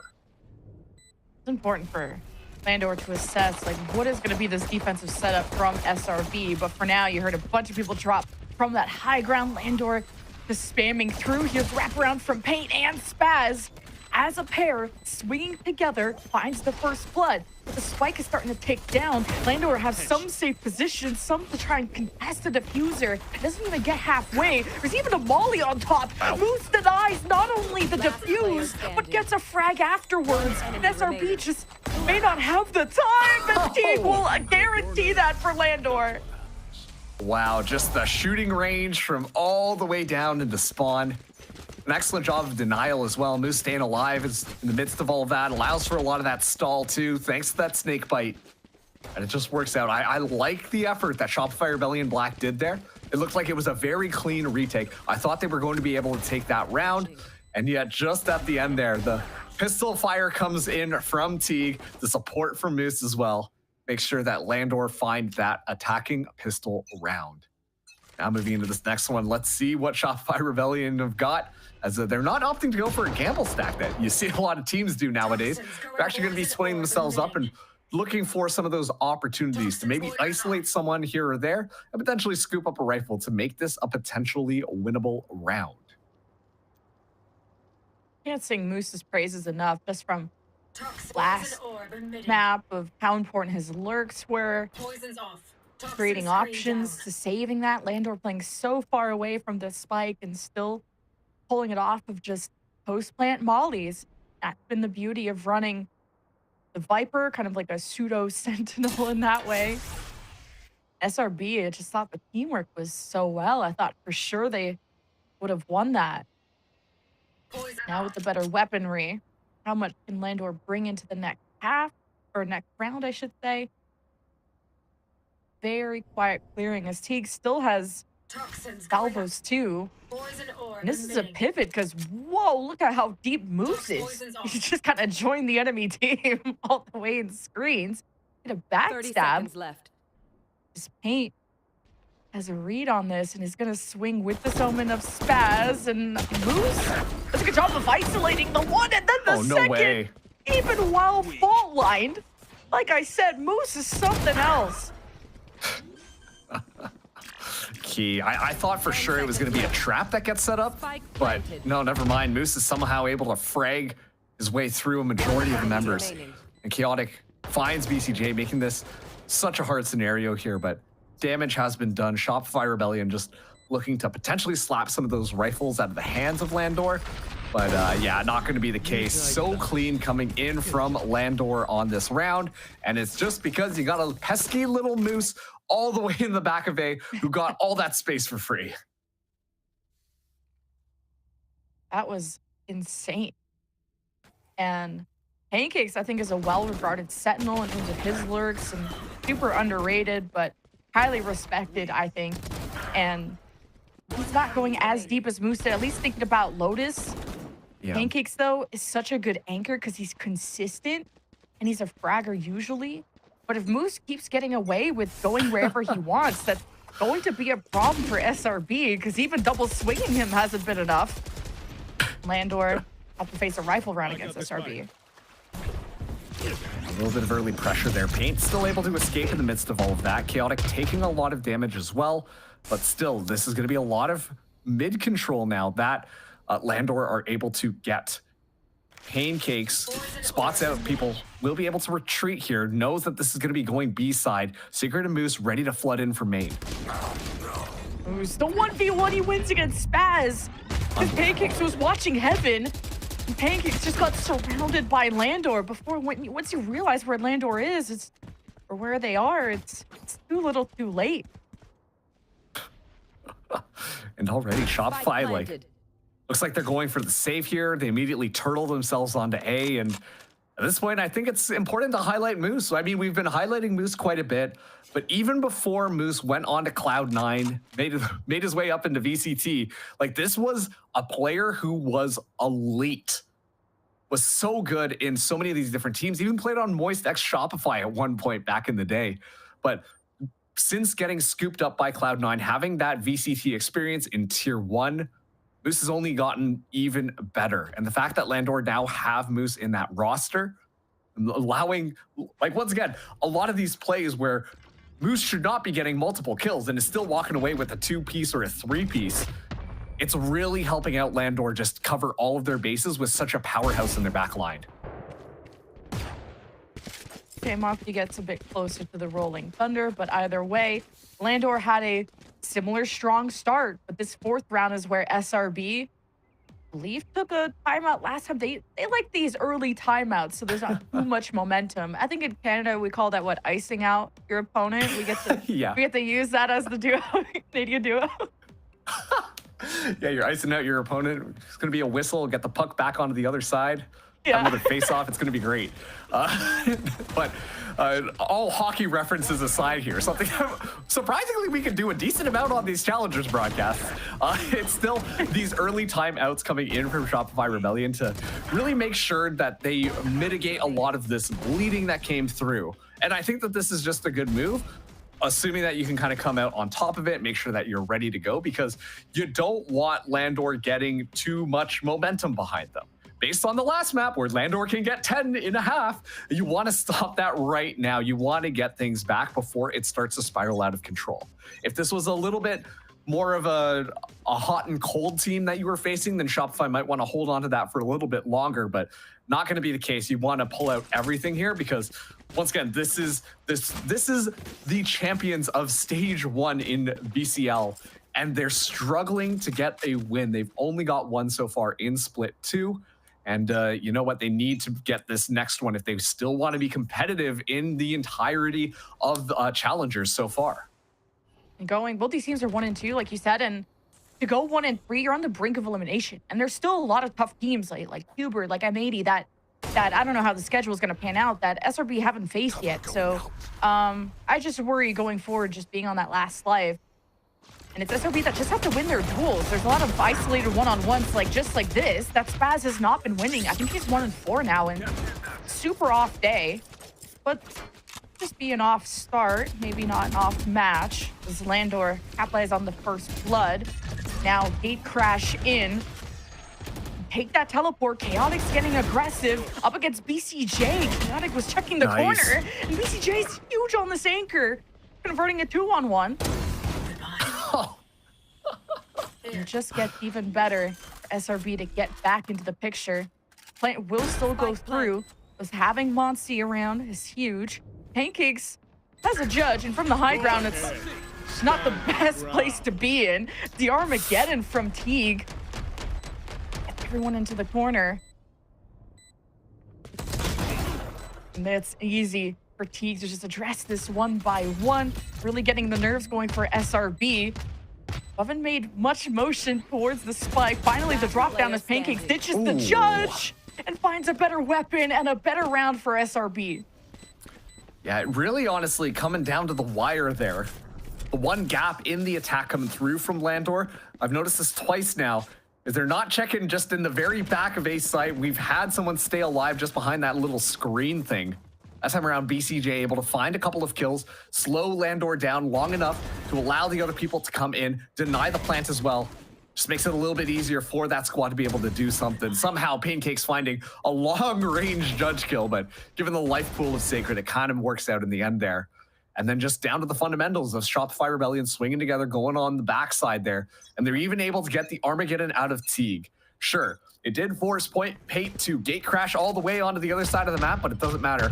There's more than enough time to make sure that the retake comes through. So excellent job, excellent play coming through from Shopify Rebellion here. See what we've got on this next one is already chaotic. So far deep into middle, as the spike will get scooped up. Sacred playing Vanguard just outside of B. The flash comes through and Sacred goes down. Chaotic trying to push his luck, just like teleporting into vents like that, so aggressive.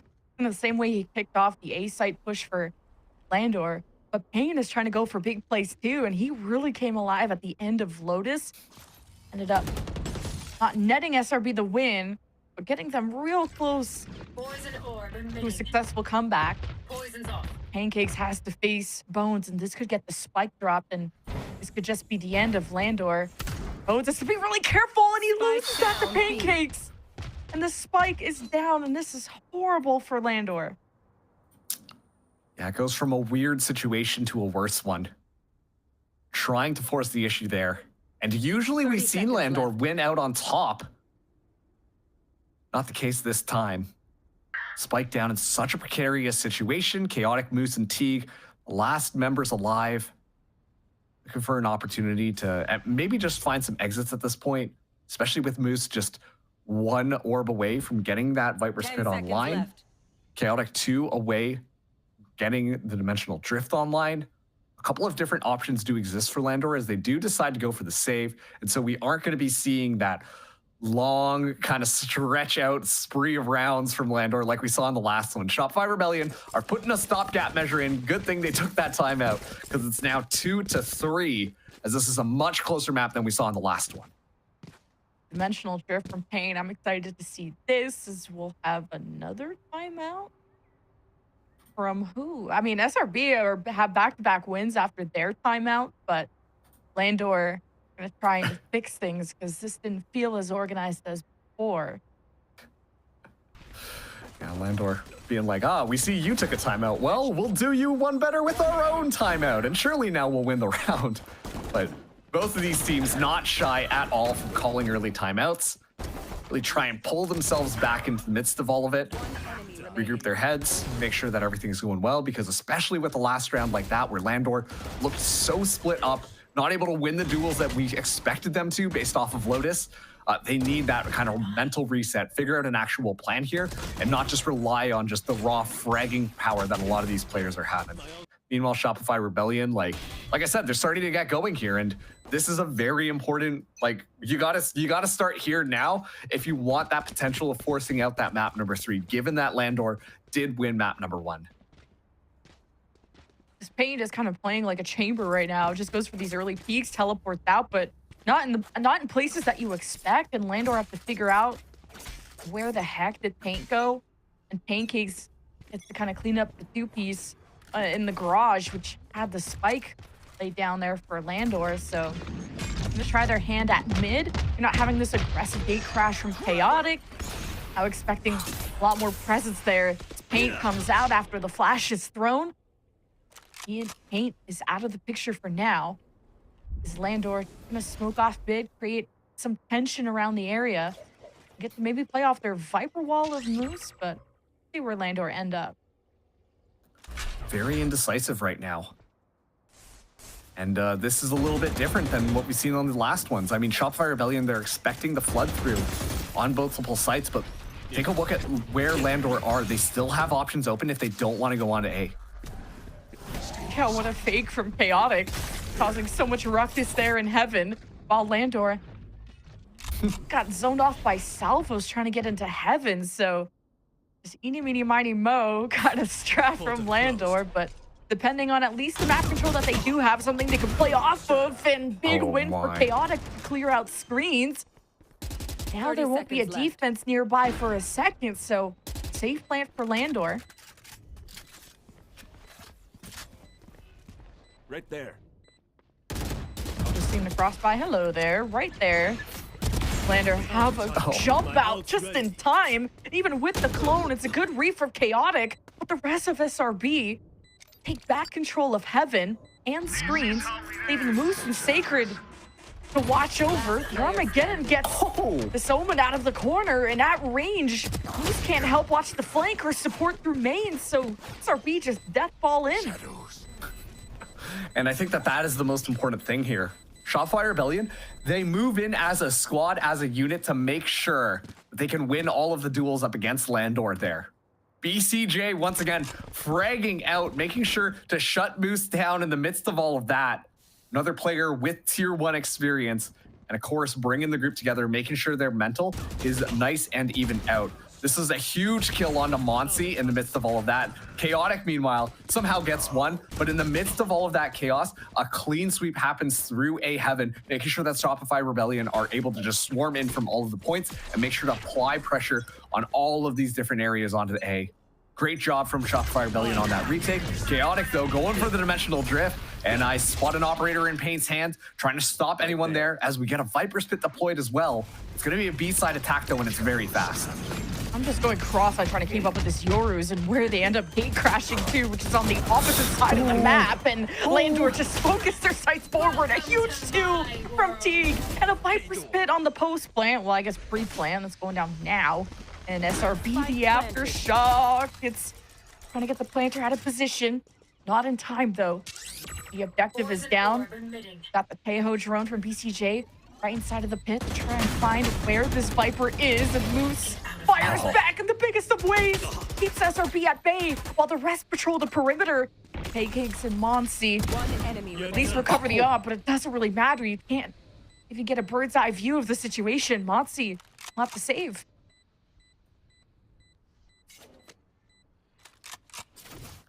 And honestly, that was just a nice, fast play coming through from Landor. I love the way that they kind of go through things, use the dimensional drift, immediately Shopify Rebellion. So just diligent with knowing the speed that Landor can play at. As soon as they hear the dimensional drift, expect it to just be a full send onto A. We see the Viper split deploy. It just goes all according to Landor's plan as they go, haha, we're on the B side now. And they just rush in completely uncontested and get their stuff set up. Like, that round was over so quickly. And sure, Shopify Rebellion, they try to contest it. They use a little bit of speed in their own gameplay to try and get a timing, maybe prevent the spike down, maybe find a lucky pick. But it actually works out against them because they're not coordinated as they flood in and just kind of trickle in one by one, allowing Landor to just pick them off as they fly in through Heaven.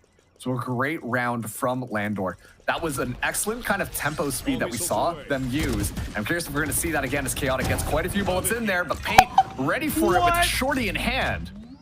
There's no way Paint won that. And he bought down to 0 for this op and is going to trade it to Monsi. Chaotic had such a good chase down, but who expects a Shorty and a smoke? But wait a minute, Landor are really pressing their luck and have a carpet bomb into screens. Landor just have to wait and watch. Actually, there's still some space for SRB to work with. The double swing, a little staggered. Capitalized on by Landor. In a 2-on-1 spot in the post plant. Pancakes, 1v1, can't win it against Bones. Landor back in the lead. And I wonder, too, if that was an intentional play to make sure that the Armageddon covers all the way out there and leaves that little empty gap at the end there. But at the same time, like, it got the job done. It not only forced some people out from that little cubby there, but at the same time, forced the remaining agents into exactly where you know that they are. And so it's just easy pickings from that point on. You've got the utility to make sure that you can capitalize on it. So excellent usage of the Armageddon from Teague. Make sure that nothing weird can kind of happen there, and Landor are back in the lead right now, up by 2 rounds, as we're seeing that speed just kind of take over their strategies thus far. This looks a lot more comfortable as Shopify Rebellion are the ones who are on a little bit of a save. BCJ the only person with a rifle in hand. Yeah, we just didn't even get to see SRB shine with the op. It's just Chaotic is really matching the playstyle of Pain, of gate crashing aggressively, flanking behind. SRB have to worry about flankers from the Landor side, which is not even just Chaotic, it's Moose as well. Forgot about these early round shenanigans. And now the plant goes through and got a hero vandal from BCJ and a rolling thunder in a 3v5. All depends on what Pancakes can accomplish on the flank, but for Moose to just be playing from spawn is not going to allow this to happen. Like, Landor are just always one step ahead. Yeah, like, we see this just complete change around where, sure, they're using, like, it feels a lot more comfortable when they're moving in there, but they're also doing a good job of checking all of these spots that Shopify Rebellion might be hanging out in. And this is kind of that weird momentum shift that we're noticing right now, is when Shopify Rebellion can kind of take those proper engagements on top of them and really just shut them down and coordinate their utility, they look so good. Except Landor are just kind of running over them right now. And because they go fast, Shopify Rebellion have to kind of commit to some of those over rotations that are going through. It's really allowing Landor to control the pace of the map. And as a result of that, they just feel like they're always in the driver's seat of how these rounds play out. Just the clone, the gate crash at the back of the side. I love the way Chaotic plays. Yoru Pancakes is in the sky. And it's not a bird, it's a dead guy. In Landor, 4 versus 3. The B-side's been very successful for them. And the aftershock forcing BCJ back. Sacred's, I guess, happy to take some tags there just to... Who would expect someone to be there? And oh, the draw! The timing! Sacred taking that damage pays off. Who expects someone to be there? You got salvos all over, man. Landor are just reading SRB like a book. And we've praised Monty's calling for SRB, but Landor's leadership and comms seem to be better throughout these maps. Yeah, and at this point, like, Sacred's having a little bit of fun with it. Let's move it around, got the shorty in hand, going through an aftershock. Not a care in the world. And quite frankly, like, Shopify Rebellion, they have these moments where they're, like, looking around, ready to receive the attack, and yet they're still kind of just getting run over. The utility combinations that are coming in from Landor look phenomenal, and Spaz has a real opportunity here to get a couple more ultimate orbs and should be able to stay alive in the midst of all of this, but it does get kind of down to the wire. So Landor now find themselves at 7 as the snowball is really starting to develop now. It really feels like this is a much more one-sided map than it was earlier in this half when things felt a lot more contested between both these squads. Landor have strong starts, maybe because they're just a good attacking team. They went 10-2 on their attack on Lotus, so the SRB comeback started when they were on attack. And just based on how these Yours are playing, like, it's giving Split is so offense-oriented, just with how much space you're able to take. Speaking of that, dimensional drift, got a fault line hitting this defense. You got a paranoia too, and Monty is cut off from his own teammate. It sprays and prays, and God answered. Landor down for the count, back away from ramp. SRB gonna press their luck and re-peek into Landor, who are ready for it this time. Meanwhile, there's been already a spike be planted. They thought that fight mattered. Well, Landor get a lot of goals done at the same time. 1 for 1. You got jumping Buckies. You got BCJ in screens getting pressured. The defuse gets halfway, and it doesn't matter because Bones and Chaotic are there. Yeah, and like you can see in the post plant where Landor are setting themselves up, they're not all kind of grouped up. You see that Shopify Rebellion are kind of expecting to just take a 1vx or are looking in another position, expecting one of those other players, and it's just that kind of like clear the corner and then you're good to go. In the midst of all that, I have to commend Shopify Rebellion. I thought that how they use their utility was excellent in kind of countering the pressure that originally Landor had laid down. I mean, there's a reason why that first kill went to Shopify Rebellion. The timing on the paranoia coming in from Spaz kept everybody alive, but it simply just wasn't enough. Like, Landor just kind of fall back, and then they kick their feet up and are straight up chilling. Great job coming through from them.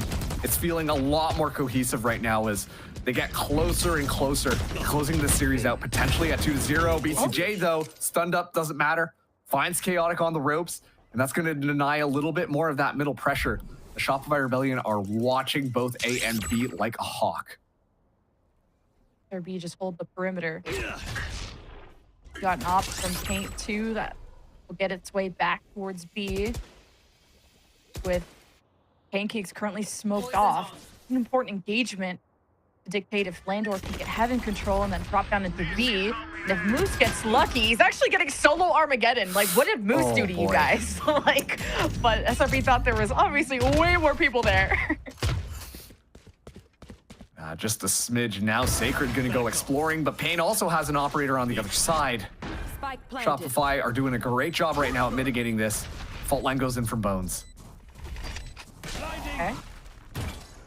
Got a little scared of the clone there. 2 versus 5 post plant. Bones has an op too.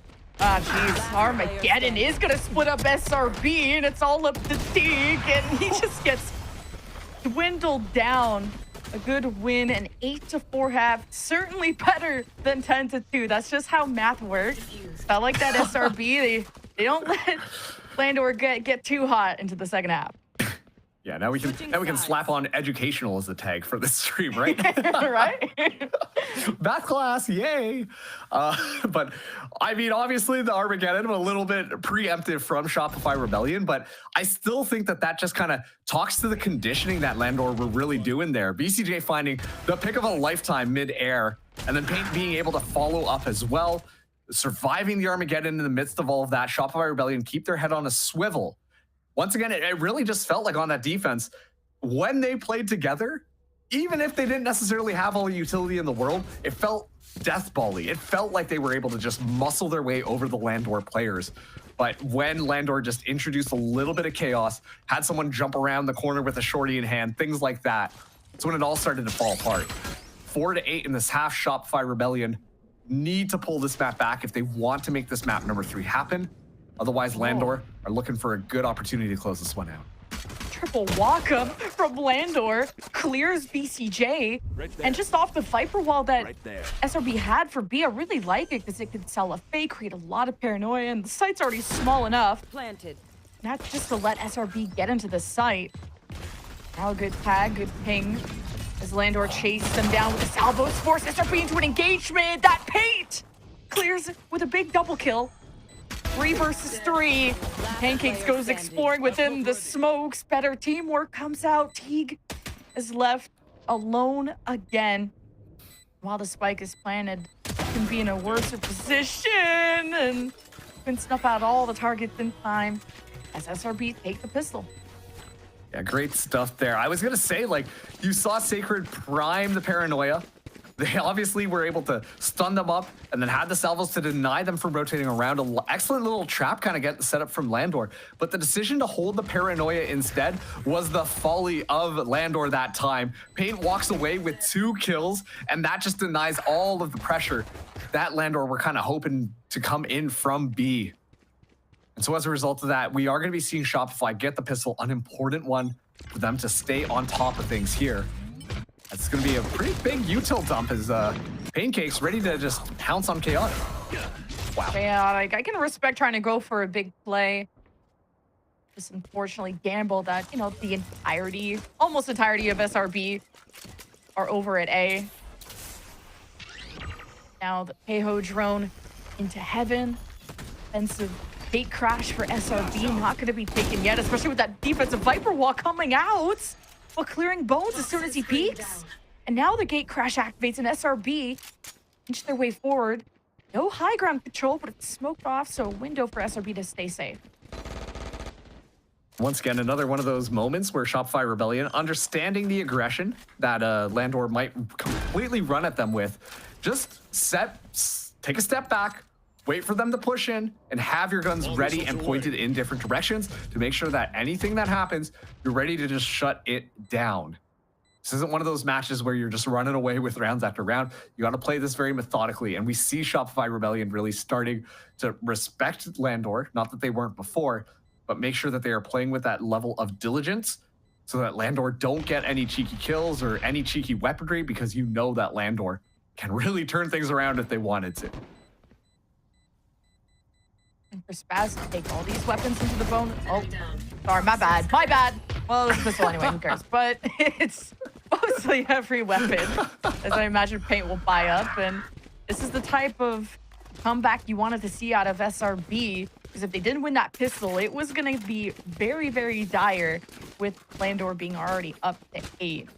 Now that you have this rifle buyout from Landor, it's about how can Chaotic find some peace and quiet, you know, not run into the entirety of SRB, find this open space where he could get a flank going.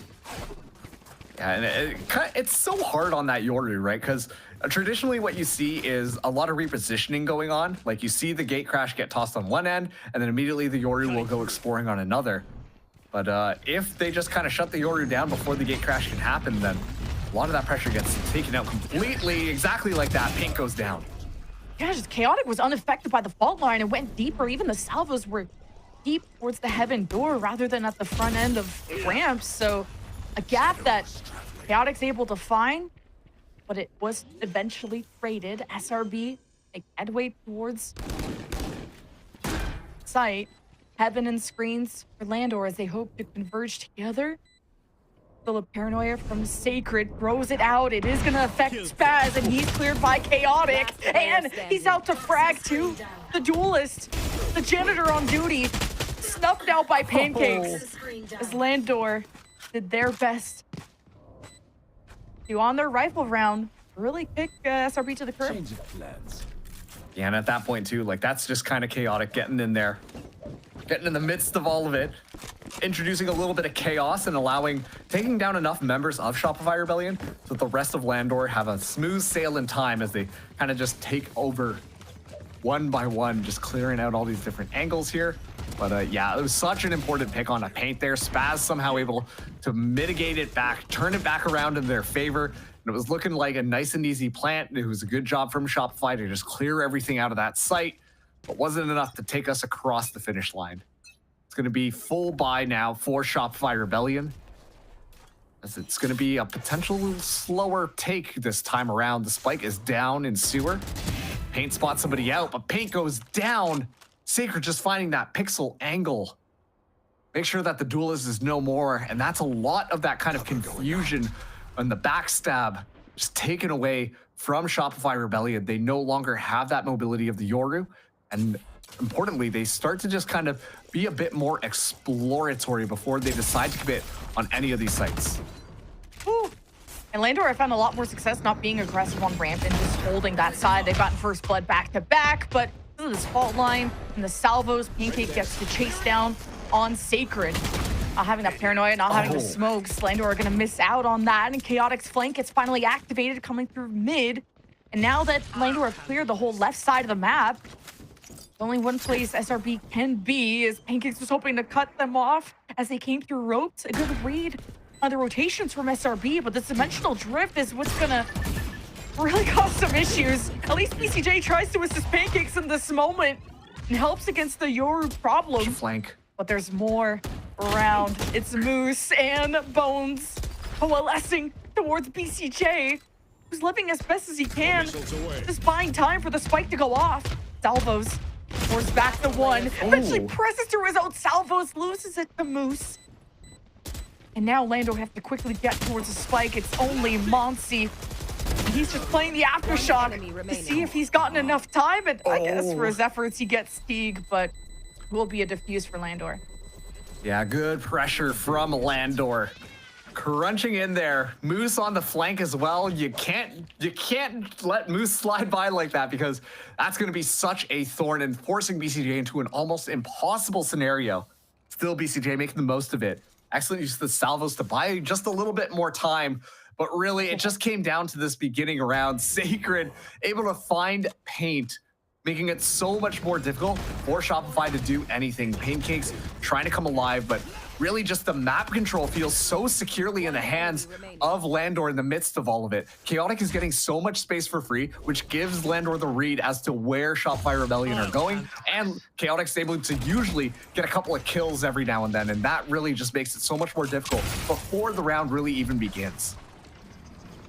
I thought you were going to want to use this dimensional drift for the ramp fight, but SRB are confident in the salvo fault line to oppress Landor. And as soon as SRB get on the site from the dimensional drift, they use the Viper's Pit. SRB are not going to extend into screens, but the Bucky up close is going to hurt. Taylor should be revealing what's on the menu if Landor dare to step into this, but an Outlaw can watch overhead. A lot of angles being taken by Landor. There's a paranoia that barely messes SRB. And just with the classic Sacred, Zabe and friends able to take down this pit, but the spike is ticking down, and SRB just have to protect it, and they frag, and they fight tooth and nail, and it's not enough. Back-to-back retakes for Landor. This is gonna be really close, and no, misses by 0.18. Down to the wire. I was gonna say, like, it was such an interesting way. The fact that Landor were taking so long to kind of get into the mosh pit there, it seemed a little bit too slow for me. And of course it was going to be a brawl. We've seen the attacking just, you know, now that we're into the pit, you know, no one can see anything. Let's just kind of shoot around and hope for the best there. And that was exactly what we were expecting. But it was just a little bit too slow from Landor. Literally 0.18 seconds too slow from Landor. And unfortunately for them, like, they had all the kills necessary. They could have won that one out, but end up losing it. Now their economy is a little bit broken. Teague, the only one with a rifle in hand. It's a different look from Shopify. This time, they're going to be interested in moving in onto this B site. Decoy already going up here, so a little bit of information given away. Keep an eye out. Pancake's very far deep onto the flank to deny any of that map presence that we've seen Landor take, especially on mid. So should be the spike down nice and easy here for Shopify. As never mind, Chaotic already going in, and they're taking this before it goes down. And Moose just sneaks up on them, dropping down from heaven, and you would have hoped Pancakes could have flanked in time towards the high ground, and this is very winnable for Landor. Bones even picks up a stinger, dodges the Armageddon. The spike is down, and that's still something SRB have to focus on, giving time for Bones to get a wraparound. SRB still think he's at the backside, but after time goes by, Pancakes is going to be pretty paranoid. His elbows are not going to cause too much movement, and Pancake studies his aim and makes sure to close out the round for SRB that keep themselves within 2 of Landor. And quite frankly, I was going to say that was an excellent read from Landor, knowing exactly kind of when to pounce onto the site, catch your opponent off guard completely, make it that much easier for you to be able to find those kills. You could tell Shopify Rebellion are like, okay, they're just going to hang back. This is our opportunity to move in there and get the spike down. We can get ourselves, oh my goodness, they're flooding in. What the heck is going on? And it's chaos. So Landor really just picking their timing there. But unfortunately, I think due to the weapon difference and the need to go and pick up those rifles, it opens up an opportunity for Shopify Rebellion to find a couple more kills and keep the numbers in their favor, ultimately winning out the round. It's now 8-10 as we are seeing Landor go for their time out now, as they want to make sure that they can close this one out, because Shopify are really making a good case for themselves. So once again, force out map number 3. It's definitely in the cards. I mean, SRB just have such a solid plan for B. Just have the Viper wall up, gate crash in, clear out the kind of left side of the site, put down the wall, look at heaven, and just, yeah, sometimes Moose is on the low ground in the corner and he kind of catches you. I think Landor just playing that close in that round is really impressive. I think the A side is where it feels like a real toss-up, where Landor's retakes are sometimes fast enough, but sometimes not, like sometimes by 0.18. So that is a real toss-up to see if it goes that side, but Chaotic bought an op and gets the kick on B and teleports very far away. So SRB are like, damn, is there an op over there? Now what do we do? Once again, Paint is that kind of highlight player for Shopify Rebellion. And I think that Landor have been doing an amazing job at making sure that Paint has a very difficult time trying to do any of the shenanigans that we've seen him do in the previous split. Immediately just shut down, and Chaotic still holding this angle with an op. Regardless, Shopify kind of want to force the issue here. Gate crash is going to be gone though, so Chaotic has to play this a little bit more careful. Oh, another shot from Chaotic, now confirmed, and Spaz is gonna stick the ult. The paranoia gets the op, but the salvo too, and Moose defends well as Landor try to reestablish in, and off the dimensional drift from Chaotic. He's flashing up SRB. Monty and BCJ are gonna scramble. Chaotic is safe in the smoke, and Landor come out from all angles to pick apart SRB one by one. the fact that Chaotic stays alive in the midst of all of that chaos was the key to the solution that is this Landor defense right now. Staying alive in the midst of it, causing so much confusion, calling out the exact locations thanks to the dimensional drift, allowing an excellent fault line, excellent paranoia coming through. And then in the midst of all of that too, Sacred drops a smoke perfectly so that Chaotic can come right back into the fray without getting caught in the midst of all of it. It was so well done and orchestrated from Landor, just off of a little bit of a nifty play, and already an Armageddon goes loose. Chaotic is looking to go hunting, but nothing found off of that Armageddon besides a little bit more space as Pancakes had to respect that. But look at this, there's a lot of rats in the sewer as Chaotic has to escape because that's way too much pressure coming in from Shopify Rebellion.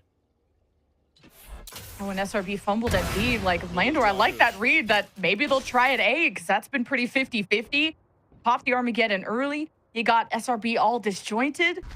And on a save round, Landor want to bring as many weapons as they can and to get themselves up to match point and potentially even close this out in a sweep to put SRB on the brink of elimination, being 1-3 if they do lose this.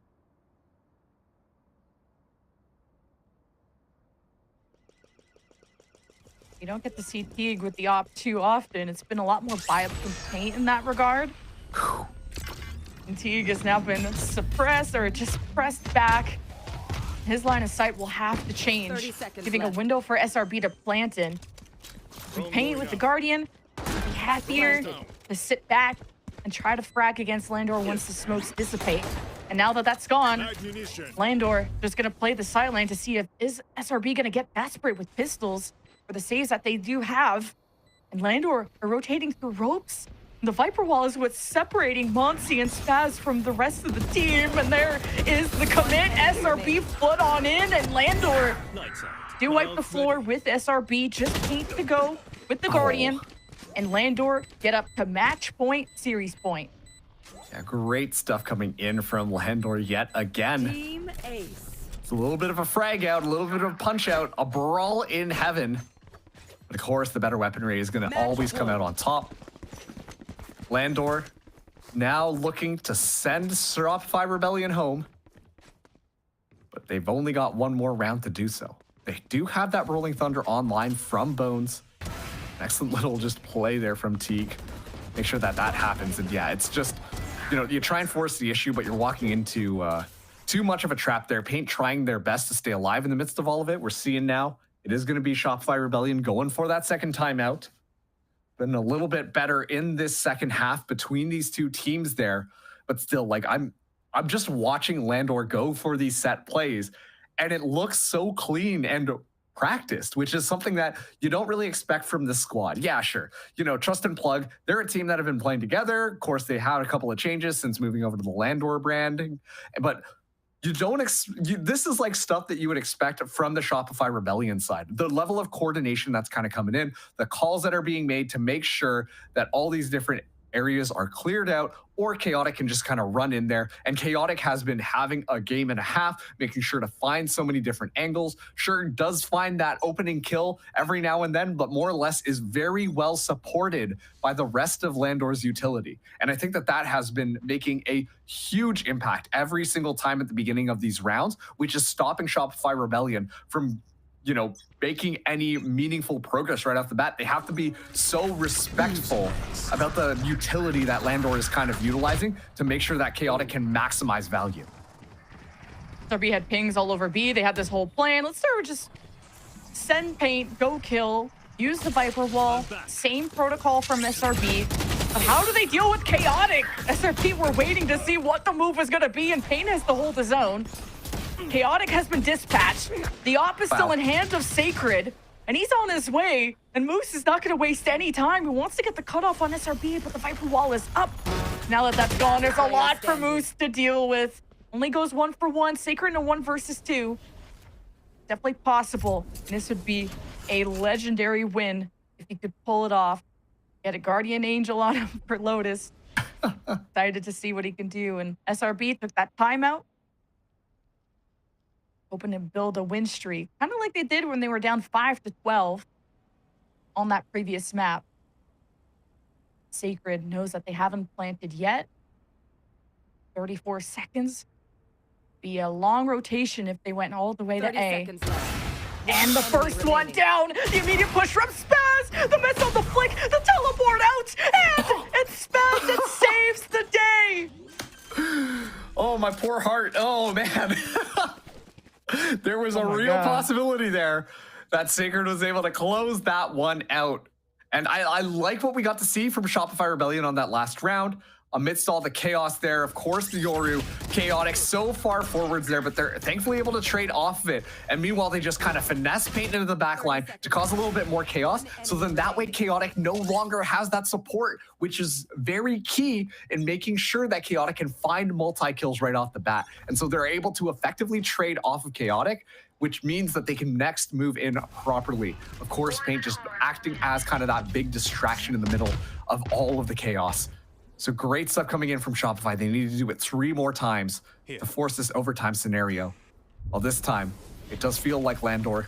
A little bit slower this time around. Off the fault line, Chaotic. Tried to get a little bit nifty, but Shopify Rebellion so aware of it this time. Now just making sure that they're ready to receive any additional aggression. Oh, the gate crash is right behind this breach. See if Paint commits. And just with that pick, now he does. An important 1v1. And Bones crumbles under pressure. Couldn't react in time to flood in. The successful for SRB. Just off of dealing with that nuisance of a duelist of Chaotic. An important 1v1 solo play that Landor tried to go for. Nets nothing. Now they're at a man disadvantage. The 2 rifles that were bought up. Different angles being taken. Keep in mind there's a backstab opportunity for Pancakes as he comes through ropes into heaven. We'll see who will strike first as Landor lay down suppressing fire. Now, I think Moose senses something from ropes and started to watch his back. Sacred is down, and this is not looking winnable for Landor. And Moose already starts to head back for a save. Yeah, you just got to hold on to that rifle. The economy going to be in shambles for Landor. Shopify find themselves onto double digits, and at this point, surely we see a map 3, right? Like it's getting even closer between these two teams. A very dominant round from Shopify Rebellion, as this will break the economy of Landor. So this is definitely on the horizon right now. Unless we see Landor go for that patented aggression out front and Shopify Rebellion are not able to receive it. These last couple of rounds, they're waiting. They're ready for Chaotic to just kind of move in there to shut him down immediately. But at this point, Landor should be aware of that, so they're not going to be just sending Chaotic in to his death, and hopefully we'll support that a little bit better, as it looks like it's going to be pressure in on mid now. A lot of just tension in the air. You can feel it. Shopify Rebellion on the brink of coming in and forcing this overtime. Baz is scaring me. And he frags Moose. He goes for it, teleports back, and kills Moose.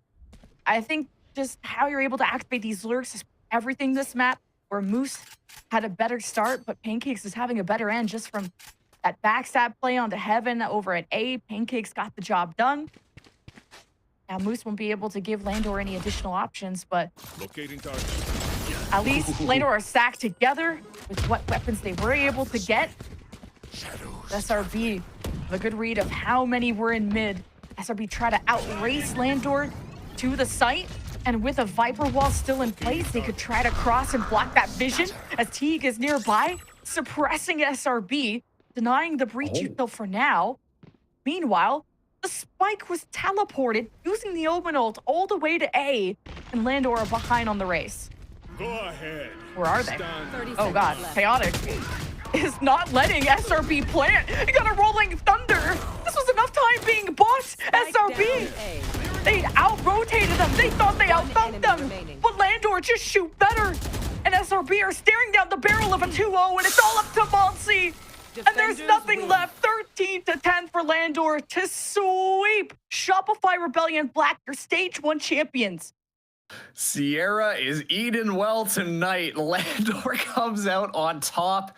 a little bit of a miscall there. I was going to question it. Why are we TPing despite not knowing if the site is even clear? It was such a risky gamble coming in from Shopify Rebellion Black, and under that level of pressure, Landor win the foot race all the way over onto that A site and completely deny that. I have to admit, I am so impressed with watching this Landor roster come together. Obviously, we know that they have the franking power. We recognize all these names, but to see them come together like this, to have the level of impact and honestly just support coming in on all fronts was really impressive to see, especially to going up against a team like Shopify Rebellion Black, who once again have had a bit of a slower start in Split 2, but still all the pieces for them should be put together. It's just Landor looking a little bit cleaner when it comes down to it.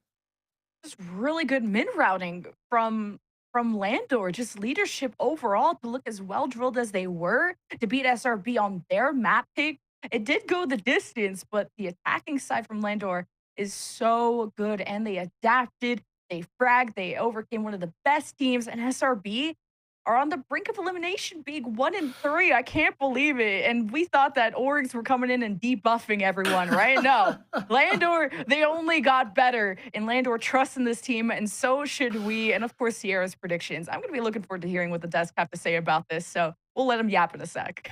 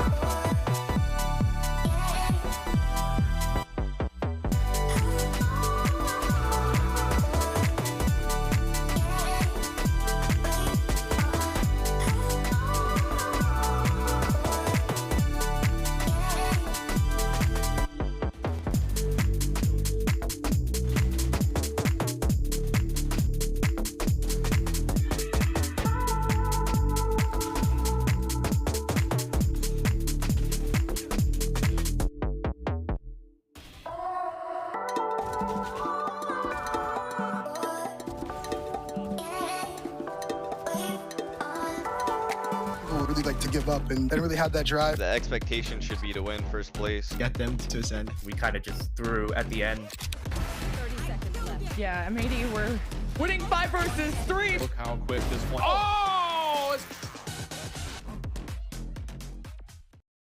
Well, they did it. They heckin' did it. It's going to be Landor 2-0 victory over SRB. I mean, Dan, Surely, right? Surely there's no way, but here we are. There was a way, apparently. So it's insane. I actually can't believe it. On that first half when it was 8-4, then it's a Shopify Rebel and Black who get the pistol. It seems like a comeback is happening, but something that I want to talk about that we saw throughout the series today is that Landor just had really good tactical timeouts. When it seemed like Shopify Rebel and Black were going to get ahead, we're going to even out the score, there was always a pause right on time, both in the first and the second map, to make sure that that was not the case. It was played really well on that defensive side. And just to close it out, it was a back and forth that they do so well. They absolutely deserve this win. And I guess a shout out to their coach, Gogi, I think it's how to pronounce it. But yeah, I've heard great things about him strategically. But overall, I just feel like Landor was a great attacking team, right? They came in guns blazing on both maps, on Lotus and on Split. They had phenomenal attacks. They looked very rehearsed. They looked extremely coordinated. And I think not only just that in terms of set plays, but they were also extremely dynamic, right? Like whenever their front lines were having success, whenever Chaotic was getting in places and he was getting map control and he was getting picks, it really did feel like it set up the rest of the system, right? It gave Moose space and time to make his plays. It gave them opportunities to mid-round, and it gave them so many chances to just have their impact, have their moments. And it really did feel like this is a completely renewed Landor. I'm liking what I'm seeing, and I'm excited for their future. And when it came into the second half for the defense, they were playing it so well. They had a lot of cool set plays when they were on the defense, pushing towards A, trying to find somebody with the Armageddon. And then after they get that space, they have your Tejo with the operator gets that one opening. And this is little things like that they were doing constantly. And it was so fun to see. And even if it was the other way around, right, that late round having to play for the retake, everything was going according to plan. There were situations where it was a 5v3 retake, and that defense on the side of Landor were just getting it every single time. It seems like today was just a perfect day for them, both when it came to the firepower, with the strategy that they have to play around some of the set ideas that they have, and to close it out the way they did is really, really cool. Especially for a Landor roster that has taken changes heading into this split and have really, really been tested when you look at the 3 matches that they played before this. I mean, it's a team that had quite a lot stacked against them and gonna be coming out stronger on the other side, Roy. Like the first kills, like everything. Like this was really nice to see. Yeah, absolutely. I mean, a win here has definitely relieved a lot of the pressure off them. They had an absolutely unlucky, very difficult start compared to some of the other matches that we've seen. But I mean, against all odds, right? That's where champions are made. That's where teams are formed, right? In the depth of the pressure. But I mean, yeah, look at Landor. Look at their first kills, 15-8, right? Chaotic holding, I think, what, 6 of them. Sacred had 4. Moose had 3 of them. So like obviously your entry system is working. Their lurkers are getting their success as well. And you can see Chaotic when he was on the defense side, right? He was just like running them down, dude. He had no fear. He was just getting in there with an op, getting in there with a rifle, set plays, contacting. Like it felt like he was playing offense on both halves. And I feel like that's the type of environment, that's the type of play style that really suits a player like Chaotic. And for him to pop off, especially have a nice showing versus Paint, a player that we've highlighted as one of the best, if not the best duelists in the league. And for him to come out with such a dominant fashion is definitely a statement here. I love that aggression. It was something that Dan had called out before we got into this series. And like, yeah, no matter what the weaponry, no matter the situation, really be able to pop off. And I think across the board too, Dan, like it was nice to be able to see Chaotic step up because the first map was a little quiet, but even just across the board for Landor, like this was great showing from the whole squad. It was really good. And on that first map, one of the guys that we were able to highlight a little bit was what Sacred was doing and what Moose were doing as well. So now on these double controller, we were able to see it a lot more. I think there was a lot of big rounds that, as I was saying, when they were going into the retakes into the second half, when it started to seem like Shopify Rebel and Black were trying to make a comeback into it, these guys were a big part of why that was denied, why those retakes were so effective. And a Shopify Rebellion Black that we mentioned, they didn't really play that much of this map in the past. It's been some time. They went with these changes, and even though they had some great ideas and they were able to recover after that first timeout when they lose that bonus round on the first half, it's a Landor that is simply one step ahead this time around. Yeah, there's definitely more to unpack a little bit with SRB and everything else, but that we'll save till after because right now we have Moose on the line for the post-match interview to chat a little bit more about this Landor win. So let's head on over to that. Moose, big congratulations here. I mean, going into this match, Landor, you definitely look like the underdogs. A lot of people kind of counted you out, and you take the win. Not just that, but a 2-0. How does that feel? It feels good. Obviously, I think we should have beat M80 2-0 as well, but we had some things to fix. So I hope we can keep on, going forward. All right, let's talk about the beginning of the stage 2 for you guys, because out of all the schedules, I think that you guys have had one of the most difficult to put you on the path to this 1 and 2. Is it also just still like behind the scenes, the team clicking and stuff, or just the strength of schedule and it should be smooth sailing from here on out?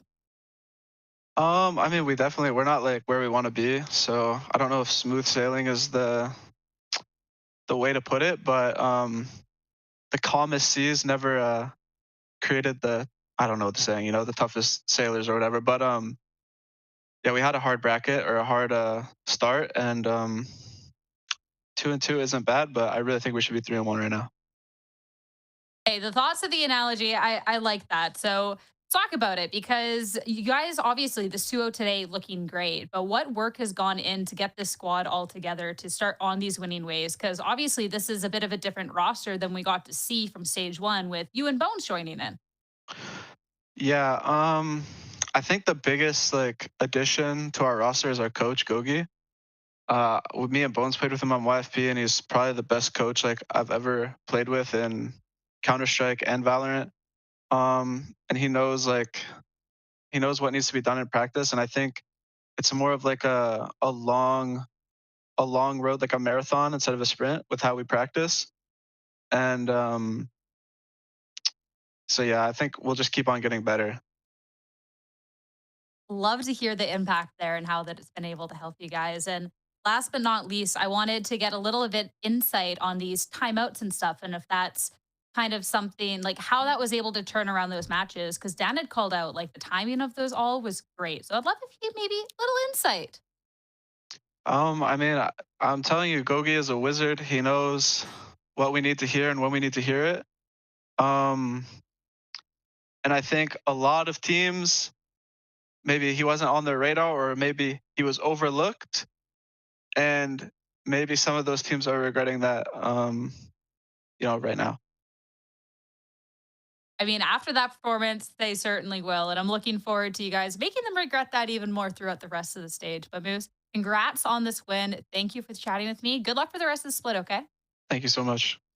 Thank you. Thank you. Back over to the analyst desk for us. I mean, they switched things up. This coach is doing great work. And Roy, this team that definitely didn't deserve a 1-2, now sitting at 2-2. And should have been a 3-1. So I'm excited to see what's going to come out of the squad in the future. Yeah, me too. And I'm kind of happy to see that he gave a shout out to the coach, because I have heard great things about him. I know he brings a lot of structure and he brings a lot of discipline to these teams, and especially when you have a young kind of sort of I don't want to say inexperienced, but a bit of a younger team that could maybe be a little bit dopamine overloaded, where they're just kind of running it down, bringing that discipline, bringing that cohesiveness, bringing that coordination. That could be a very key asset. And I'm glad to see their development, right? This is just another powerhouse team in the making here in Challengers. And I'm always excited to see one more developing. So that just adds to the level of competition. And I'm excited to see more. Man, this Challengers bracket can't get any more competition, because it's already stacked as it is. And pulling up this bracket, I mean, I know what the predictions, I just have to throw in this here. I know what the predictions, I was the only one that was right and everything. But Dan, at the end of the day, truly, I did not expect a situation where we would be talking about an SRB at 1-3 and are going to be playing for their life here next time we see them.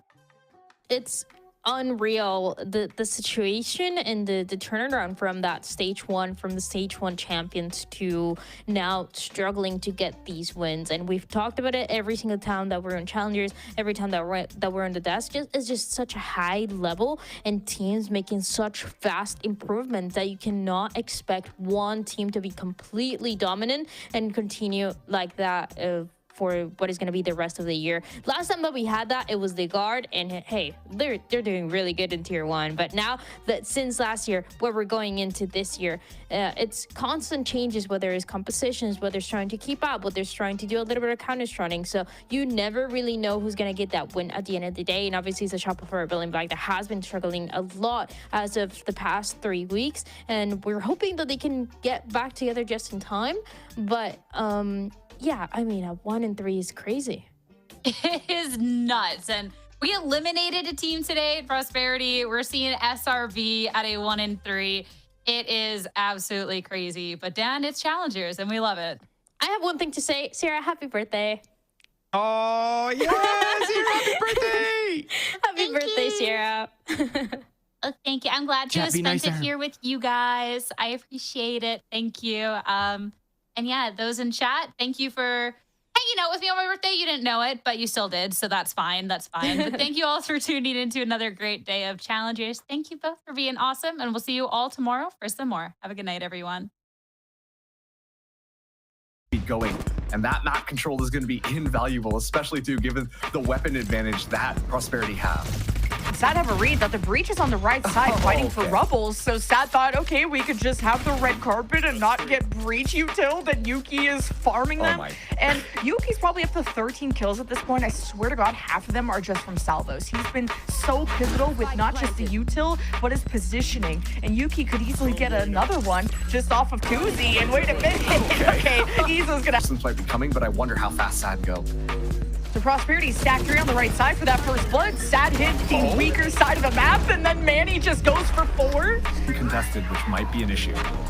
Rolling Thunder and the pit. You are not allowed to pass SRB, and you may not be allowed to win your own map pick, as Landor has doubled the numbers of SRB. They have the spike down, and it's Pancakes and BCJ at an arm's reach of that objective, and they just can't seem to beat Landor. Only Neomanal all the way to A, and Landor are behind on the race. Where are they? Oh God, Chaotic is not letting SRB plant. You got a Rolling Thunder. This was enough time being bought. SRB, they out-rotated them. They thought they out-thunked them, but Landor just shoot better. And SRB are staring down the barrel of a 2-0, and it's all up to Malsi. And there's nothing left. Going.